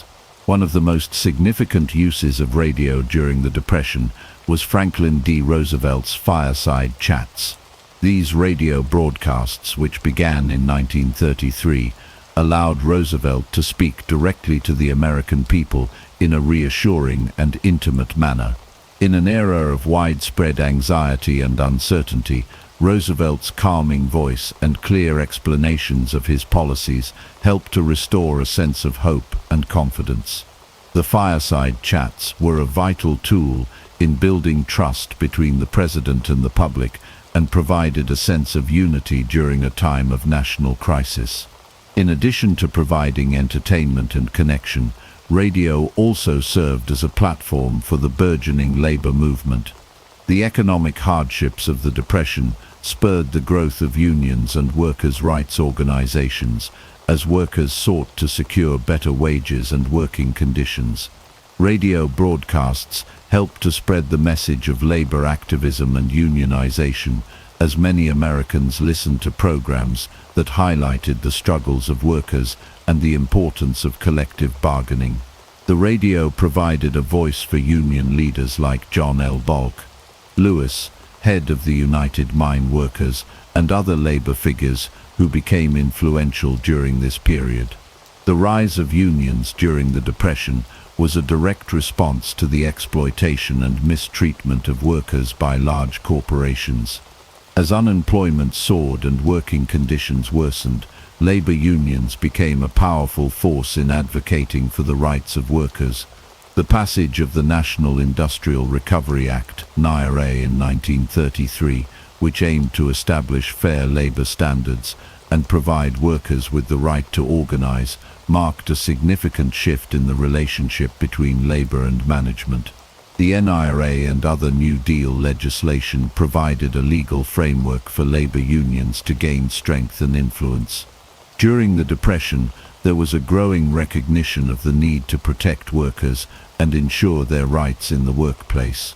The rise of union movements not only changed the nature of labor relations, but also helped to shape the broader social and political landscape of the time.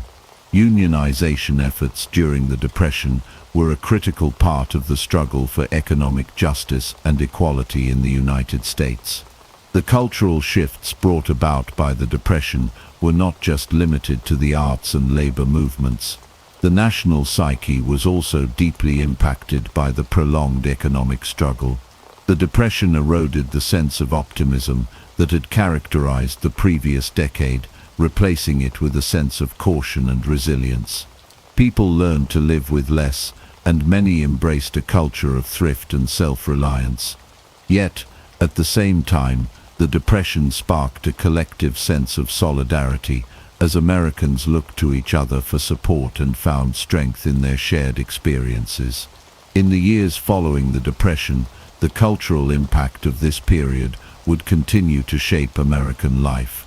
The music, literature and films of the 1930s would remain deeply influential, offering lessons on perseverance, justice, and the importance of community. The labor movement would also continue to evolve, shaping labor rights and economic policy for decades to come. And the fireside chats would serve as a model for future presidents, illustrating the power of direct communication in times of crisis. The Great Depression, with all its hardships, was also a time of tremendous cultural change. It reshaped the way Americans saw their world, their economy, and each other. The arts, radio, and labor movements played pivotal roles in helping the nation survive the darkest period in its history, and the legacy of this era continues to be felt in American culture today. In the next chapter, we will examine the end of the Depression and the role of World War II in bringing about the recovery that the New Deal alone could not achieve. By the late 1930s, the United States was on the long road to recovery, though the scars of the Great Depression remained deeply embedded in the national consciousness. While the New Deal had provided critical relief, employment and reforms, the recovery was slow and uneven. For many Americans, life still felt uncertain, but there were emerging signs of improvement. The economic landscape was shifting, with key indicators pointing toward a gradual but sustained recovery. One of the most significant early signs of recovery in the late 1930s was the steady growth in industrial output. Factories that had been idle during the worst years of the Depression began to hum with activity again. The manufacturing sector, which had been devastated by falling demand and widespread bankruptcies, saw a surge in production as consumer confidence grew. The revival of key industries such as automobiles, steel, and consumer goods fueled optimism, and jobs were slowly being restored. The agricultural sector also showed signs of improvement, particularly after the passage of the Agricultural Adjustment Act AAA, which had been part of Roosevelt's New Deal. This legislation sought to raise crop prices by paying farmers to reduce production, thereby addressing the severe economic pressures faced by the agricultural community. While the effectiveness of the AAA was debated, it did provide some relief to struggling farmers and helped stabilize the agricultural market. Additionally, the rise of new farming technologies and practices gradually improved productivity and efficiency. However, despite these signs of recovery, the nation was far from fully recovered. Unemployment, although decreasing, remained stubbornly high, hovering at levels far above what would be considered acceptable in a fully functioning economy. Poverty remained widespread, particularly in rural areas, and many people continued to depend on government aid. The economic system had not yet regained the momentum of the 1920s, and the full recovery would take years. As the nation struggled to regain its economic footing, international events began to cast a shadow over the recovery process. The rise of authoritarian regimes in Europe and Asia, particularly the expansionist policies of Nazi Germany and Imperial Japan, created an unstable global environment. The looming threat of war would soon become a decisive factor in the nation's economic future. The outbreak of World War II in 1939 marked a turning point in the recovery process. The war brought with it an unprecedented demand for industrial goods, including weapons, vehicles, and other military supplies. The U.S. government embarked on massive industrial mobilization to support the war effort, resulting in a dramatic increase in production and job creation. Factories that had once produced consumer goods now shifted to military production, and millions of men and women found work in defense industries. Unemployment, which had plagued the nation for years, was virtually eliminated as the country geared up for war. The war effort also had a profound impact on the labor market. With millions of men enlisted in the military, women entered the workforce in greater numbers than ever before, filling jobs in factories, offices, and other industries.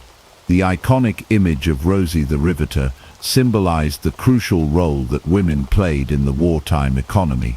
The war not only provided jobs for millions, but also laid the foundation for significant changes in American society, particularly in terms of gender roles and the participation of women in the workforce. In addition to the economic benefits of war mobilization, World War II had lasting effects on American society. The war led to a transformation in the nation's global role, as the United States emerged from the conflict as the world's leading economic and military power. The war also accelerated technological innovation, with advancements in fields such as aviation, communications, and medicine. The economic changes brought about by the war laid the groundwork for the post-war boom, which would see the US economy grow at an unprecedented rate in the 1950s and beyond. Although World War II played a critical role in ending the Great Depression, the legacy of the Depression era remained deeply ingrained in American society. The financial reforms implemented during the 1930s, such as the creation of the Federal Deposit Insurance Corporation (FDIC) and the Securities and Exchange Commission (SEC), helped to stabilize the banking and financial systems and restore public confidence. These reforms provided a sense of security for depositors and investors and reduced the risk of another financial collapse. The New Deal also laid the foundation for the modern welfare state. Social Security, which was established in 1935, provided a safety net for the elderly, the disabled, and other vulnerable populations. This program, along with other social welfare initiatives, became a cornerstone of the American social contract and ensured that millions of Americans would not fall through the cracks during times of economic hardship. The experience of the Great Depression also left a lasting mark on the national psyche. Americans had learned to be cautious and conservative with their finances. The memory of the stock market crash and the devastation of the Depression era encouraged future generations to prioritize financial stability and to view economic risks with skepticism. The Depression reinforced the belief that government intervention could play a crucial role in mitigating economic crises, and this mindset would shape economic policy for decades to come. In the years following the Depression, Americans embraced a new economic reality. While the memory of the 1930s would never fade, the recovery process, aided by the global conflict of World War II, set the stage for a period of prosperity and growth. The legacy of the Great Depression, however, remained an integral part of the nation's development as the United States emerged from the crisis with a new understanding of the need for financial regulation, social welfare programs, and a more active role for government in managing the economy. As the United States moved into the post-war era, the country was forever changed by the lessons learned during the Great Depression. The challenges of the 1930s helped to reshape American politics, economics, and society, leaving a profound impact on the direction of the nation for generations to come. Benjamin Franklin was born on January 17, 1706, in Boston, Massachusetts. He was the 15th of 17 children in the Franklin family, a household that was always bustling with activity. His father, Josiah Franklin, was a hard-working candle and soap maker, while his mother, Abiah Folger, managed the home and cared for their many children. The Franklin family lived modestly, and money was always tight. With so many mouths to feed, every member of the family had to contribute from an early age. Despite their financial struggles, Josiah and Abiah valued education and hard work, instilling these principles in their children, though formal schooling was a luxury few could afford for long. From a young age, Benjamin displayed an insatiable curiosity about the world around him. He was a bright and inquisitive child, always eager to learn and explore. His father initially hoped that Benjamin would become a minister, but the cost of formal education was too high. After just 2 years of schooling, the family could no longer afford to keep him in class. Instead, Benjamin took matters into his own hands, devouring every book he could get his hands on. He borrowed books from friends, read late into the night by candlelight, and even taught himself advanced subjects like arithmetic, philosophy, and writing. This self-education would become a defining characteristic of Franklin's life. His ability to learn independently and apply knowledge creatively would set him apart in every field he pursued. Benjamin was particularly drawn to the works of great thinkers and writers. He admired classical literature, history, and science, all of which would later influence his own ideas and innovations.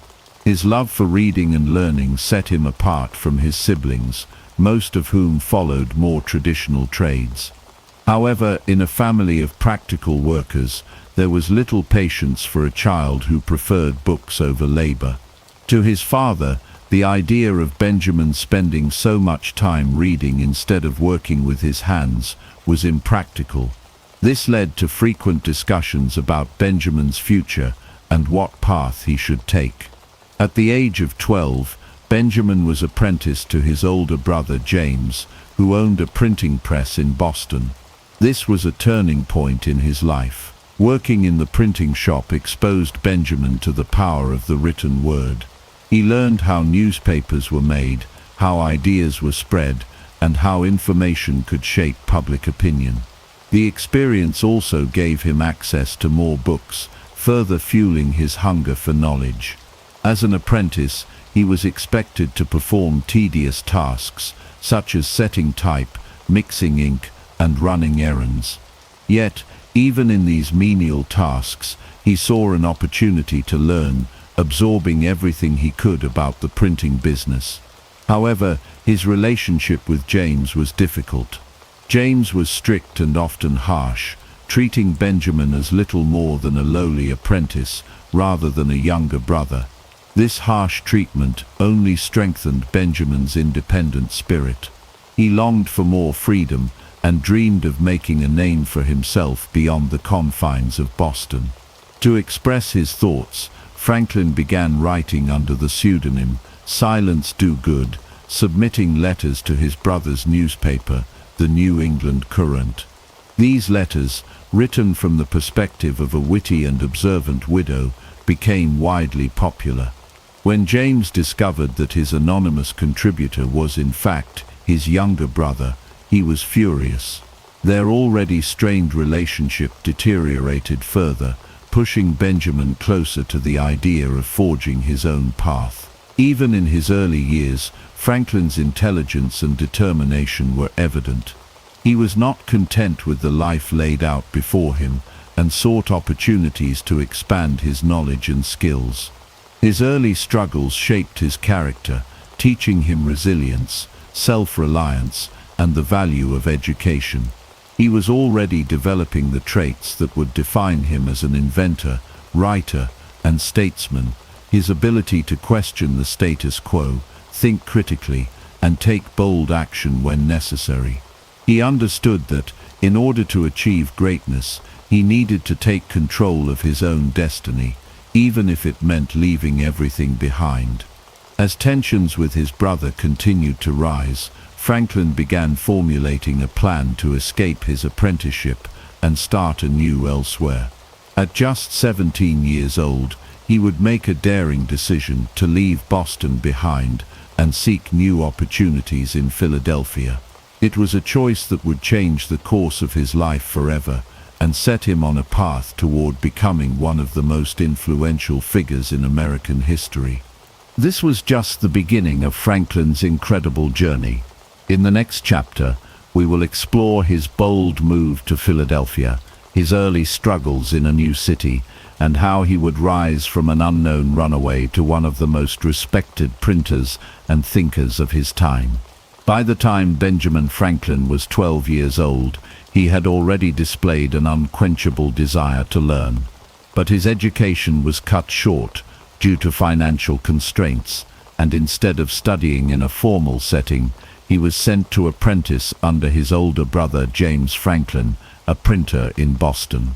It was a difficult and demanding role, but it would prove to be a defining experience in his life.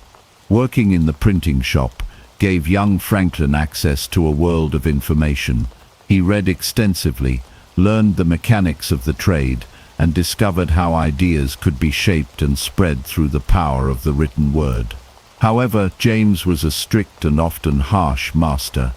As an apprentice, Benjamin had little control over his own time or work. He was expected to perform menial tasks and follow his brother's orders without question. But Franklin was not the kind to blindly accept authority. He yearned for intellectual freedom and a voice of his own. Determined to prove his abilities, He secretly wrote letters under the pseudonym Silence Do Good, posing as a witty and insightful widow. These letters, filled with satire and sharp social commentary, were published in his brother's newspaper, the New England Courant, and quickly became popular among readers. When James discovered the true identity of the author, he was furious. The relationship between the two brothers quickly deteriorated. James resented Benjamin's talent and growing influence, and their conflicts became increasingly severe. The rigid constraints of the apprenticeship frustrated Franklin, who longed for more opportunities to develop his skills and pursue his ambitions. James's mistreatment of Benjamin extended beyond verbal reprimands. Physical punishments and outright hostility became a common part of their relationship. Benjamin found himself trapped in a role that stifled his creativity and intellect, and the more he excelled, the more resentment James harbored toward him. The desire for independence grew stronger, and with each passing day, the idea of escaping became more of a necessity than a fantasy. Eventually, after enduring years of mistreatment, Benjamin made a bold and fateful decision. He would break his apprenticeship contract and leave Boston behind. He knew this would not be easy. The contract legally bound him to James, and running away meant leaving his family, his job security, and his reputation behind.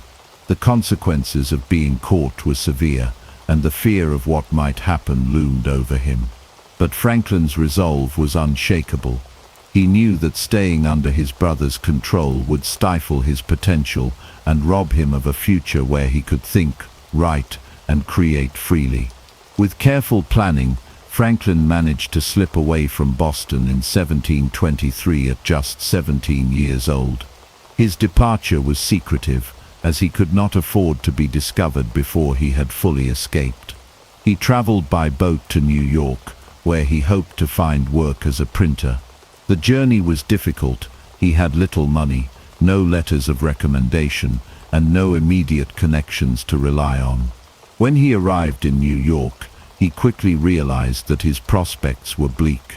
He approached William Bradford, a well-known printer, but there were no positions available. Bradford, however, mentioned that his son in Philadelphia might be able to offer employment.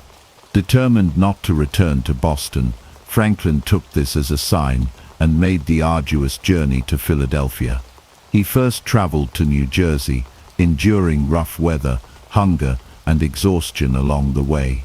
At one point, he was forced to row part of the way himself to reach his destination.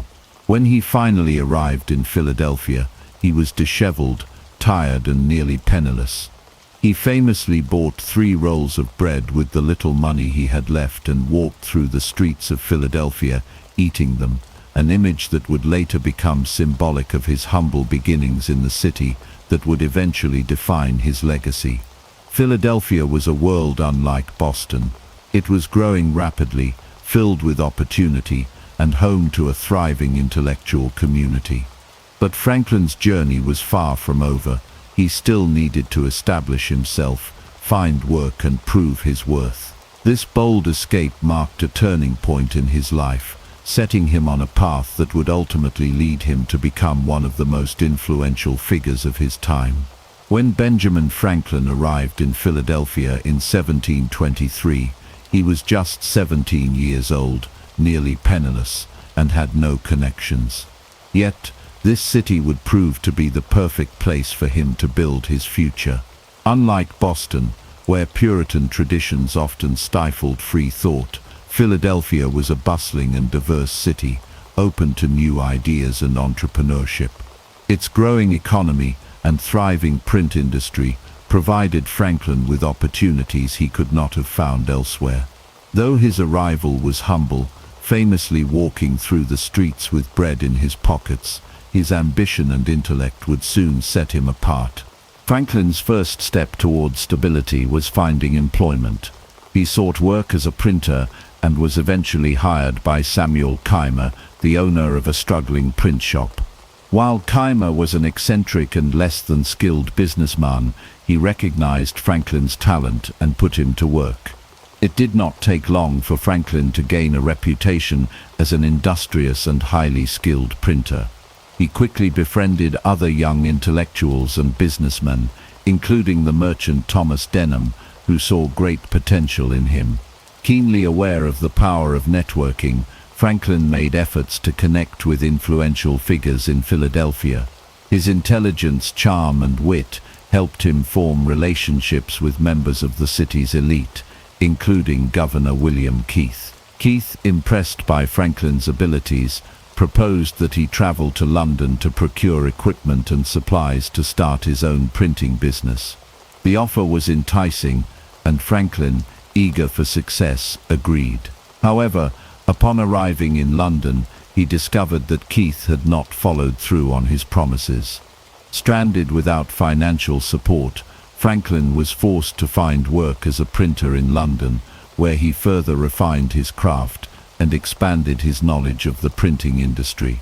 After nearly 2 years in London, Franklin returned to Philadelphia in 1726, wiser and more determined than ever. With the help of Thomas Denham, he secured employment and soon established himself as an independent printer. By 1728, he had partnered with Hugh Meredith to launch his own printing business. This was a pivotal moment in Franklin's life.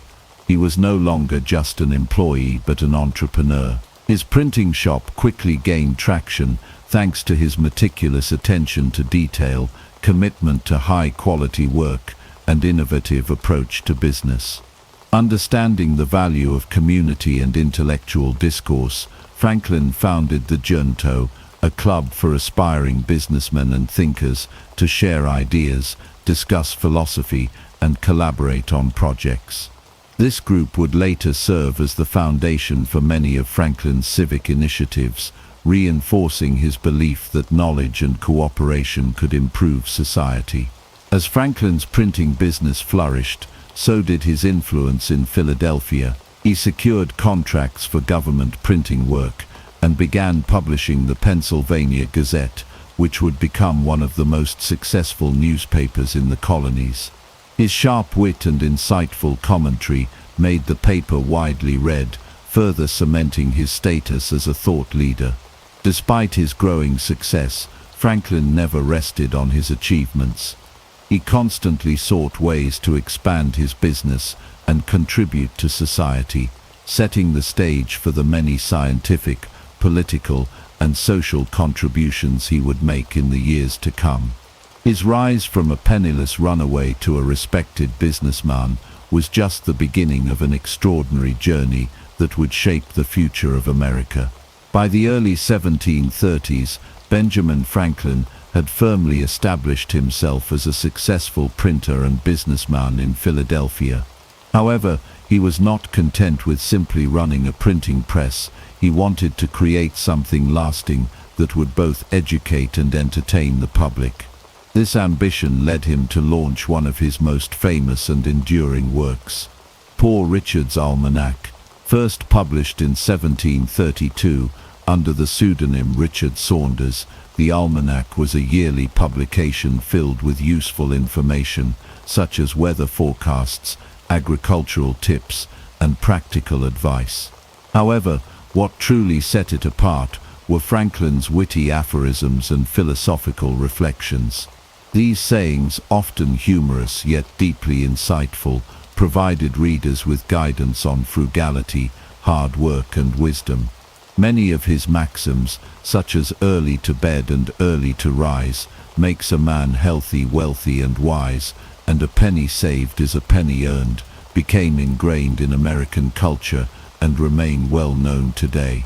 Poor Richard's Almanac quickly became a bestseller in the American colonies. Its success was due not only to Franklin's engaging writing, but also to his keen understanding of marketing. He made the almanac accessible, affordable, and filled with content that appealed to a wide audience, from farmers and tradesmen to intellectuals and politicians.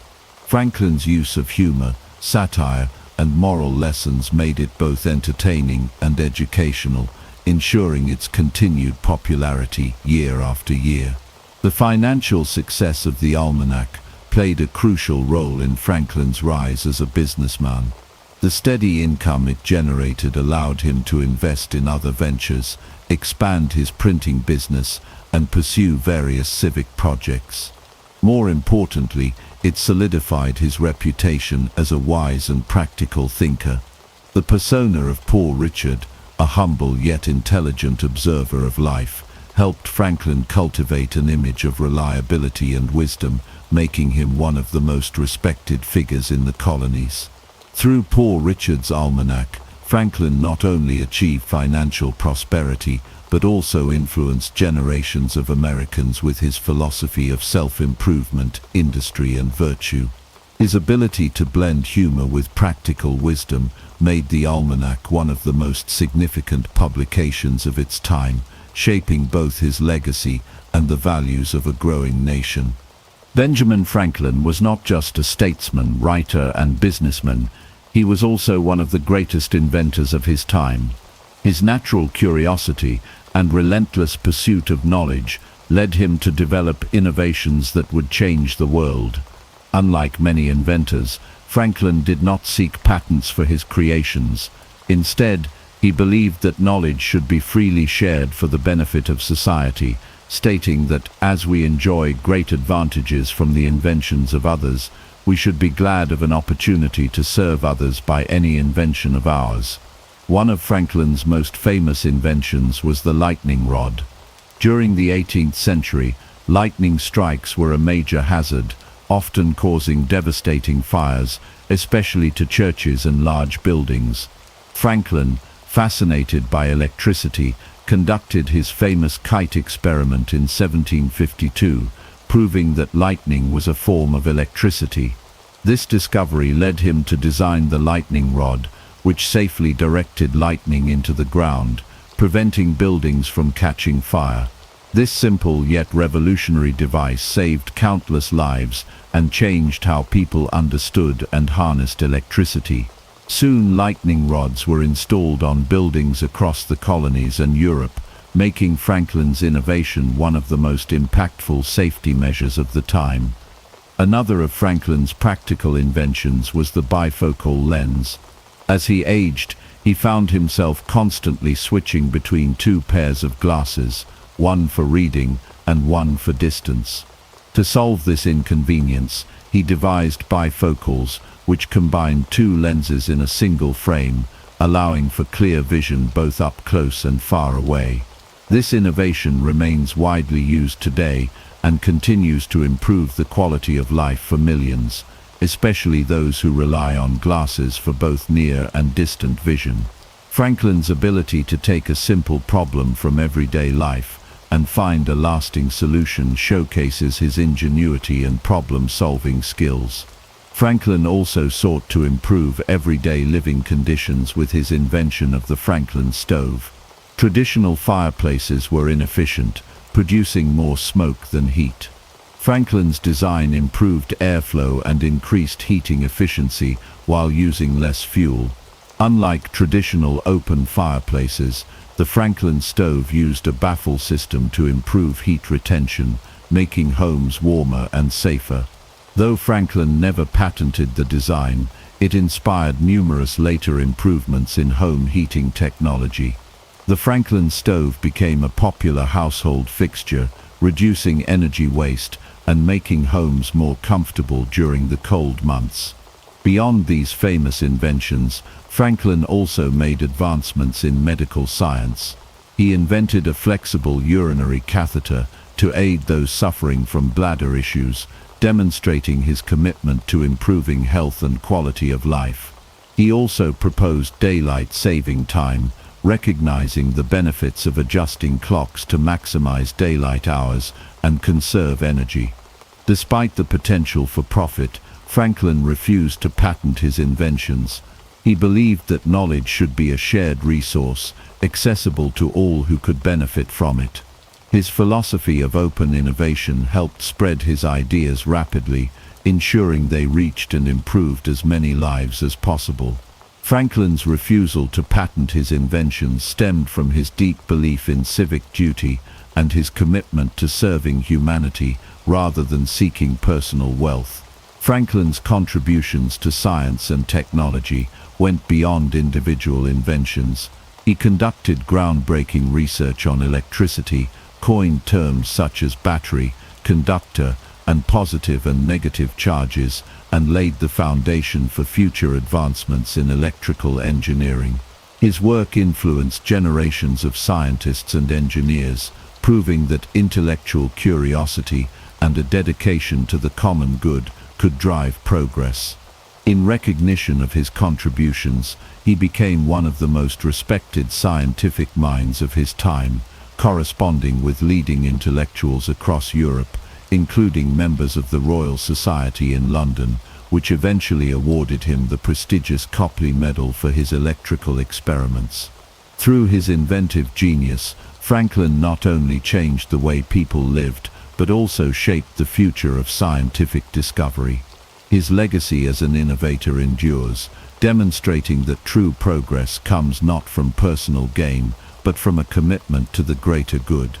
His ability to observe everyday problems and create solutions that benefited society at large remains one of the defining aspects of his genius, ensuring that his influence would extend far beyond his own lifetime. Benjamin Franklin's insatiable curiosity and commitment to intellectual progress extended far beyond his inventions and business endeavors. He was deeply devoted to the pursuit of knowledge and the exchange of ideas, which led him to found the American Philosophical Society in 1743. This institution would become one of the most important scholarly organizations in the United States, fostering scientific advancements and intellectual discussions that would shape the future of the nation. The inspiration for the society came from Franklin's admiration of the scientific circles in Europe, particularly the Royal Society in London, of which he later became a member. He envisioned a similar community in the American colonies, where thinkers, scientists, and inventors could collaborate and share discoveries. Franklin believed that knowledge should not be hoarded, but rather expanded upon through discussion and collective inquiry. The American Philosophical Society attracted some of the greatest minds of the time, including Thomas Jefferson, David Rittenhouse, and later even Charles Darwin. It provided a space for scholars to explore various fields, from physics and chemistry to medicine and astronomy. Among Franklin's many scientific pursuits, his studies on electricity remain some of his most groundbreaking work. Through his famous kite experiment in 1752, he demonstrated that lightning was a form of electricity, an experiment that not only confirmed his theories, but also laid the groundwork for future developments in electrical science. Franklin introduced key electrical terms such as positive and negative charge, battery and conductor, terminology still in use today. His discoveries earned him international recognition, including the prestigious Copley Medal from the Royal Society, making him one of the most respected scientists of his time. Franklin's intellectual curiosity was not limited to electricity. He also conducted extensive research in meteorology, studying weather patterns, ocean currents, and storms. He was the first to map the Gulf Stream, a powerful Atlantic current that significantly impacts maritime navigation. His work provided valuable insights for sailors and helped improve transatlantic travel. Additionally, he accurately theorized that colds were transmitted from person to person, an idea ahead of its time in medical science. His contributions to understanding the natural world demonstrated his remarkable ability to observe, analyze, and apply knowledge for practical benefits.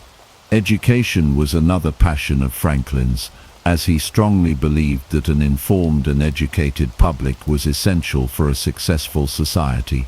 He advocated for accessible education and was instrumental in the founding of what would later become the University of Pennsylvania. Unlike many educational institutions of the time, which primarily focused on religious instruction, Franklin envisioned a curriculum that emphasized practical knowledge, critical thinking, and the sciences. His progressive approach to education laid the foundation for modern liberal arts programs and reinforced his belief that learning should be applicable to real-world challenges. Through his scientific research, educational initiatives, and the creation of the American Philosophical Society, Franklin helped cultivate a culture of intellectual exploration in the colonies. His work bridged the gap between European scientific thought and American innovation, ensuring that knowledge would continue to advance in the New World. Franklin's belief in the power of shared wisdom remains one of his most enduring legacies, proving that the pursuit of knowledge is one of the most powerful tools for shaping the future. Benjamin Franklin was a man of many talents, scientist, inventor, diplomat, and writer, but he was also known for his complex and sometimes scandalous private life. Though he carefully cultivated an image of wisdom and virtue, Franklin's personal relationships were anything but simple. His marriage to Deborah Reed was unconventional, his rumored affairs raised eyebrows, and his reputation as a ladies' man followed him throughout his life. Franklin first met Deborah Reed in Philadelphia when he was just 17 years old. The two quickly formed a connection, but circumstances prevented an immediate union. In 1724, Franklin left for England to further his career, promising to return and marry her. However, during his extended stay abroad, Deborah's family arranged for her to marry another man, John Rogers.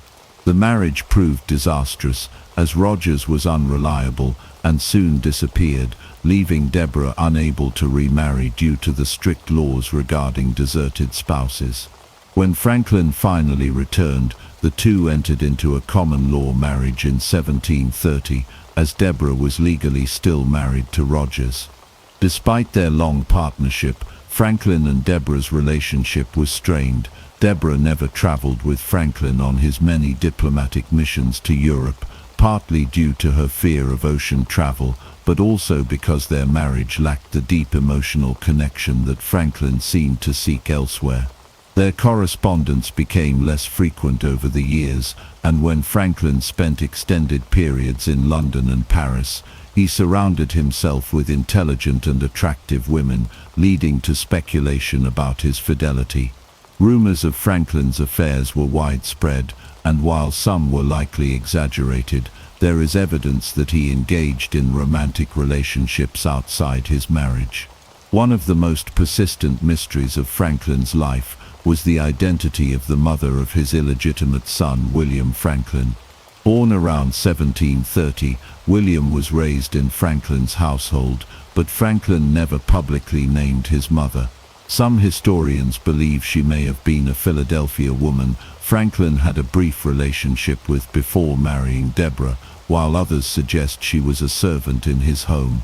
Regardless of her identity, William grew up to be a loyalist governor during the American Revolution, a stance that would eventually create a deep rift between father and son.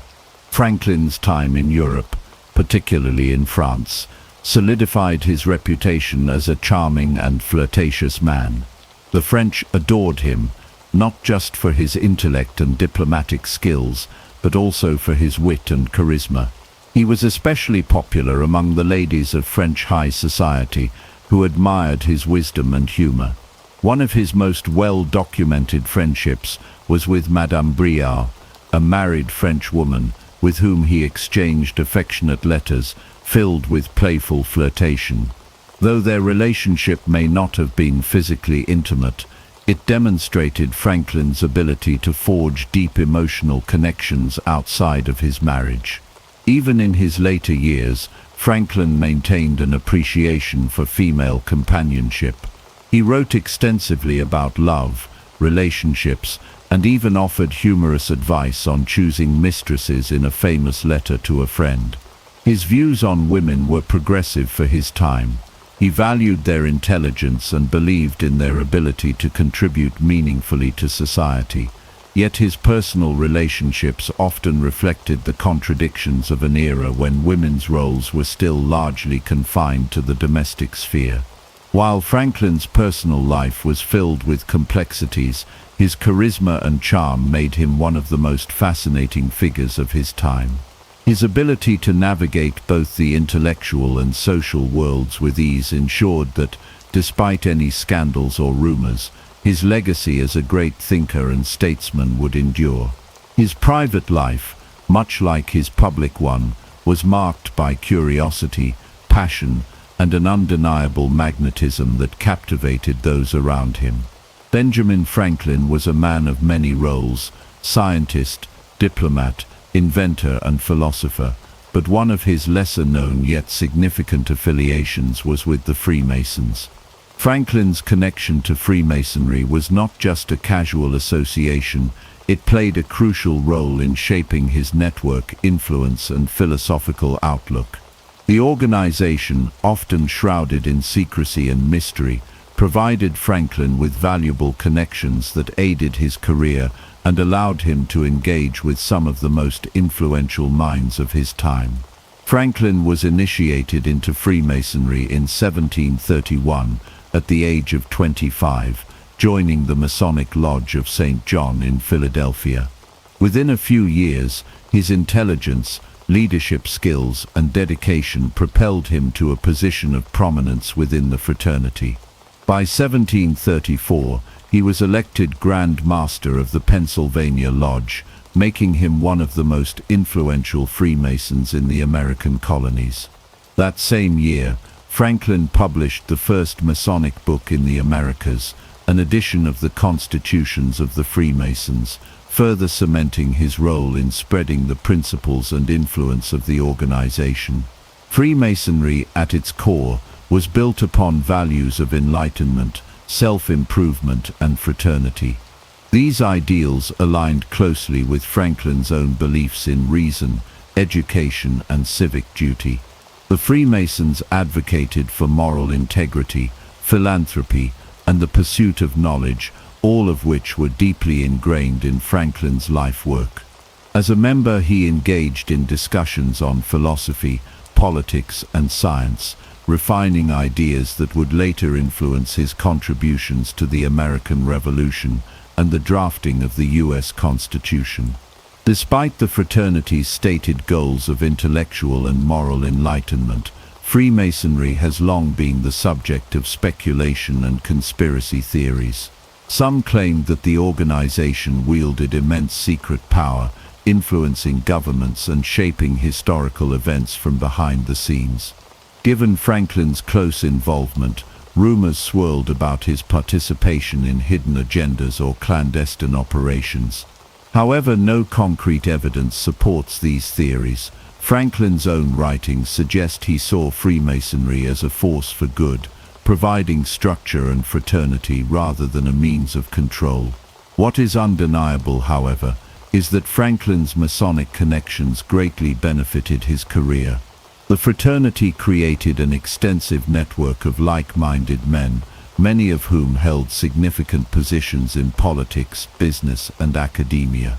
This network proved invaluable during Franklin's diplomatic missions, particularly in France, where he worked to secure crucial support for the American Revolution. Many high-ranking French officials and intellectuals were themselves Freemasons, and Franklin's shared affiliation helped build trust and establish important alliances. His Masonic ties also extended to other founding fathers, including George Washington, John Hancock, and Paul Revere, further illustrating how deeply intertwined Freemasonry was with the early political landscape of America. Franklin remained a devoted Freemason throughout his life. In his later years, he continued to promote the fraternity's principles of charity and self-improvement. He viewed Freemasonry as a vehicle for societal progress, a place where men of diverse backgrounds could come together in the pursuit of knowledge and moral betterment. While mystery and speculation still surround Freemasonry, Franklin's own involvement appears to have been driven by his passion for enlightenment and self-betterment, rather than secretive manipulation. His participation in the organization was yet another avenue through which he pursued wisdom, built influential relationships, and contributed to the intellectual and political development of his time. Whether viewed as a secretive brotherhood or a philosophical society, Freemasonry was undeniably an important chapter in Franklin's life and legacy.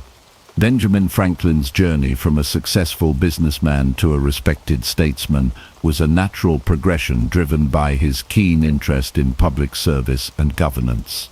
As he gained wealth and influence through his printing business, Franklin turned his attention toward improving society, believing that civic responsibility was a fundamental duty of every citizen. His early political career in Pennsylvania laid the foundation for his later contributions to American independence and governance. Franklin's first steps into politics came through local civic engagement rather than elected office. He founded organizations such as the Junto, a club dedicated to intellectual discussion and community improvement, which later influenced many of his political initiatives. His leadership in establishing Philadelphia's first public library, fire department, and hospital demonstrated his commitment to practical solutions that benefited the broader public. This hands-on approach to problem-solving caught the attention of Pennsylvania's political elite, who saw Franklin as an invaluable asset to the colony's administration. In 1736, Franklin was appointed clerk of the Pennsylvania Assembly, a position that granted him insight into the workings of colonial government. His efficiency and organizational skills quickly earned him recognition, and within a few years he was appointed postmaster of Philadelphia. This role gave him control over the distribution of information, further solidifying his influence in both business and politics. His reforms in the postal system improved communication between the colonies, making it easier for news and ideas to spread, an essential factor in the coming revolutionary movement. By the 1740s, Franklin had gained enough political experience to take on a more active role in governance. In 1751, he was elected to the Pennsylvania Assembly, where he championed various reforms aimed at improving public welfare. Among his most notable achievements was his push for better public safety measures, including the organization of a professional firefighting brigade and the improvement of street lighting and sanitation.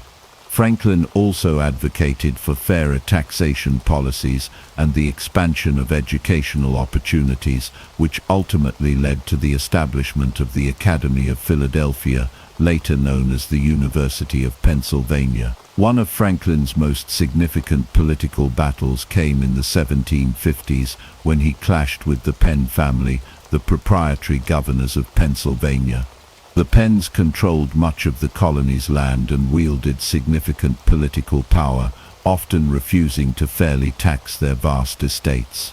Franklin became a leading voice against this imbalance, arguing that the wealthy should contribute their fair share to the colony's expenses, particularly in funding its defense. His advocacy for a more democratic and equitable government earned him both admiration and powerful enemies. Franklin's increasing involvement in colonial affairs eventually extended beyond Pennsylvania.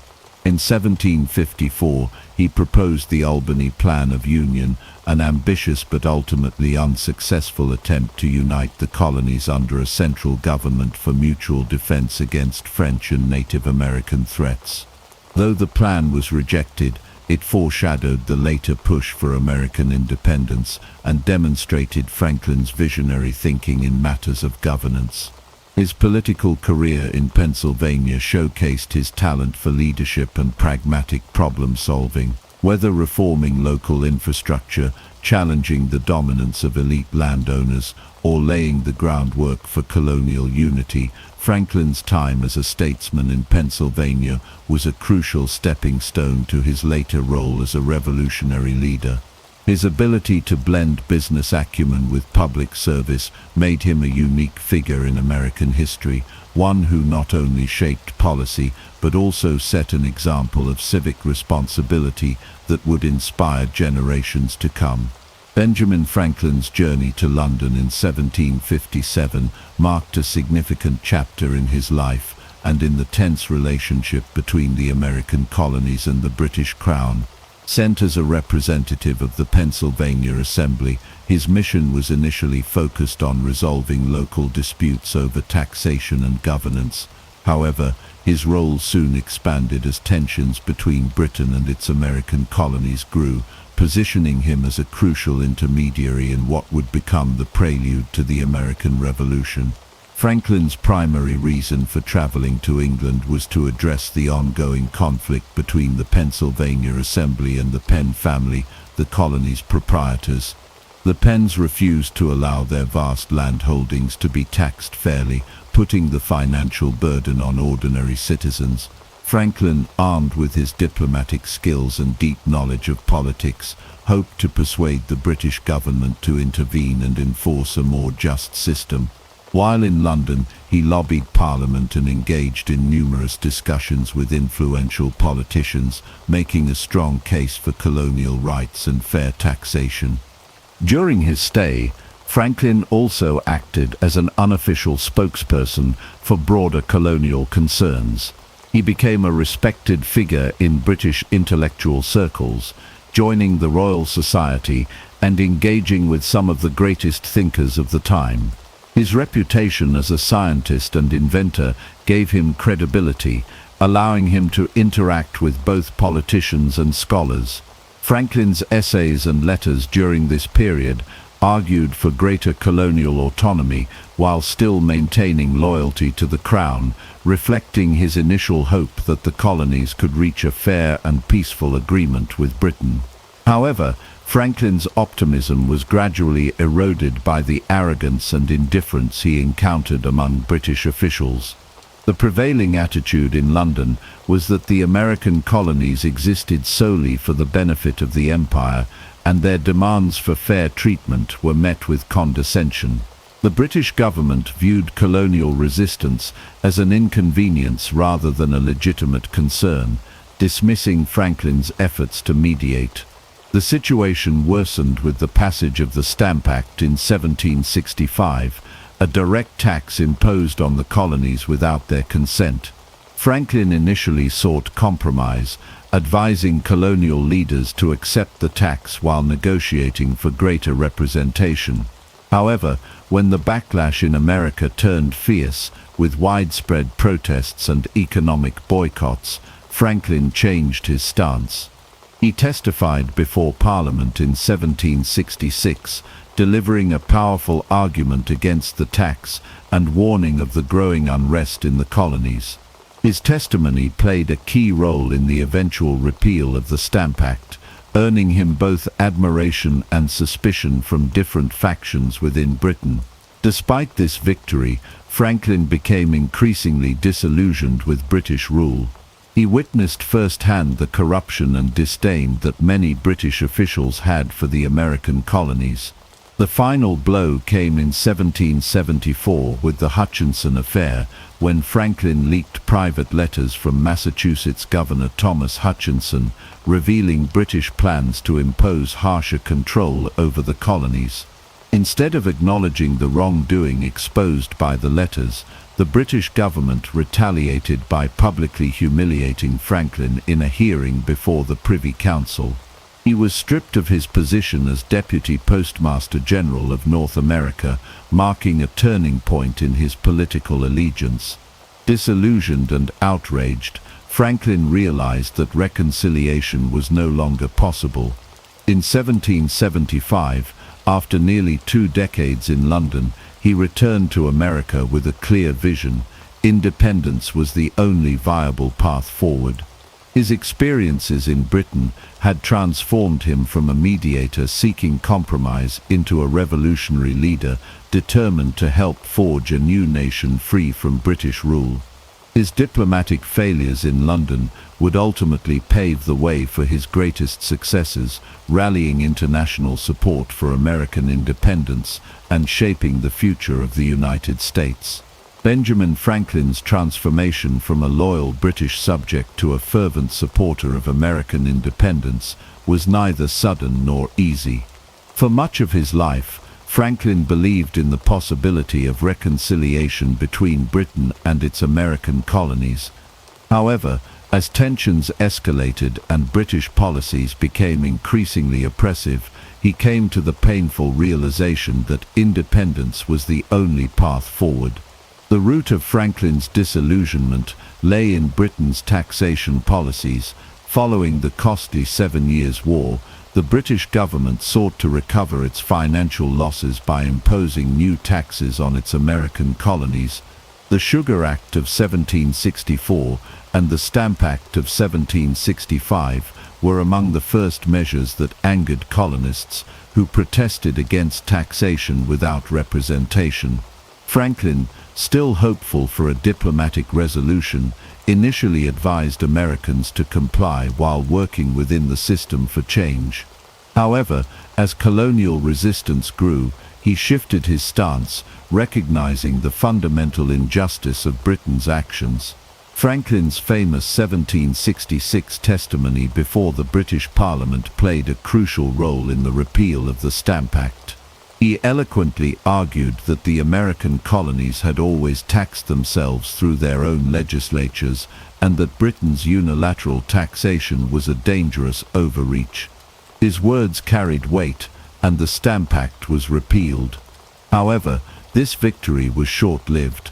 Britain soon passed the Declaratory Act, affirming its right to legislate for the colonies in all cases whatsoever. The Townshend Acts followed, imposing further taxes on essential goods, reigniting colonial fury. As the resistance in America intensified, Franklin's attempts at mediation became increasingly futile.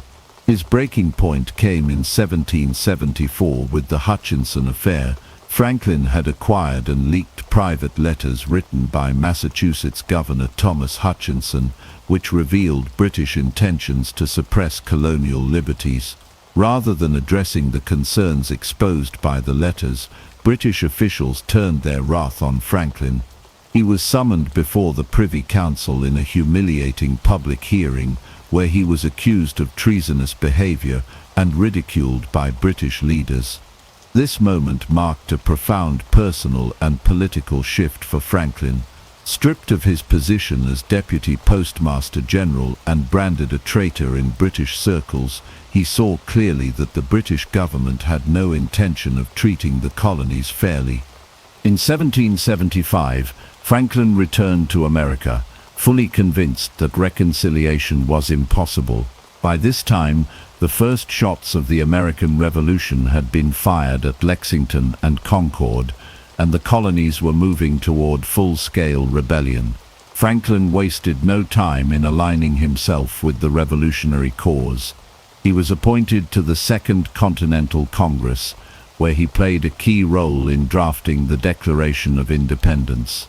His experience, wisdom, and international reputation made him an invaluable figure in uniting the colonies and securing support for the revolutionary effort. Franklin's break with Britain was not just political, but deeply personal. He had spent much of his life advocating for unity within the British Empire, only to be betrayed and cast aside.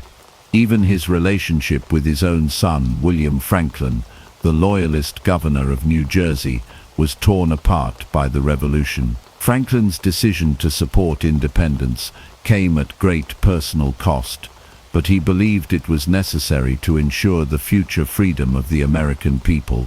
By the time he signed the Declaration of Independence in 1776, Franklin had fully embraced his role as a revolutionary. No longer a mediator seeking compromise, he was now one of the architects of a new nation. His journey from loyal British citizen to American patriot was complete, and his efforts would soon turn towards securing international alliances to ensure the survival of the young republic. As the American colonies waged their war for independence, Benjamin Franklin played a critical but often overlooked role behind the scenes.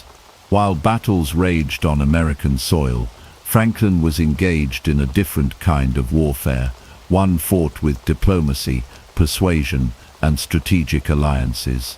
His mission to secure France's support for the American Revolution. Without his efforts in Paris, the fledgling United States might never have survived its struggle against the British Empire. Franklin arrived in France in December 1776, a 70-year-old man with an extraordinary reputation. Already famous as a scientist, philosopher, and writer, he was welcomed into the highest circles of French society. Unlike traditional diplomats who relied on strict formality, Franklin cultivated an image that fascinated the French elite. He dressed simply, often wearing a fur cap instead of a powdered wig, and played the role of the wise, humble American. This calculated persona made him immensely popular in France, where intellectuals and aristocrats admired the revolutionary ideals he represented. However, Franklin's mission was far from easy. At the time of his arrival, France was hesitant to openly support the American cause. Although the French despised Britain, its long-standing rival, they were unwilling to risk war without proof that the Americans could hold their own.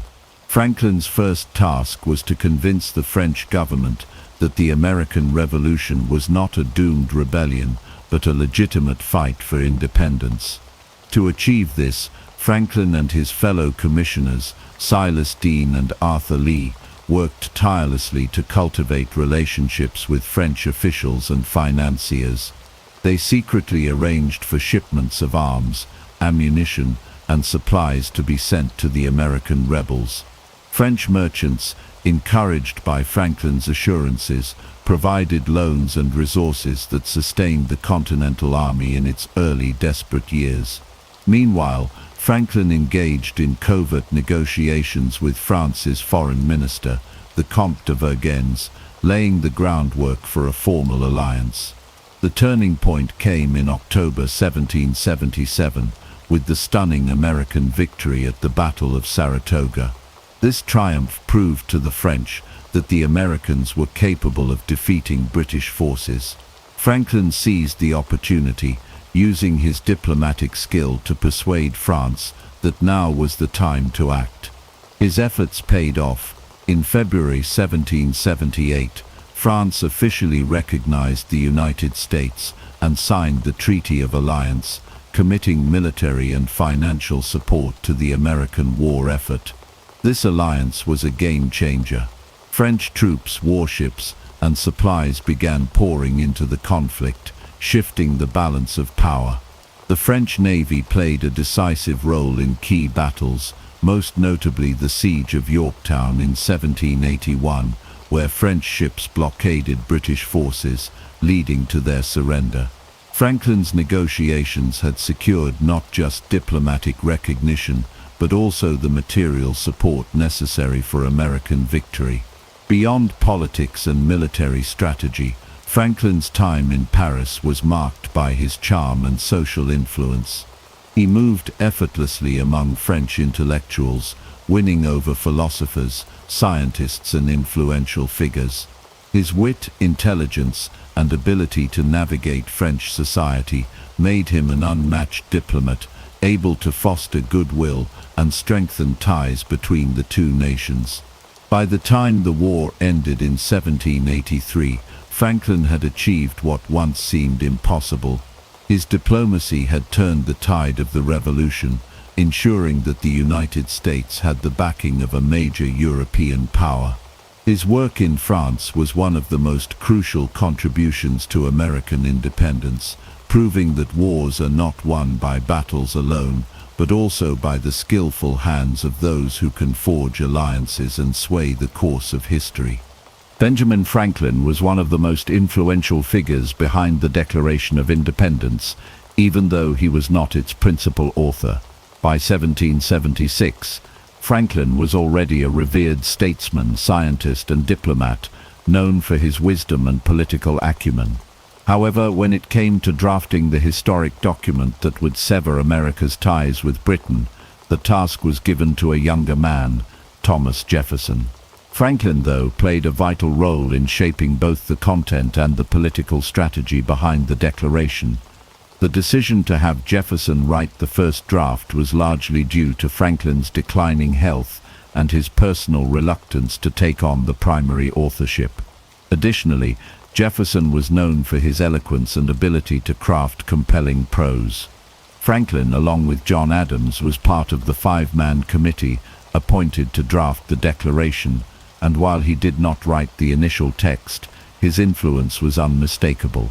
When Jefferson completed his draft, Franklin carefully reviewed it, making several key edits that refined and strengthened the final version. One of his most famous contributions was altering Jefferson's phrase, "We hold these truths to be sacred and undeniable to the now iconic. We hold these truths to be self-evident." This change not only improved the rhetorical flow, but also aligned with the Enlightenment ideals that Franklin so deeply believed in. Beyond his editorial contributions, Franklin's greatest impact lay in his ability to unify the colonies behind the cause of independence. He was a master of diplomacy, both in international affairs and in managing the fierce political debates among the American revolutionaries. The Continental Congress was deeply divided, with some delegates still hoping for reconciliation with Britain. Franklin used his persuasive skills to strengthen the resolve of the pro-independence faction, emphasizing the necessity of unity. He understood that for the revolution to succeed, the colonies had to stand together, and he worked tirelessly to bridge political differences and rally support for the Declaration. Franklin's wisdom and wit also helped diffuse tensions and reinforce the gravity of the moment. One of his most famous remarks came on July 4, 1776, as the signers of the Declaration gathered to commit what was, at the time, an act of treason against Britain. As they prepared to affix their names to the document, Franklin famously quipped, "We must all hang together," or, most assuredly, "We shall all hang separately." This statement underscored the risks they were taking and the necessity of unity in the face of a common enemy. Franklin's role in the Declaration of Independence was not just about words on paper, it was about shaping a vision for a new nation. His influence extended beyond the document itself. He had spent years preparing the intellectual and political groundwork for American independence. Through his writings, such as his contributions to the Pennsylvania Gazette and Poor Richard's Almanac, he had long been promoting the values of self-governance, industry, and liberty. His diplomatic skills had already helped bring France closer to supporting the revolution, and his reputation lent credibility to the revolutionary cause. In the end, while Thomas Jefferson may have penned the most famous words of the Declaration, Franklin's wisdom, diplomacy, and strategic thinking were crucial in ensuring that those words would have the full backing of the colonies. His legacy as a founding father is not only in what he wrote, but in how he guided the revolution towards success, shaping the destiny of the United States in ways that continue to be felt to this day. By the time Benjamin Franklin arrived in France in 1776, he was already one of the most famous men in the world. But during his years in Europe, his reputation soared to new heights, transforming him into a true superstar of the Enlightenment era. In Paris, Franklin was not just a diplomat representing the American colonies, he became a symbol of the revolutionary spirit and a living embodiment of the ideals that intellectuals across Europe admired. Franklin's appeal in France was immediate and overwhelming. His reputation as a scientist, inventor, and philosopher preceded him, and his association with the American Revolution made him an instant sensation. He carefully cultivated an image that captivated the French aristocracy and intellectual elite. Instead of wearing the elaborate powdered wigs and fine silks typical of European diplomats, Franklin embraced a simpler, rustic look, often appearing in a fur hat and modest clothing. This self-presentation as the wise, humble American genius fascinated the French, who saw in him the personification of the noble struggle for liberty. One of the key aspects of Franklin's time in France was his connection to the leading intellectuals of the Enlightenment. He formed a close friendship with Voltaire, the legendary philosopher and critic of religious dogma. When the two men met in 1778 at the Academy of Sciences in Paris, the encounter was treated as a momentous event. Before a rapt audience, they embraced and exchanged pleasantries, with Voltaire reportedly giving Franklin his blessing in the form of an ancient ceremonial gesture. The crowd erupted in applause, seeing this as a symbolic passing of wisdom between two of the greatest minds of the age. Beyond Voltaire, Franklin engaged with other influential figures such as the mathematician and philosopher Condorcet, the economist Turgot, and the political thinker Rousseau. He attended salons, gatherings where the intellectual elite discussed philosophy, science, and politics, and became a revered figure in these circles. His charm, wit, and ability to articulate the revolutionary cause made him a favorite guest, and he used these opportunities to build support for the American struggle for independence. Franklin's popularity in France extended far beyond the intellectual salons. His face appeared on medallions, portraits, and even pieces of furniture. His likeness was sculpted into busts and painted by some of the finest artists of the time. Ordinary Parisians admired him as much as the aristocracy, and he became a symbol of defiance against tyranny. The French press frequently published articles about him, often portraying him as the embodiment of reason and virtue. This adoration had tangible benefits for the American cause. Franklin's immense popularity helped him secure crucial financial and military support from France.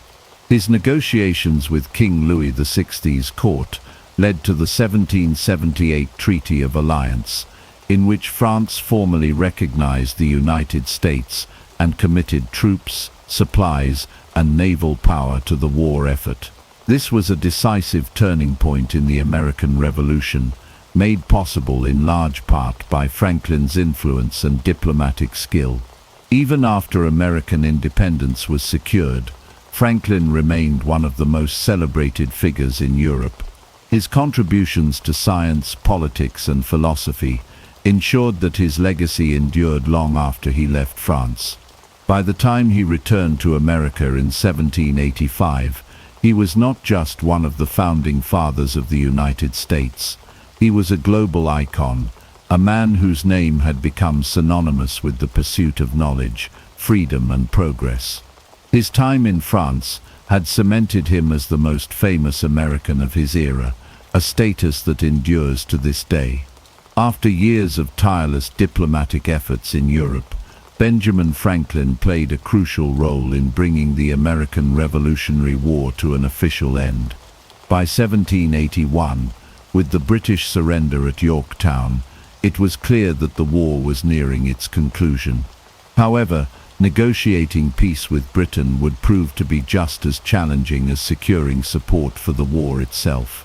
Franklin, with his vast diplomatic experience and international reputation, became one of the leading figures in these negotiations, ultimately shaping the Treaty of Paris in 1783. Franklin's deep connections in the French court and his reputation as a skilled negotiator positioned him as a key player in the peace talks.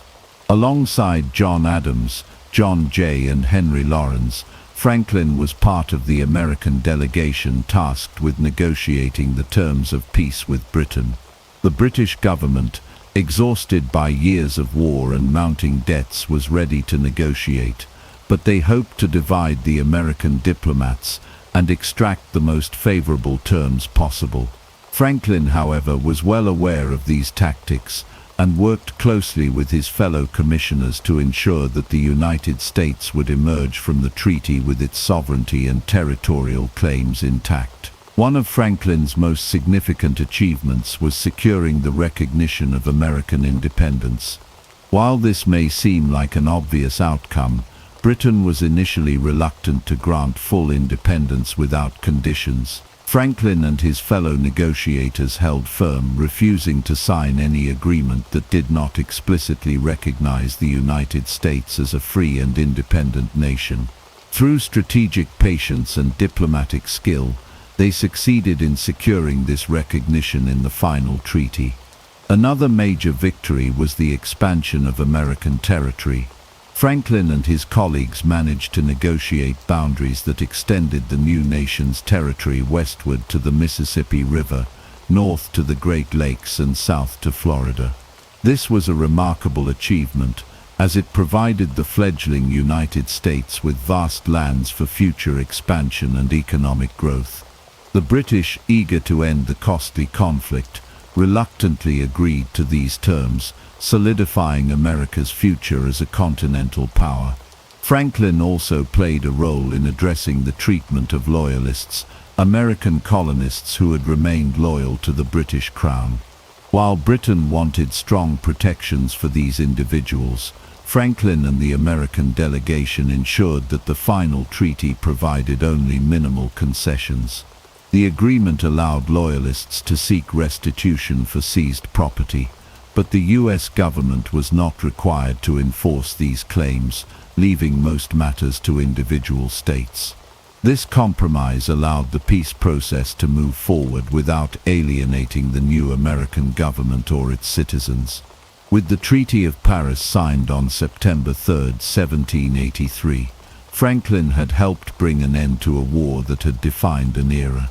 His ability to navigate complex negotiations, maintain alliances and secure favorable terms demonstrated his enduring influence and political mastery. By 1785, having completed his diplomatic mission in Europe, Franklin prepared for his long-awaited return to America. Franklin's journey home was not merely a physical return but also an emotional and symbolic one. He had left the colonies years earlier as a diplomat seeking support for a struggling rebellion. Now he returned to a fully independent nation in part due to his own efforts. His arrival in Philadelphia was met with celebration, as he was hailed as one of the principal architects of American independence. However, Franklin did not retire into obscurity. Instead, he continued to shape the young nation, taking on new roles in governance, diplomacy, and the fight to end slavery. Though his years in France had made him one of the most famous Americans in the world, his heart remained with the people of the United States. Franklin's return marked the final chapter of his international career, but his contributions to the nation were far from over. He would go on to participate in drafting the U.S. Constitution, ensuring that his legacy as a founding father endured long after his passing. By the time of the Constitutional Convention in 1787, Benjamin Franklin was in the final years of his life. At 81 years old, he was the oldest delegate at the convention, his health frail but his mind as sharp as ever. Though he had already played a crucial role in securing American independence, Franklin understood that the young nation was at a crossroads. The Articles of Confederation had proven weak, and without a stronger federal government, the United States risked descending into chaos. Franklin, ever the pragmatist, knew that compromise and unity were necessary for the country's survival. Throughout the convention, Franklin was a stabilizing force. While many delegates engaged in heated debates over the structure of the new government, Franklin remained measured and diplomatic, using his wisdom and reputation to guide discussions. He strongly supported the creation of a strong central government, but was also deeply committed to ensuring that power was balanced and that individual freedoms were protected. His presence alone commanded respect, and his words carried immense weight among the delegates. One of Franklin's most significant contributions to the convention was his advocacy for compromise. The debates over representation in Congress were particularly contentious, with large and small states at odds over how power should be distributed. Franklin, recognizing the need for unity, supported the Connecticut Compromise, which established a bicameral legislature with proportional representation in the House and equal representation in the Senate. This agreement was instrumental in shaping the structure of the U.S. government as it exists today. Despite his failing health, Franklin continued to engage in debates on key issues, including the executive branch and the powers of the presidency. Though he had concerns about the potential for tyranny, he ultimately supported the creation of a single executive, provided there were checks and balances in place. His experience as a diplomat had taught him the importance of a government capable of decisive action, particularly in foreign affairs. One of Franklin's most famous moments at the convention came at its conclusion. As the final draft of the Constitution was being signed, he remarked on the sun carved into the back of George Washington's chair. He noted that throughout the convention, he had often wondered whether the sun was rising or setting. Now, as the Constitution was completed, he declared that he believed it to be a rising sun, symbolizing hope and a new beginning for the nation. Perhaps his most enduring statement from the convention came when asked what kind of government the delegates had created. Franklin's response was simple yet profound: "A republic if you can keep it." With these words, he issued a challenge to future generations, emphasizing that the success of the United States would depend on the vigilance and engagement of its citizens. Though Franklin was not as vocal as some of the younger delegates, his wisdom, experience, and ability to unify opposing sides were invaluable. He was a statesman who understood the necessity of compromise, a philosopher who believed in the power of reason, and a patriot who dedicated his life to the service of his country. His role in the Constitutional Convention was his final great act of public service, cementing his legacy as one of the most influential founding fathers. After the convention, Franklin returned to his home in Philadelphia, where he continued to advocate for issues he cared deeply about, including the abolition of slavery.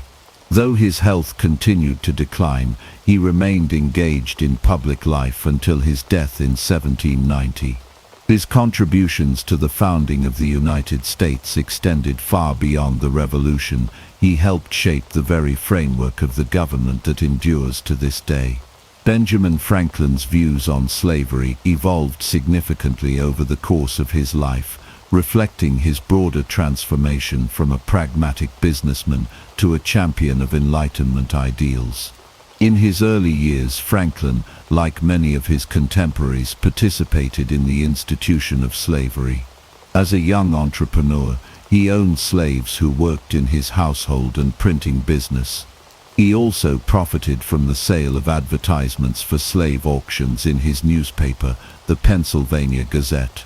At the time, slavery was widely accepted in the American colonies, and Franklin, ever the practical man, saw it as an economic necessity rather than a moral dilemma.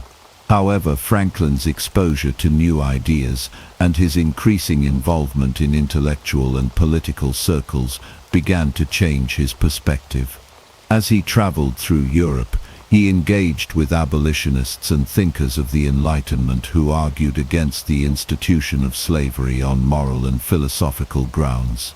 The contradiction between the ideals of liberty and the reality of human bondage became more apparent to him, especially as he played a crucial role in the American Revolution, a war fought in the name of freedom.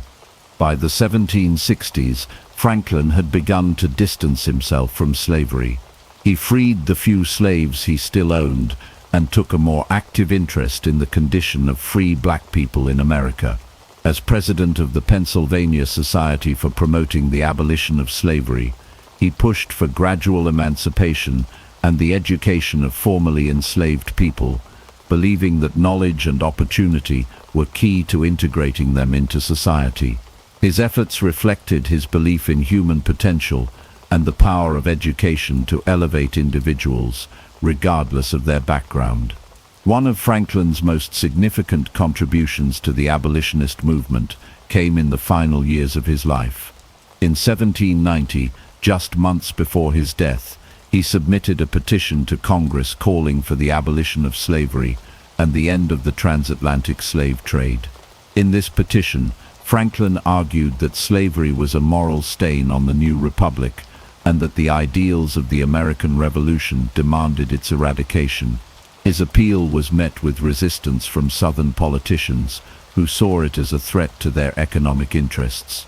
Nevertheless, Franklin's stance set a powerful precedent and demonstrated that even those who had once participated in the institution could change their views and fight for justice. Franklin's late-life transformation into an abolitionist was not just a political stance, but a moral reckoning. He recognized that the system he had once tolerated was fundamentally incompatible with the principles of liberty and equality that he had spent his life defending. Though he did not live to see the end of slavery in the United States, his advocacy contributed to the growing abolitionist movement that would eventually lead to its demise. His journey from slave owner to abolitionist is a testament to his intellectual flexibility and willingness to challenge his own beliefs. It also serves as a reminder that history is shaped not only by those who are ahead of their time, but also by those who are willing to grow, learn, and act on their convictions. Franklin's final stand against slavery remains one of the most profound aspects of his legacy, underscoring his commitment to justice and human dignity in his last years. After decades of shaping the world around him, Benjamin Franklin spent his final years in Philadelphia, reflecting on his life, his accomplishments, and the future of the nation he helped to create. Despite his advanced age and declining health, Franklin remained deeply engaged in political and intellectual matters until his last days. Returning to Philadelphia in 1785, after years abroad in France, Franklin was welcomed as a national hero. He had secured crucial French support during the Revolutionary War, negotiated peace with Britain, and helped establish the fledgling United States as a respected global power. Now in his 80s, Franklin sought a quieter life, but found himself still in demand as a statesman and thinker. He was elected president of Pennsylvania's Supreme Executive Council, a role similar to that of a modern governor, and continued to weigh in on pressing national issues, particularly the formation of the U.S. Constitution. As one of the elder statesmen at the Constitutional Convention in 1787, Franklin played a crucial role in fostering compromise among the delegates. Though physically weak and often needing assistance to move or write, his wisdom and humor helped bridge ideological divides. He famously urged unity, recognizing that the success of the new nation depended on cooperation. His statement about the rising or setting sun on George Washington's chair, declaring that he finally believed it to be a rising sun, symbolizing a hopeful future, remains one of the most memorable moments of the convention. In his final years, Franklin turned his attention to broader philosophical questions and personal reflection. He wrote his autobiography, which chronicled his journey from a humble printer's apprentice to a revered statesman and inventor. The work, though unfinished at the time of his death, remains one of the most influential autobiographies in history, offering insights into his values, ambitions, and principles of self-improvement. He also continued writing political essays, including his final major public act, an anti-slavery petition to Congress in 1790, reaffirming his late-in-life commitment to abolitionism. As his health declined, Franklin was surrounded by family and friends, including his beloved daughter Sarah. He suffered from gout and other ailments, yet maintained his wit and intellectual curiosity until the very end. On April 17, 1790, at the age of 84, Franklin passed away peacefully in his Philadelphia home.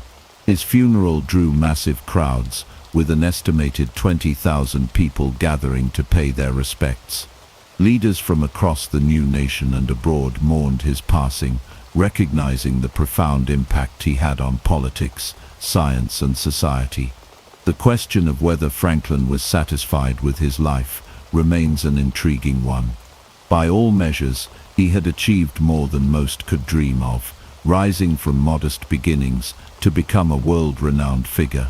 Yet his writings suggest a man who always saw room for improvement, both in himself and in society.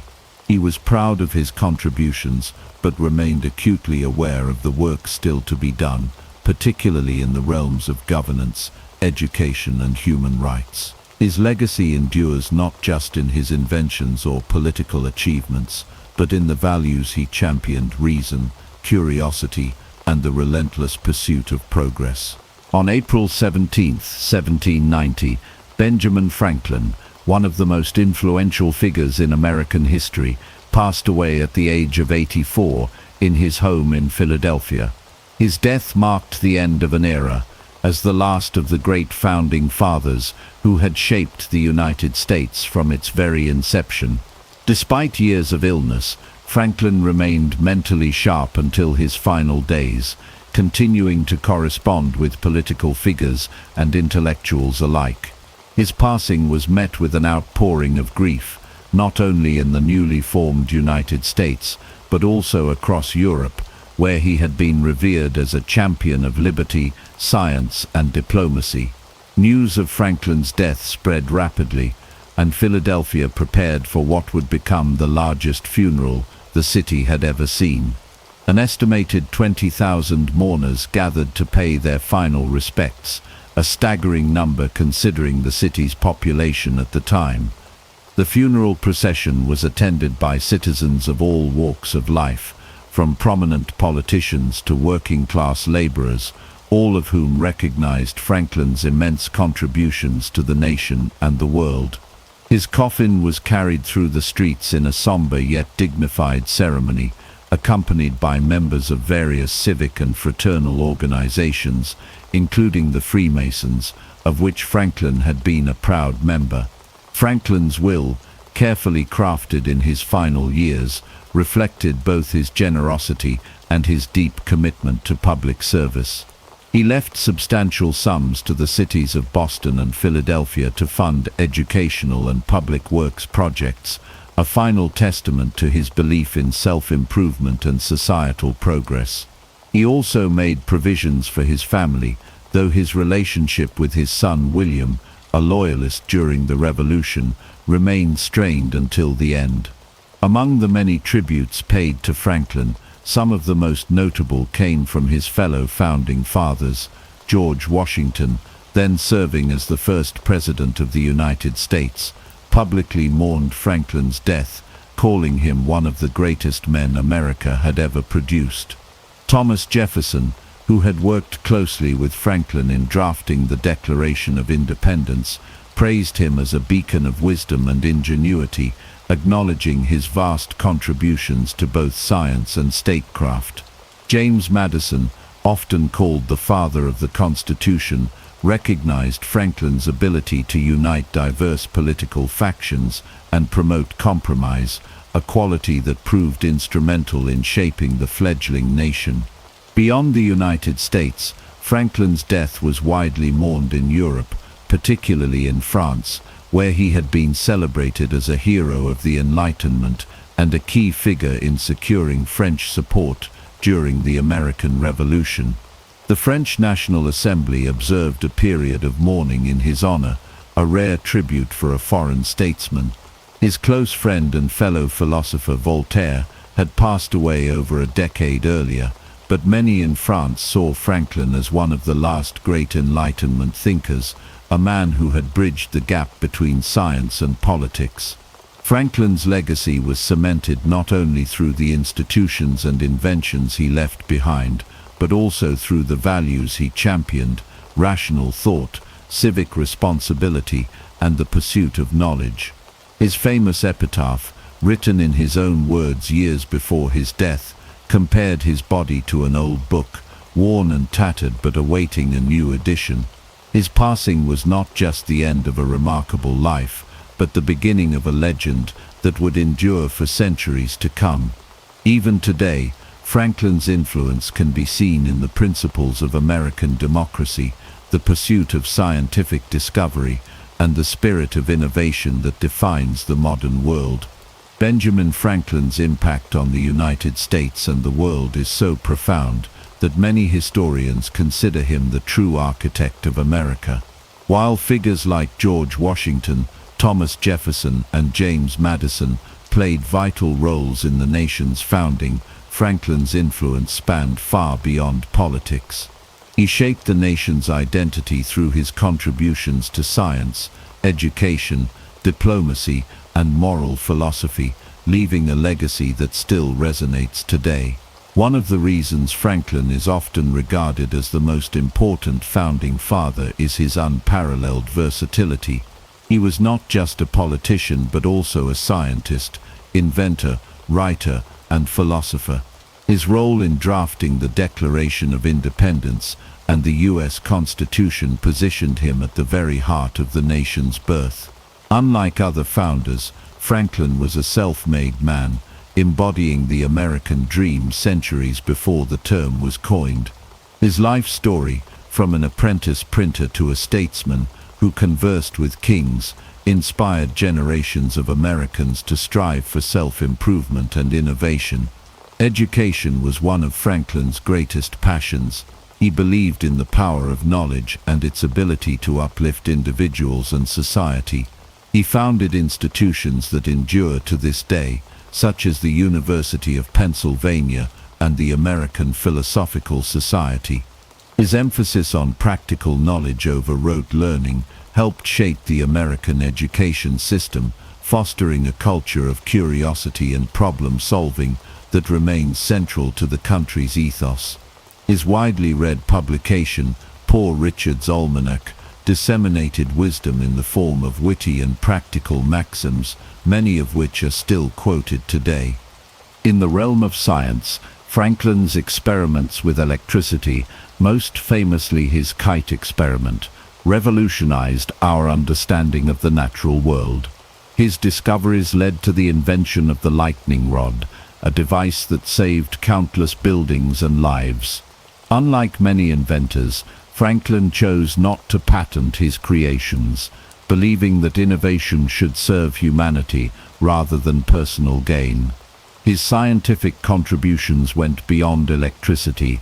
He made advancements in meteorology, oceanography, and even medical science, proving that his intellectual curiosity had no bounds. Diplomatically, Franklin's role in securing French support during the American Revolution cannot be overstated. Without his skillful negotiations in Paris, it is unlikely that the young American nation would have been able to defeat Britain. His charm, wit, and ability to connect with foreign leaders made him America's first and perhaps most successful diplomat. The Treaty of Paris, which ended the war, was largely his achievement, and his diplomatic strategies set the precedent for U.S. foreign relations. Franklin's moral philosophy was equally influential. He promoted values such as hard work, frugality, and self-discipline, which became foundational aspects of the American ethos. His 13 Virtues, a personal guide to self-improvement, reflected his belief that character was built through conscious effort and continuous learning. While he was not without flaws, including his complicated stance on slavery, he ultimately became an advocate for abolition in his later years, demonstrating his capacity for growth and change. Today, Franklin's legacy can be seen everywhere. His face adorns the $100 bill, symbolizing his enduring importance to American identity. His innovations, writings, and ideas continue to shape modern society, and his belief in civic duty remains a guiding principle in American democracy. If America was built on the ideals of enlightenment, progress, and ingenuity, then Benjamin Franklin was its true pioneer. His story reminds us that one person, through relentless curiosity and a commitment to the common good, can indeed change the world. The origins of the Vikings can be traced back to the rugged and diverse landscapes of Scandinavia, a region that encompasses present-day Norway, Sweden, and Denmark. Before the Viking Age officially began in the late 8th century, the Norse people had already developed a distinct cultural and societal identity. Their way of life was shaped by the challenging geography of the region, where dense forests, fjords, and mountains influenced settlement patterns and economic activities. Agriculture was difficult due to the harsh climate, leading many to rely on fishing, hunting, and trade. The long, dark winters and short summers played a crucial role in shaping their resilience and adaptability. Early Scandinavian society was structured around local communities, known as clans or kindreds, which were led by chieftains. These leaders were responsible for maintaining order, settling disputes, and leading warriors in battle. Society was divided into three main classes: the Jarls, the aristocratic rulers who controlled land and resources; the Carls, who were free farmers, craftsmen, and traders; and the Thralls, who were slaves captured in war or born into servitude. This hierarchical system ensured that power and wealth were concentrated among the ruling elite, but the system also allowed for some social mobility through acts of bravery, trade, and marriage alliances. Despite being decentralized, Scandinavian societies maintained a strong sense of law and justice. Assemblies known as things served as governing councils where free men could voice their opinions, resolve disputes, and create laws. These gatherings were crucial in maintaining order and reinforcing the principles of honor and loyalty that were deeply ingrained in Norse culture. Honor was of utmost importance, and personal reputation often determined an individual's standing within the community. Feuds and blood vengeance were common, as families sought to protect their honor through retaliation when wronged. Religious beliefs played a fundamental role in shaping the worldview of the Norse people. Before the widespread adoption of Christianity, they practiced what is now referred to as Norse paganism, a polytheistic religion centered around a pantheon of gods and goddesses. Odin, the Allfather, was revered as the god of wisdom, war, and death, often depicted as a one-eyed wanderer seeking knowledge. Thor, the god of thunder and protector of humanity, wielded his mighty hammer Mjolnir to battle giants and other forces of chaos. Freyja, the goddess of love, fertility, and war, held a prominent place in Norse mythology, along with her twin brother Freyr, who was associated with prosperity and harvests. The Norse cosmos was envisioned as a great tree called Yggdrasil, which connected the 9 realms, including Asgard, the home of the gods, Midgard, the realm of humans, and Hel, the underworld ruled by the goddess Hel. The concept of fate, or word, was deeply embedded in their beliefs, with the Norns, 3 mystical beings weaving the destinies of gods and men alike.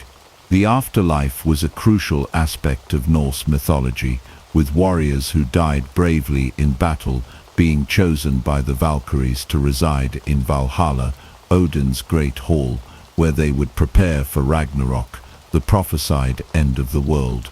Sacrificial rituals and ceremonies were common in Norse religious practices. Temples and sacred groves served as places of worship where offerings of food, weapons, and sometimes even human sacrifices were made to appease the gods.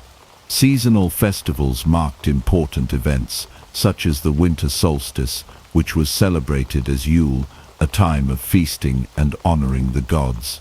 The Norse also believed in spirits and supernatural beings, including elves, dwarves, and land spirits, which played a role in their daily lives and agricultural practices.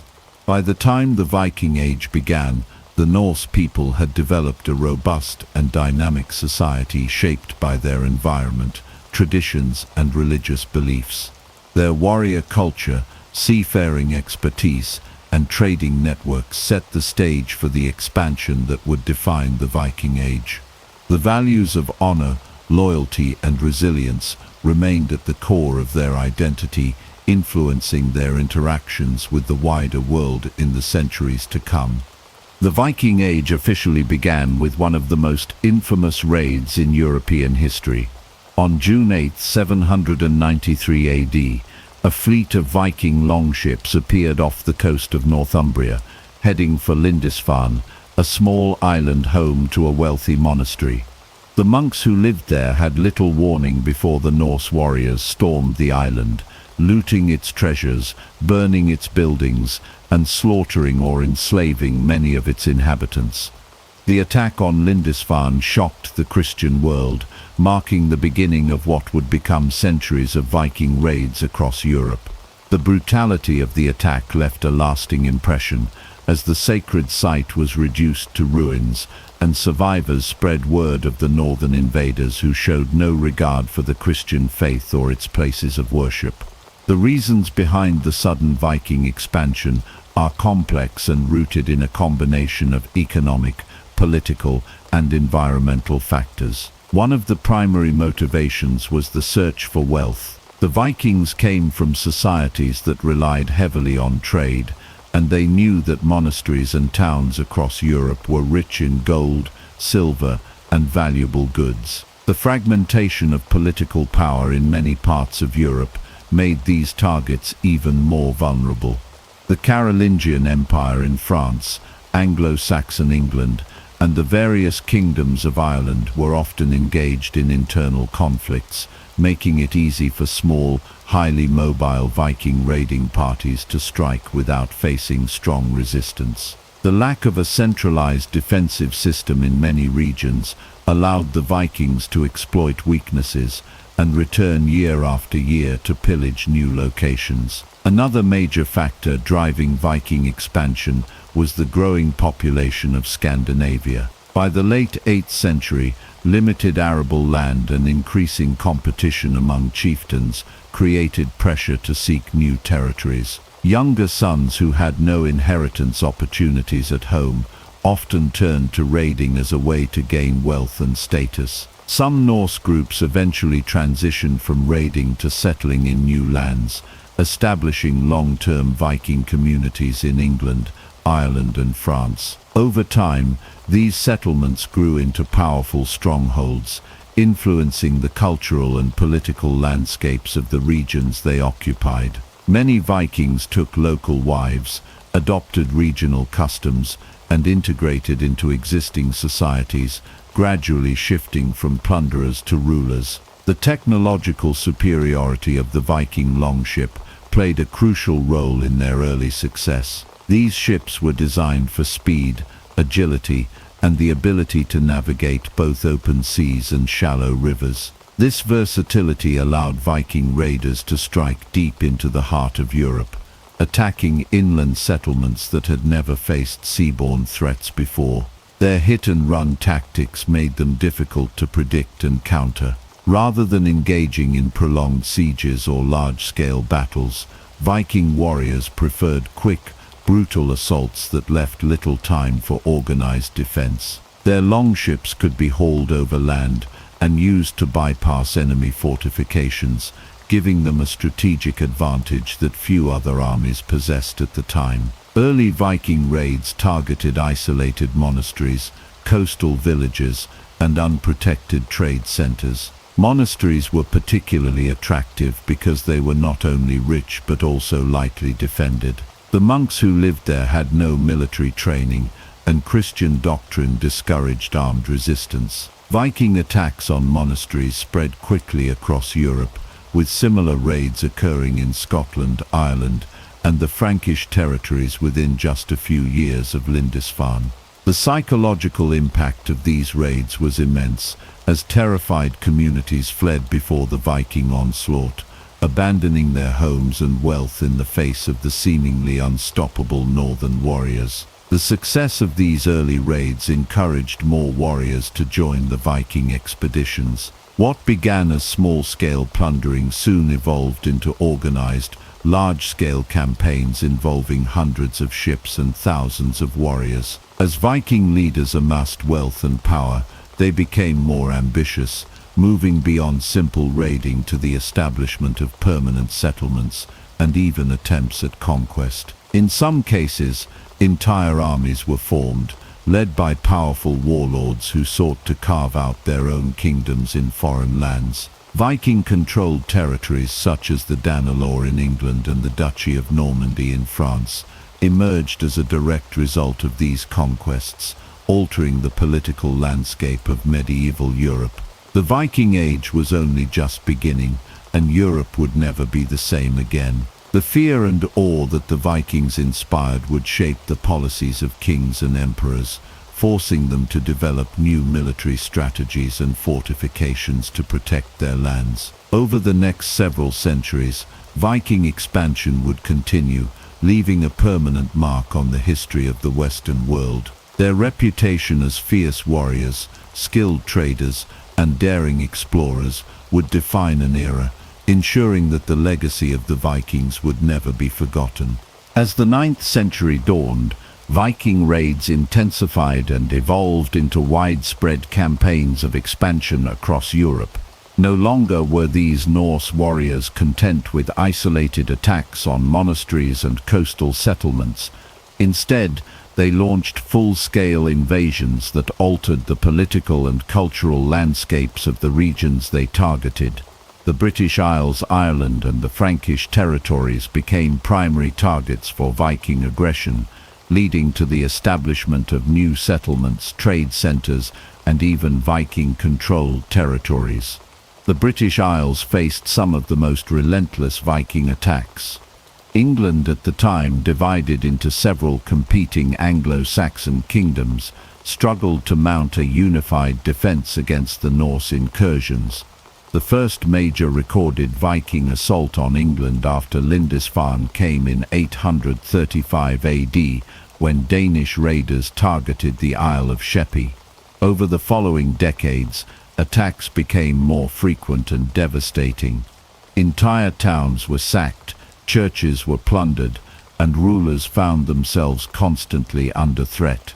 One of the most significant events of this period was the arrival of the Great Heathen Army in 865 AD.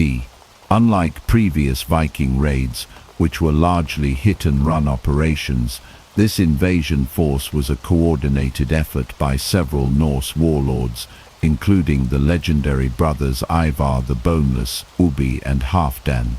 The Great Heathen Army systematically conquered large portions of England, toppling the Kingdom of Northumbria in 866, East Anglia in 869, and threatening the powerful Kingdom of Wessex.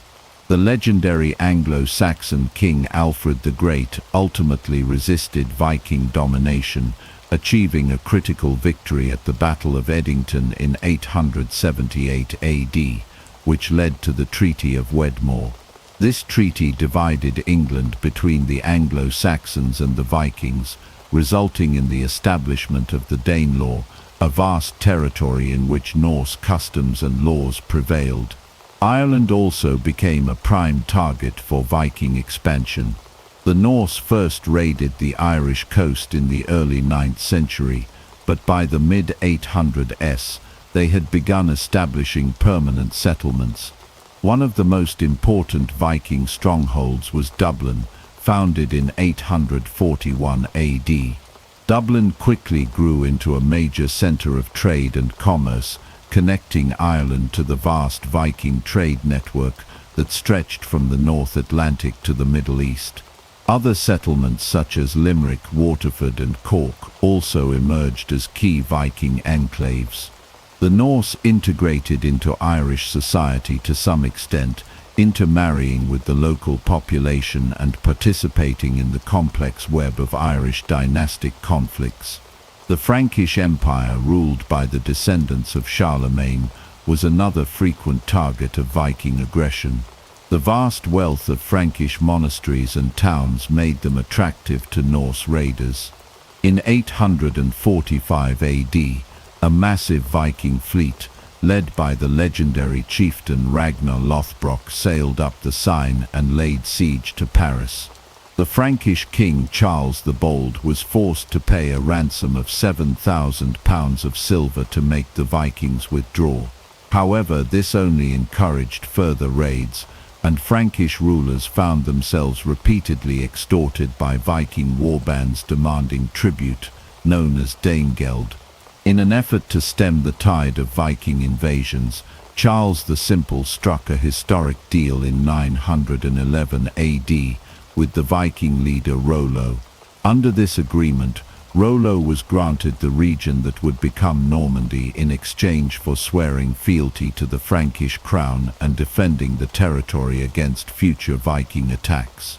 Over time, Rollo and his descendants adopted Frankish customs, language, and Christianity, laying the foundation for the powerful Duchy of Normandy. The Viking expansion across Europe was not merely about plundering and warfare.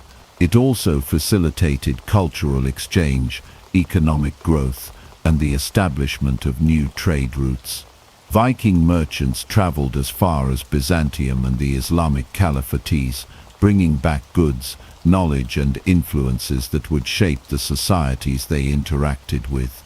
The Norse presence in Europe helped forge connections between distant regions, leading to an era of increased trade and exploration that would shape the continent for centuries to come. As the Viking Age progressed, the Norse presence in Europe evolved from raiding parties to organized settlements and political entities. The impact of their expansion was profound, reshaping borders, economies, and cultures. Though they began as feared invaders, many Vikings ultimately integrated into the societies they once terrorized, leaving a legacy that endures to this day. The Vikings were not only fearsome raiders and warriors, but also highly skilled traders and merchants. From the 9th to the 11th century, Viking trade networks stretched across vast distances, connecting Scandinavia with Europe, the Middle East, and even Central Asia. Their ability to navigate rivers and open seas allowed them to establish trade routes that facilitated the exchange of goods, ideas, and technologies between different civilizations. This commercial aspect of Viking society played a crucial role in their expansion and influence. One of the most important Viking trade routes extended from the Baltic Sea through Eastern Europe, reaching as far as Constantinople, the capital of the Byzantine Empire. Utilizing the extensive river systems of modern-day Russia, including the Neva, Volkhov, Dnieper, and Volga rivers, Viking merchants, often referred to as the Rus, traveled deep into Slavic and Byzantine territories. This route became known as the Varangian route, a key artery of commerce that connected northern Europe to the wealth and splendor of the Eastern Roman Empire. Many Viking traders settled in cities such as Novgorod and Kiev, which became major centers of Norse trade and governance. By navigating the Dnieper River, they reached the Black Sea, where they conducted business in Constantinople, a city the Vikings called Miklagard, meaning the Great City. Trade between the Vikings and the Byzantine Empire was highly lucrative. The Norsemen brought valuable goods such as furs, honey, beeswax, and high-quality swords, while in return they received silk, spices, wine, and glassware from Byzantine merchants. Many Viking warriors also served as mercenaries in the Byzantine military, with the most famous among them joining the elite Varangian Guard, an imperial unit composed largely of Norse fighters. These warriors were highly prized for their loyalty and combat skills, and their presence in Constantinople strengthened the Viking-Byzantine relationship. Another major trading partner of the Vikings was the Islamic world. The Caliphate, which controlled vast territories stretching from Spain to Persia, had an insatiable demand for northern European goods. The Vikings played a key role in supplying the Islamic markets with commodities such as furs from Scandinavian animals, walrus ivory, amber, and most controversially slaves. The Vikings engaged in the slave trade extensively, capturing individuals from raids in England, Ireland and Eastern Europe, and selling them in markets throughout the Islamic world. Silver was the most sought-after commodity by the Norse traders, and the discovery of thousands of Arab silver coins, known as dirhams, in Viking hordes across Scandinavia is evidence of the extensive commercial ties between the Vikings and the Muslim world. The Viking economy was not solely based on external trade. Within their own territories, they established bustling marketplaces in cities such as Hedeby, Birka, and Kaupang. These trading hubs became melting pots of different cultures, where Norse artisans, Slavic merchants, and Middle Eastern traders exchanged goods and knowledge. Hedeby, one of the largest Viking trading towns, was a focal point of commerce, connecting Scandinavia to the rest of Europe. Archaeological discoveries at these sites, including coins from the Islamic world, Byzantine jewelry and silk from China, confirm the vast global reach of Viking commerce. Weapons also played a critical role in Viking trade. While Viking warriors were skilled craftsmen in producing their own swords, spears and axes, they also traded for superior Frankish swords, which were considered among the best in Europe. In return, Vikings provided raw materials such as iron and worked metal goods. The trade of weapons not only equipped Viking raiders, but also helped local rulers in Scandinavia consolidate power by arming their followers. The impact of Viking trade extended beyond material goods. It facilitated cultural exchange, spreading ideas, religious influences, and technological advancements. The Vikings introduced new shipbuilding techniques, navigational skills, and even elements of their mythology to the regions they encountered. At the same time, they absorbed aspects of Christianity, Islamic scholarship, and Byzantine military tactics, which influenced their own societies over time. By the end of the 11th century, Viking trade had transformed from its early stages of piracy and raiding into an organized economic system. The interconnected trade networks built by the Norse ensured that Scandinavia remained a central part of European and global commerce. While their warrior reputation remains legendary, the Viking Age was also a golden era of trade and cultural exchange that helped shape the medieval world. As the Viking Age progressed from the 9th to the 11th century, Norse warriors and settlers moved beyond raiding and established permanent settlements and even entire kingdoms. These Viking-ruled territories played a crucial role in shaping the political and cultural landscapes of Europe. Their influence extended across England, Ireland, Scotland, Normandy, and the Isle of Man, leaving a legacy that would persist for centuries. One of the most significant Viking territorial expansions occurred in England with the formation of the Danelaw.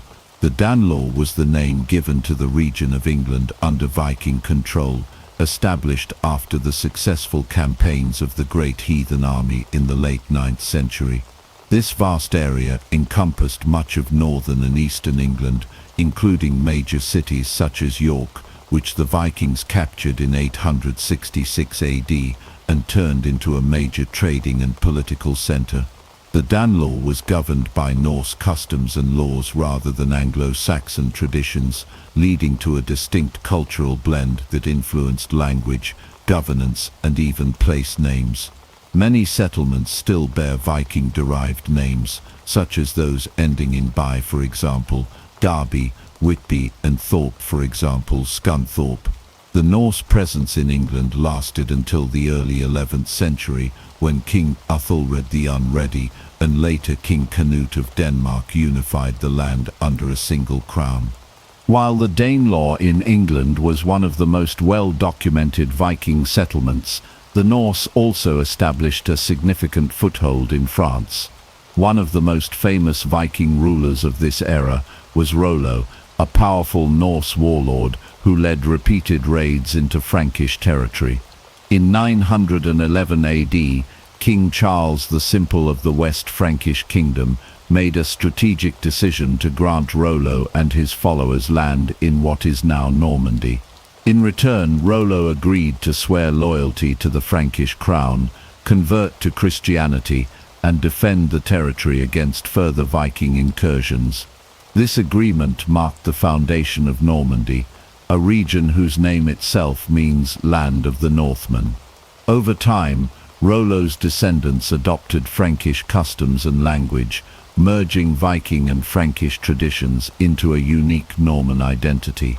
By the 11th century, the Normans had become a dominant force in European politics, culminating in the Norman conquest of England in 1066 under William the Conqueror, a direct descendant of Rollo. Beyond England and France, Viking settlements also thrived in Scotland, Ireland, and the Isle of Man. The rugged coasts and numerous islands of Scotland made it an attractive destination for Norse expansion.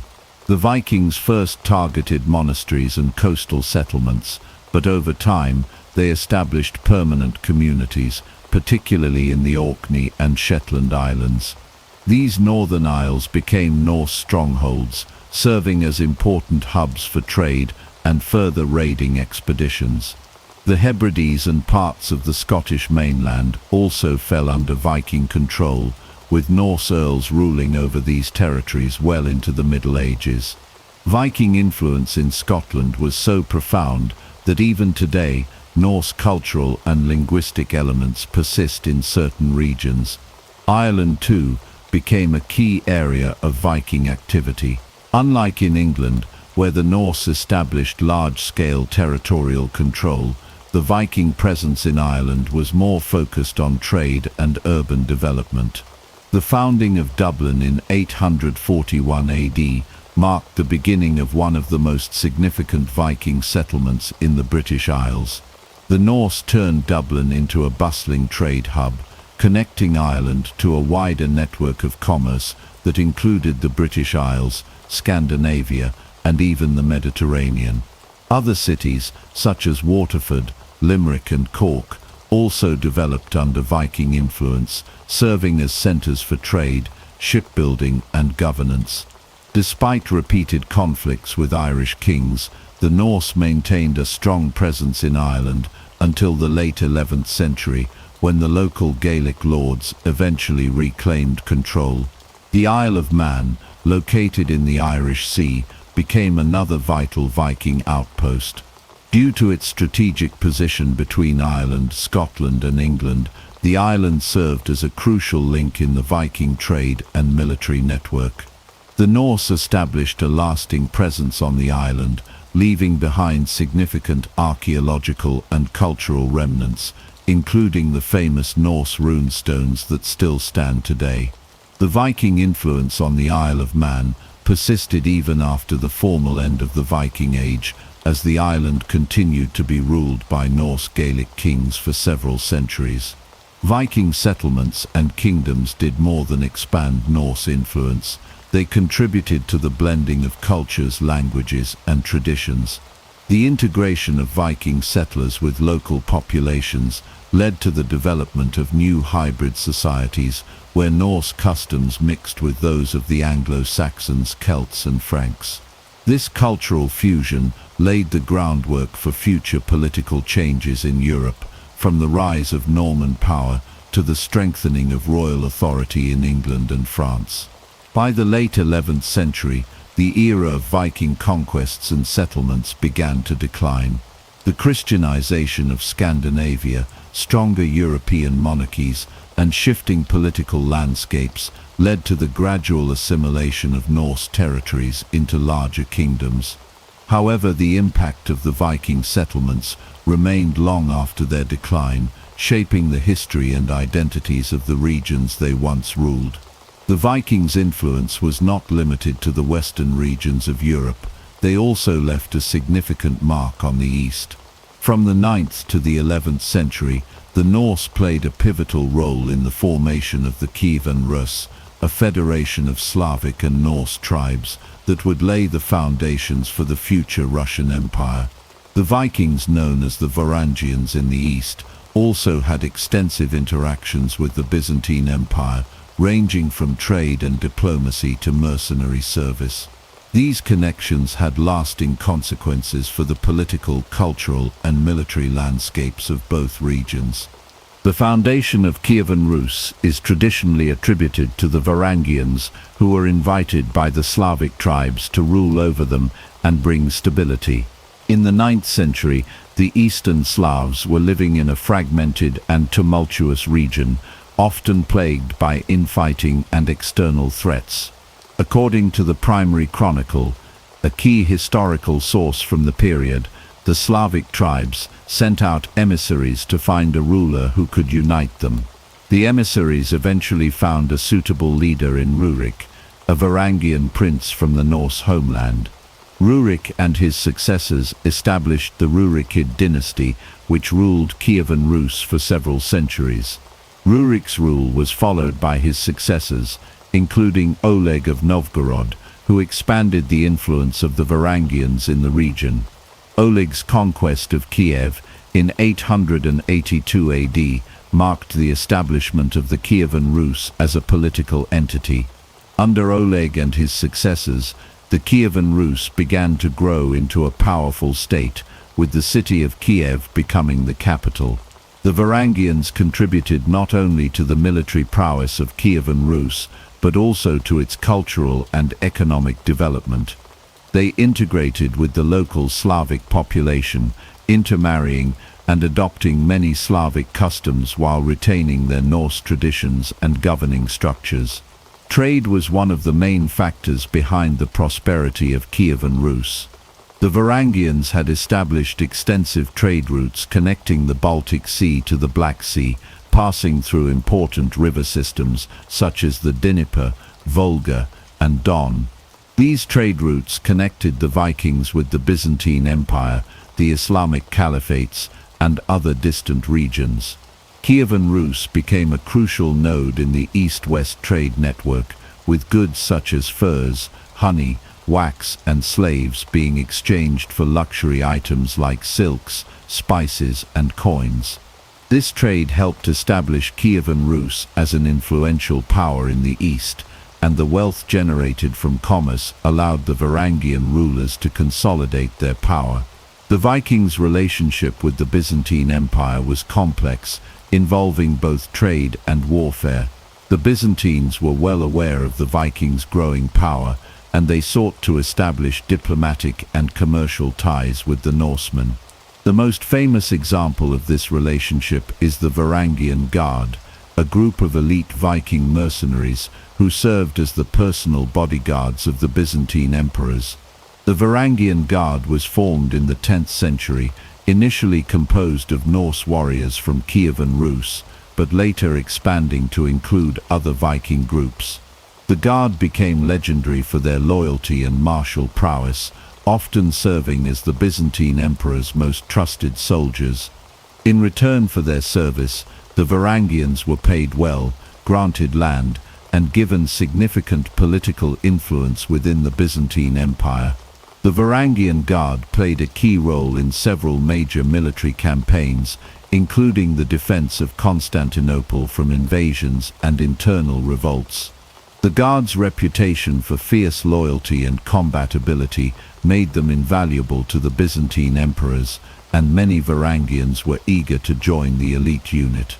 The Guard's presence in Constantinople also facilitated cultural exchange between the Vikings and the Byzantines. The Norsemen adopted many aspects of Byzantine culture, including their religion, and the Byzantines learned from the Vikings' naval expertise and martial traditions. In addition to the Varangian Guard, Viking mercenaries served in other military roles across the Byzantine Empire. Norse warriors fought in Byzantine armies as part of a larger group of foreign soldiers known as the barbarian mercenaries. These warriors were highly prized for their combat skills and often played decisive roles in important battles. In the 11th century, the Byzantine Empire relied increasingly on Viking mercenaries to support its military campaigns, as the empire faced numerous threats from both the east and the west. The relationship between the Vikings and the Byzantine Empire was not limited to warfare and mercenary service.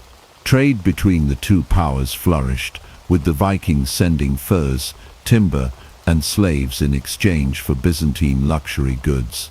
The most famous trade route between the two regions passed through the Dniester River and into Constantinople, where Viking traders could sell their goods in the bustling markets. This exchange of commodities fostered a deeper cultural connection between the two civilizations, and many Vikings came to adopt Byzantine-style art, clothing, and architecture. The Viking connection to the East was not confined to Kievan Rus and the Byzantine Empire. The Vikings also engaged in trade and warfare with the Islamic caliphates. Viking raiders had long struck at the coasts of Europe, but they also ventured further south, conducting raids on Muslim-controlled territories in the Mediterranean and North Africa. However, the Vikings also had peaceful trade relations with the Islamic world, exchanging goods like furs, slaves, and walrus ivory for luxury items like silver, spices, and textiles. These interactions further integrated the Vikings into the global economy of the medieval world. In conclusion, the Vikings' role in the East was multifaceted and impactful. Through their connections with the Byzantine Empire and the formation of Kievan Rus, the Norsemen helped shape the political, economic, and military landscapes of Eastern Europe and the Mediterranean. Their legacy in the region was not only one of conquest but also of trade, cultural exchange, and mercenary service, leaving an indelible mark on the history of the East. The Christianization of the Vikings is one of the most significant cultural transformations in Scandinavian history. Spanning from the 10th to the 12th century, this process marked a profound shift in Viking society from paganism to Christianity and dramatically influenced their political, social, and cultural development. The conversion of Viking leaders such as Harald Bluetooth and Olaf Tryggvason played a pivotal role in the spread of Christianity across Scandinavia, and the effects of this religious transition were felt throughout Viking culture and traditions. Before the Christianization of the Vikings, Norse society was deeply rooted in pagan beliefs. The Vikings worshipped a pantheon of gods and goddesses, the most prominent of whom were Odin, Thor, and Freya. Their religious practices revolved around rituals, sacrifices, and a strong connection to nature. The Vikings believed in the existence of a complex world of gods, giants, and spirits, and their worldview was shaped by these spiritual beliefs. However, with the arrival of Christianity, this polytheistic system began to be replaced by the monotheistic faith of Christ. The introduction of Christianity into Scandinavia was not a sudden or forced process. It was a gradual transition that unfolded over several centuries. The first major step in the Christianization of the Vikings came through contact with Christian missionaries from the British Isles and the Carolingian Empire. These missionaries were the first to preach Christianity to the Norse peoples, often meeting resistance but also gaining converts among certain segments of Viking society. One of the earliest and most significant moments in the Christianization of the Vikings occurred with the conversion of Harald Bluetooth, King of Denmark. Harald Bluetooth, who ruled from around 958 to 986 AD, is credited with uniting Denmark and introducing Christianity to his kingdom. According to historical records, Harald converted to Christianity after being influenced by Christian missionaries, possibly following his exposure to Christianity during his time in Germany and other Christianized parts of Europe. Harald Bluetooth's conversion marked a turning point for Denmark, as he sought to bring Christianity to his people in a way that strengthened his rule and consolidated his power.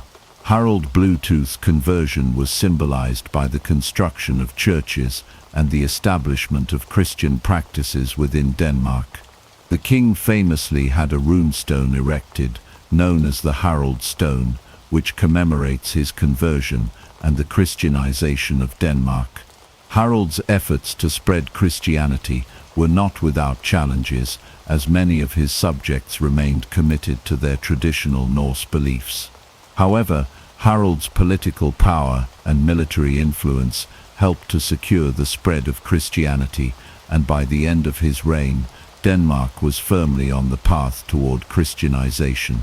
Following Harald's reign, other Viking leaders followed suit in embracing Christianity, but perhaps the most influential figure in the Christianization of Norway was Olaf Tryggvason.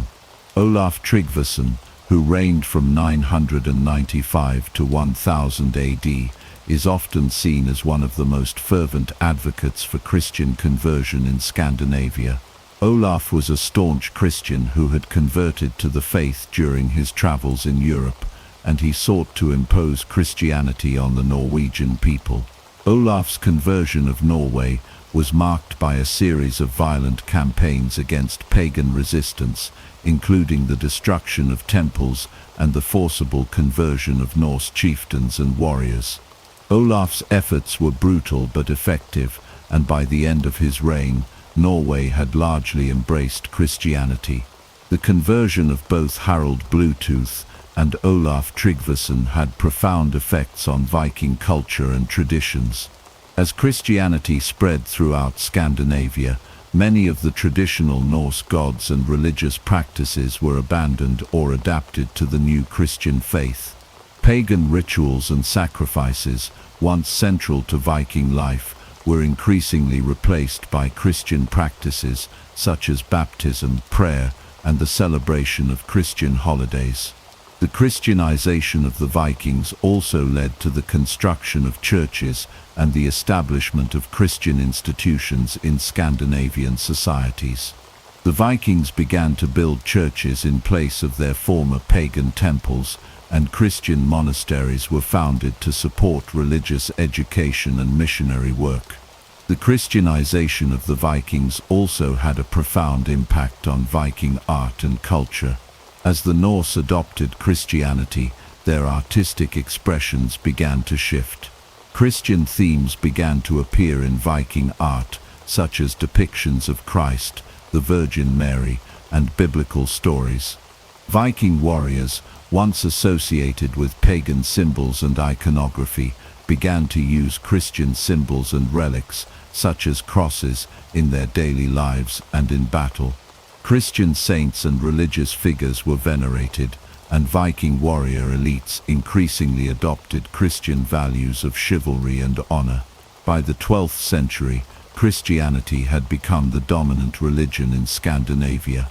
The conversion of the Vikings was not without its difficulties, as pockets of paganism persisted for some time, particularly in remote areas. However, the process of Christianization was largely complete by the end of the 11th century. The Viking Age, which had been marked by raiding, conquest, and the worship of Norse gods, had come to an end. The Christianization of Scandinavia marked the beginning of a new era, in which Viking society would increasingly become integrated into the broader European Christian world. The Christianization of the Vikings is not only a story of religious transformation, but also one of political and cultural change. Christianity provided the Vikings with new forms of governance, law, and social organization, which helped to stabilize their societies. The introduction of Christian monarchs, bishops, and clergy altered the political dynamics of Scandinavia, as rulers sought to align themselves with the Pope and the Christian Church. This process also fostered closer ties between Scandinavia and the rest of medieval Europe, leading to increased trade, diplomacy, and cultural exchange. The Christianization of the Vikings was thus a defining moment in the history of Scandinavia, marking the end of one era and the beginning of another. In conclusion, the Christianization of the Vikings from the 10th to the 12th century was a complex and transformative process that reshaped Viking society. Through the efforts of leaders like Harald Bluetooth and Olaf Tryggvason, Christianity spread across Scandinavia, replacing pagan traditions with Christian practices. This religious transformation had far-reaching effects on Viking culture, from art and literature to governance and social structures. The conversion of the Vikings marked a key turning point in the history of Scandinavia, leading to a new chapter in the region's development and integration into the broader European Christian world. The Viking Age, which spanned roughly from the late 8th century to the early 11th century, came to an end as Europe underwent significant political, social, and military transformations. By the 11th and 12th centuries, the Vikings, once feared and revered as raiders, traders, and explorers, were transitioning from their warrior-based societies into more centralized and stable medieval kingdoms.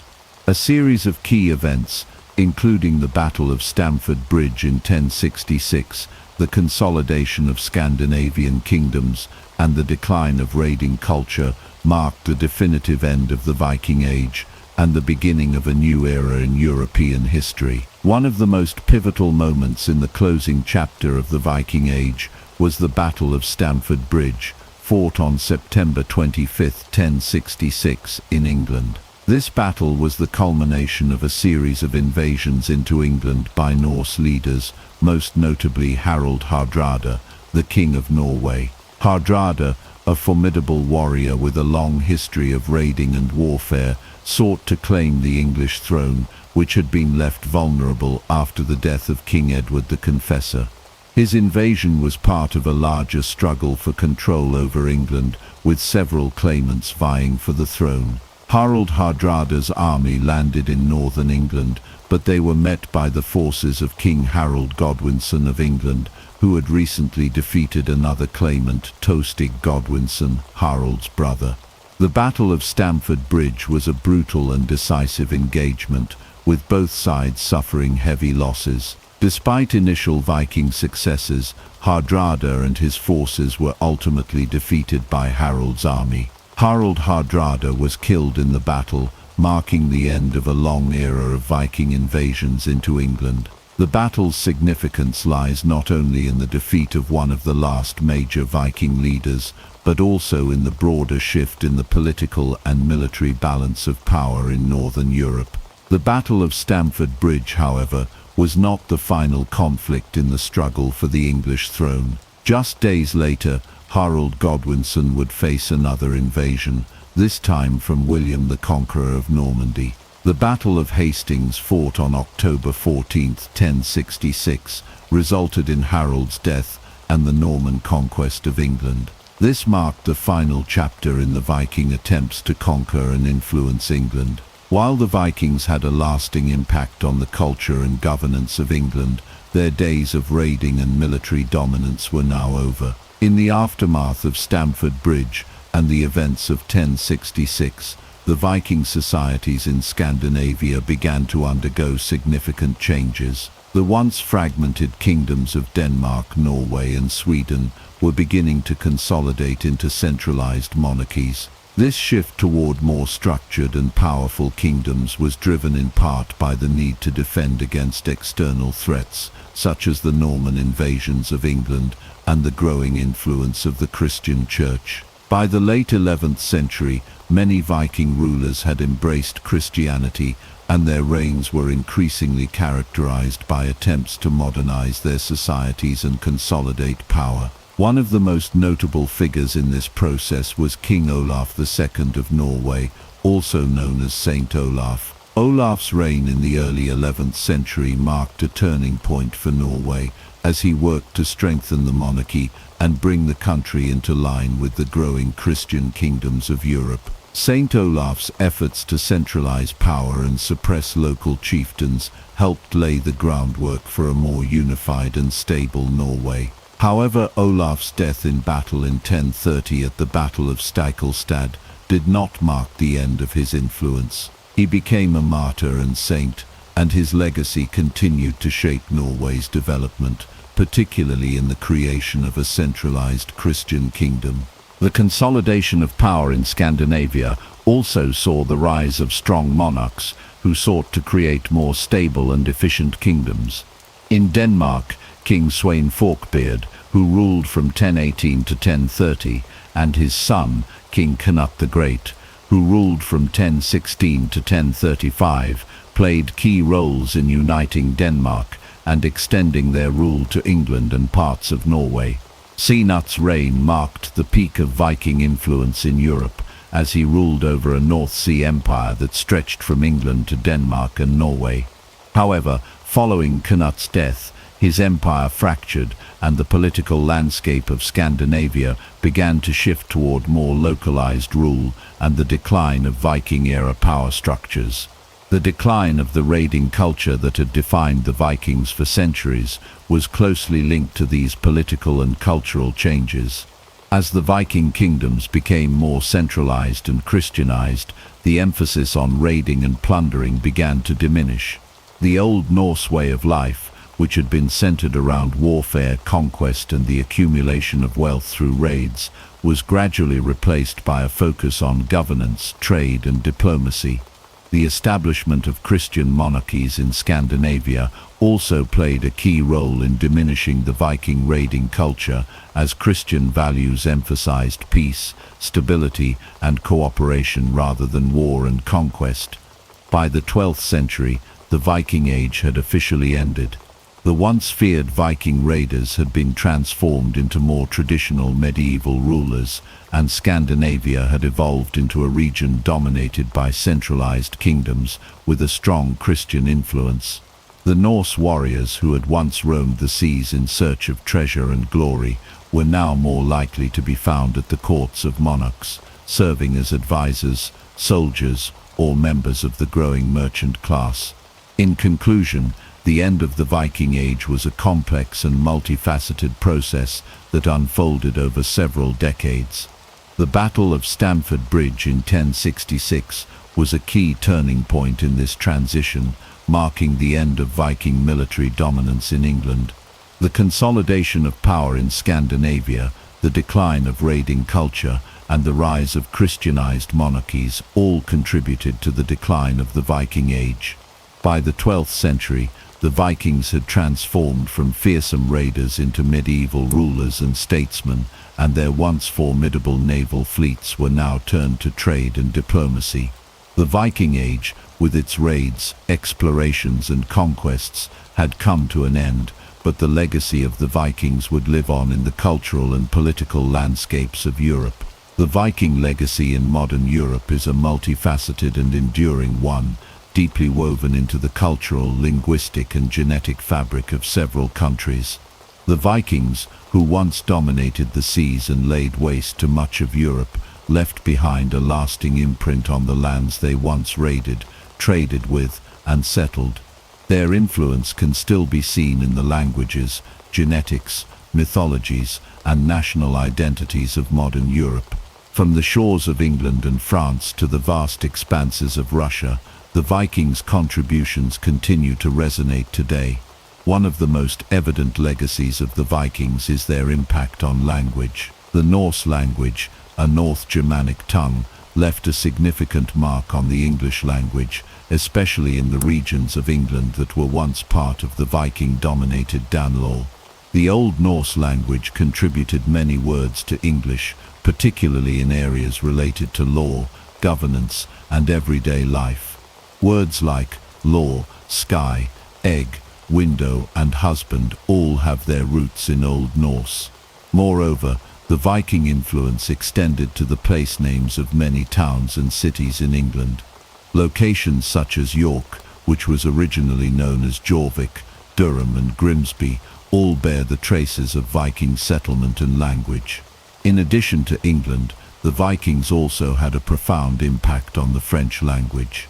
The region of Normandy in northern France was founded by Viking settlers in the 9th and 10th centuries, and their language and culture became deeply integrated into the local society. The name Normandy itself derives from the word Norseman, reflecting the Viking heritage of the region. The Vikings in Normandy eventually adopted the Old French language, but many Norse words remained in the local dialect. Over time, The Viking settlers in Normandy became integrated into the larger French kingdom, and their influence on the language persisted in the form of certain vocabulary, especially in areas related to governance, military terms, and the sea. The Viking genetic legacy is also noteworthy, particularly in countries that saw extensive Viking settlement. Genetic studies have shown that the Viking presence in places such as England, Ireland, and Scotland left a clear mark on the modern population. Many people in these regions carry genetic markers that can be traced back to the Vikings. In England, for example, it is estimated that as much as 20% of the population has Viking ancestry, particularly in the north and east of the country, where Viking settlements were most concentrated. Similarly, in Ireland and Scotland, genetic evidence suggests that Viking settlers contributed to the genetic makeup of the local populations, particularly in coastal areas and islands. Viking influence is also evident in Russia, particularly in the region known as Kievan Rus. The Varangians, Scandinavian warriors and traders, played a crucial role in the formation of the Kievan Rus state, and their genetic and cultural legacy remains a part of Russian identity today. Many Russians, especially in the northern regions, can trace part of their ancestry to these early Viking settlers. The Vikings who traveled along the rivers of Eastern Europe and traded with the Byzantine Empire were instrumental in the formation of the early Russian state, and their legacy is still acknowledged in modern Russia, particularly in the traditions and customs of the northern Slavic regions. Beyond language and genetics, Norse mythology continues to have a significant impact on modern culture. The myths of the Vikings, stories of gods like Odin, Thor, Freya, and Loki, continue to captivate the imagination of people around the world. Norse mythology has had a profound influence on literature, art, and popular culture. Works like J.R.R. Tolkien's The Lord of the Rings are deeply inspired by Norse myths, particularly in their depiction of gods, giants, and heroic quests. The character of Thor, for example, has become a popular figure in contemporary media, particularly through Marvel Comics and the subsequent films, where he is depicted as a superhero with roots in ancient Norse mythology. Loki, the mischievous god, has also found a prominent place in modern culture, with adaptations in various films, TV series, and comics. The influence of Norse mythology can also be seen in the resurgence of interest in Viking culture in recent years. The popularity of television series like Vikings has brought Norse mythology and Viking history to a global audience, reintroducing these ancient tales to a new generation. The themes of heroism, fate, and the struggle between gods and monsters in Norse mythology continue to resonate with modern audiences, making it one of the most enduring mythological traditions in the world. Another significant aspect of the Viking legacy is the role of Viking symbolism in modern national identities. In countries like Norway, Sweden, and Denmark, Viking imagery and symbols have been embraced as part of national pride. The Viking ship, with its iconic dragon-shaped prow, is a powerful symbol of Viking heritage, and it is often used in national celebrations, monuments, and cultural events. The Viking helmet, though a modern invention, Vikings never wore horned helmets, has become a widely recognized symbol of Viking identity. In addition to being embraced by Scandinavia, Viking symbolism has also become a prominent feature in various nationalist movements and popular culture. In the 19th and 20th centuries, Viking symbols were often used to promote ideas of Scandinavian unity and strength. In more recent times, these symbols have been appropriated by certain far-right groups, though this has been a controversial and divisive issue, as the true Viking legacy is one of exploration, trade, and cultural exchange rather than xenophobia or extremism. In conclusion, the Viking legacy in modern Europe is a testament to the enduring impact of these fierce warriors and explorers. From their linguistic and genetic contributions to their influence on mythology, art, and national identity, the Vikings continue to shape the cultural landscape of Europe. Their legacy is not only evident in the countries they once raided or settled, but also in the global fascination with their stories, heroes, and gods. As we look to the future, the Viking legacy will likely continue to inspire and captivate generations to come, reminding us of a time when the world was shaped by the fearsome and bold warriors known as the Vikings. The Vikings, those fierce seafarers and warriors from Scandinavia, have long captured the imagination of people around the world. Over the centuries, the image of the Viking has been shaped by both historical accounts and popular culture, but much of what we think we know about these enigmatic people is based on myths and misconceptions. From horned helmets to the idea of Vikings as nothing more than savage raiders, the truth about the Vikings is far more complex and nuanced than many realize. This chapter seeks to debunk some of the most common misconceptions about the Vikings, compare them with the reality of what modern archaeology has revealed, and explore how pop culture has distorted our understanding of their lives. One of the most enduring myths about the Vikings is their supposed use of horned helmets. For centuries, this image of the horned Viking has been a staple of popular culture, from illustrations in history books to depictions in films, TV shows, and even costume designs for events like Halloween. However, there is no historical evidence to support the idea that Vikings ever wore horned helmets. The earliest depictions of Viking warriors, such as those on the 9th century stone carvings found in Scandinavia, show helmets that were simple and conical in shape, without any horns. Archaeological evidence from Viking graves and settlements has not uncovered any horned helmets either. In fact, the idea of horned helmets was popularized in the 19th century by the designer of the operas about Norse mythology, written by Richard Wagner, and it quickly became ingrained in the collective imagination. While the image of horned helmets might evoke a sense of barbaric ferocity, it is, in reality, a fantasy of the modern era.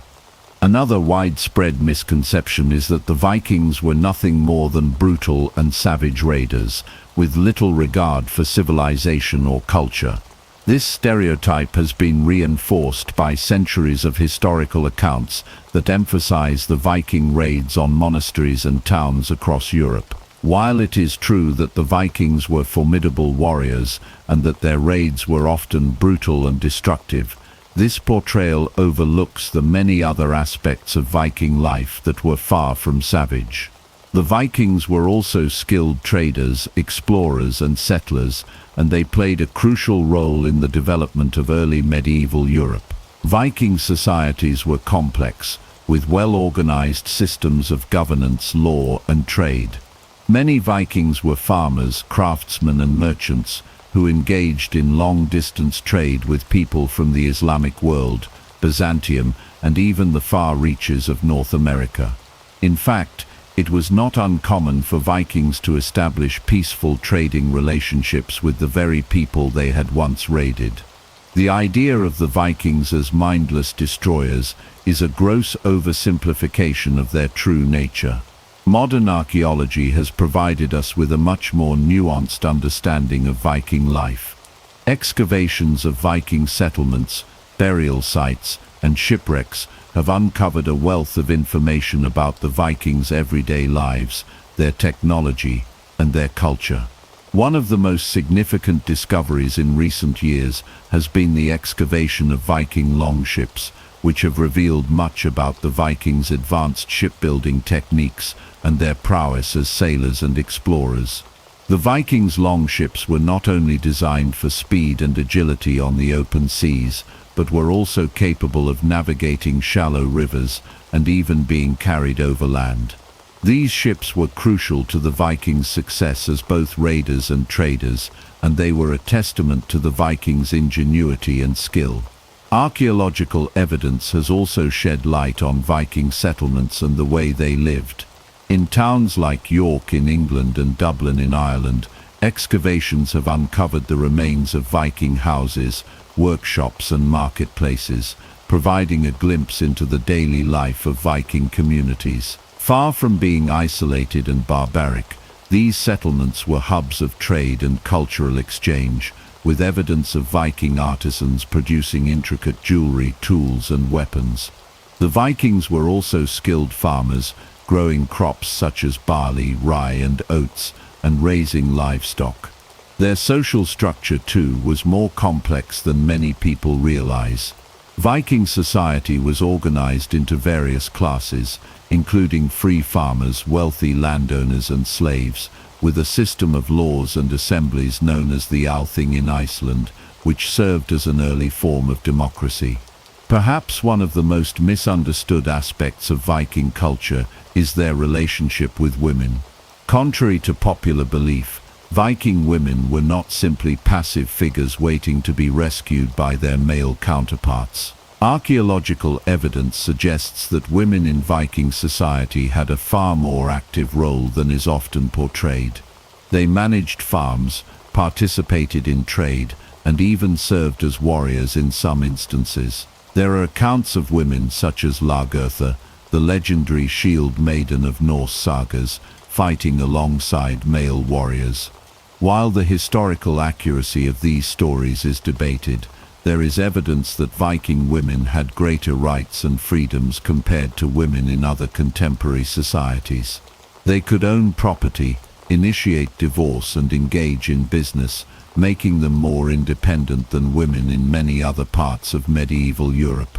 In addition to the historical realities of Viking life, the popular culture of the modern era has played a significant role in shaping our perceptions of the Vikings. Films, TV shows, books and video games have all contributed to the mythologizing of Viking culture, often blending historical fact with fantasy and fiction.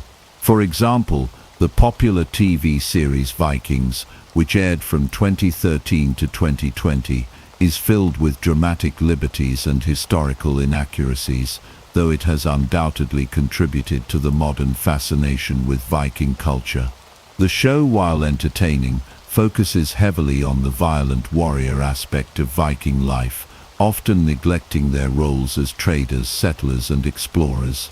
Similarly, the portrayal of Viking gods and mythology in films like Marvel's Thor has created a larger-than-life image of Norse mythology, with characters like Thor and Loki being reimagined as superheroes rather than the complex deities of Viking belief. In conclusion, while the Vikings were undoubtedly fierce warriors and raiders, the myths and misconceptions surrounding their culture often overshadow the more complex and varied aspects of their society. Through modern archaeology, we now have a more accurate picture of Viking life, one that highlights their achievements as traders, explorers and settlers, as well as their rich cultural and social structures. The popular image of the Viking, complete with horned helmets and bloodthirsty raids, has been shaped by centuries of myth and fantasy. However, the truth about the Vikings is far more intricate and fascinating than the popular depictions.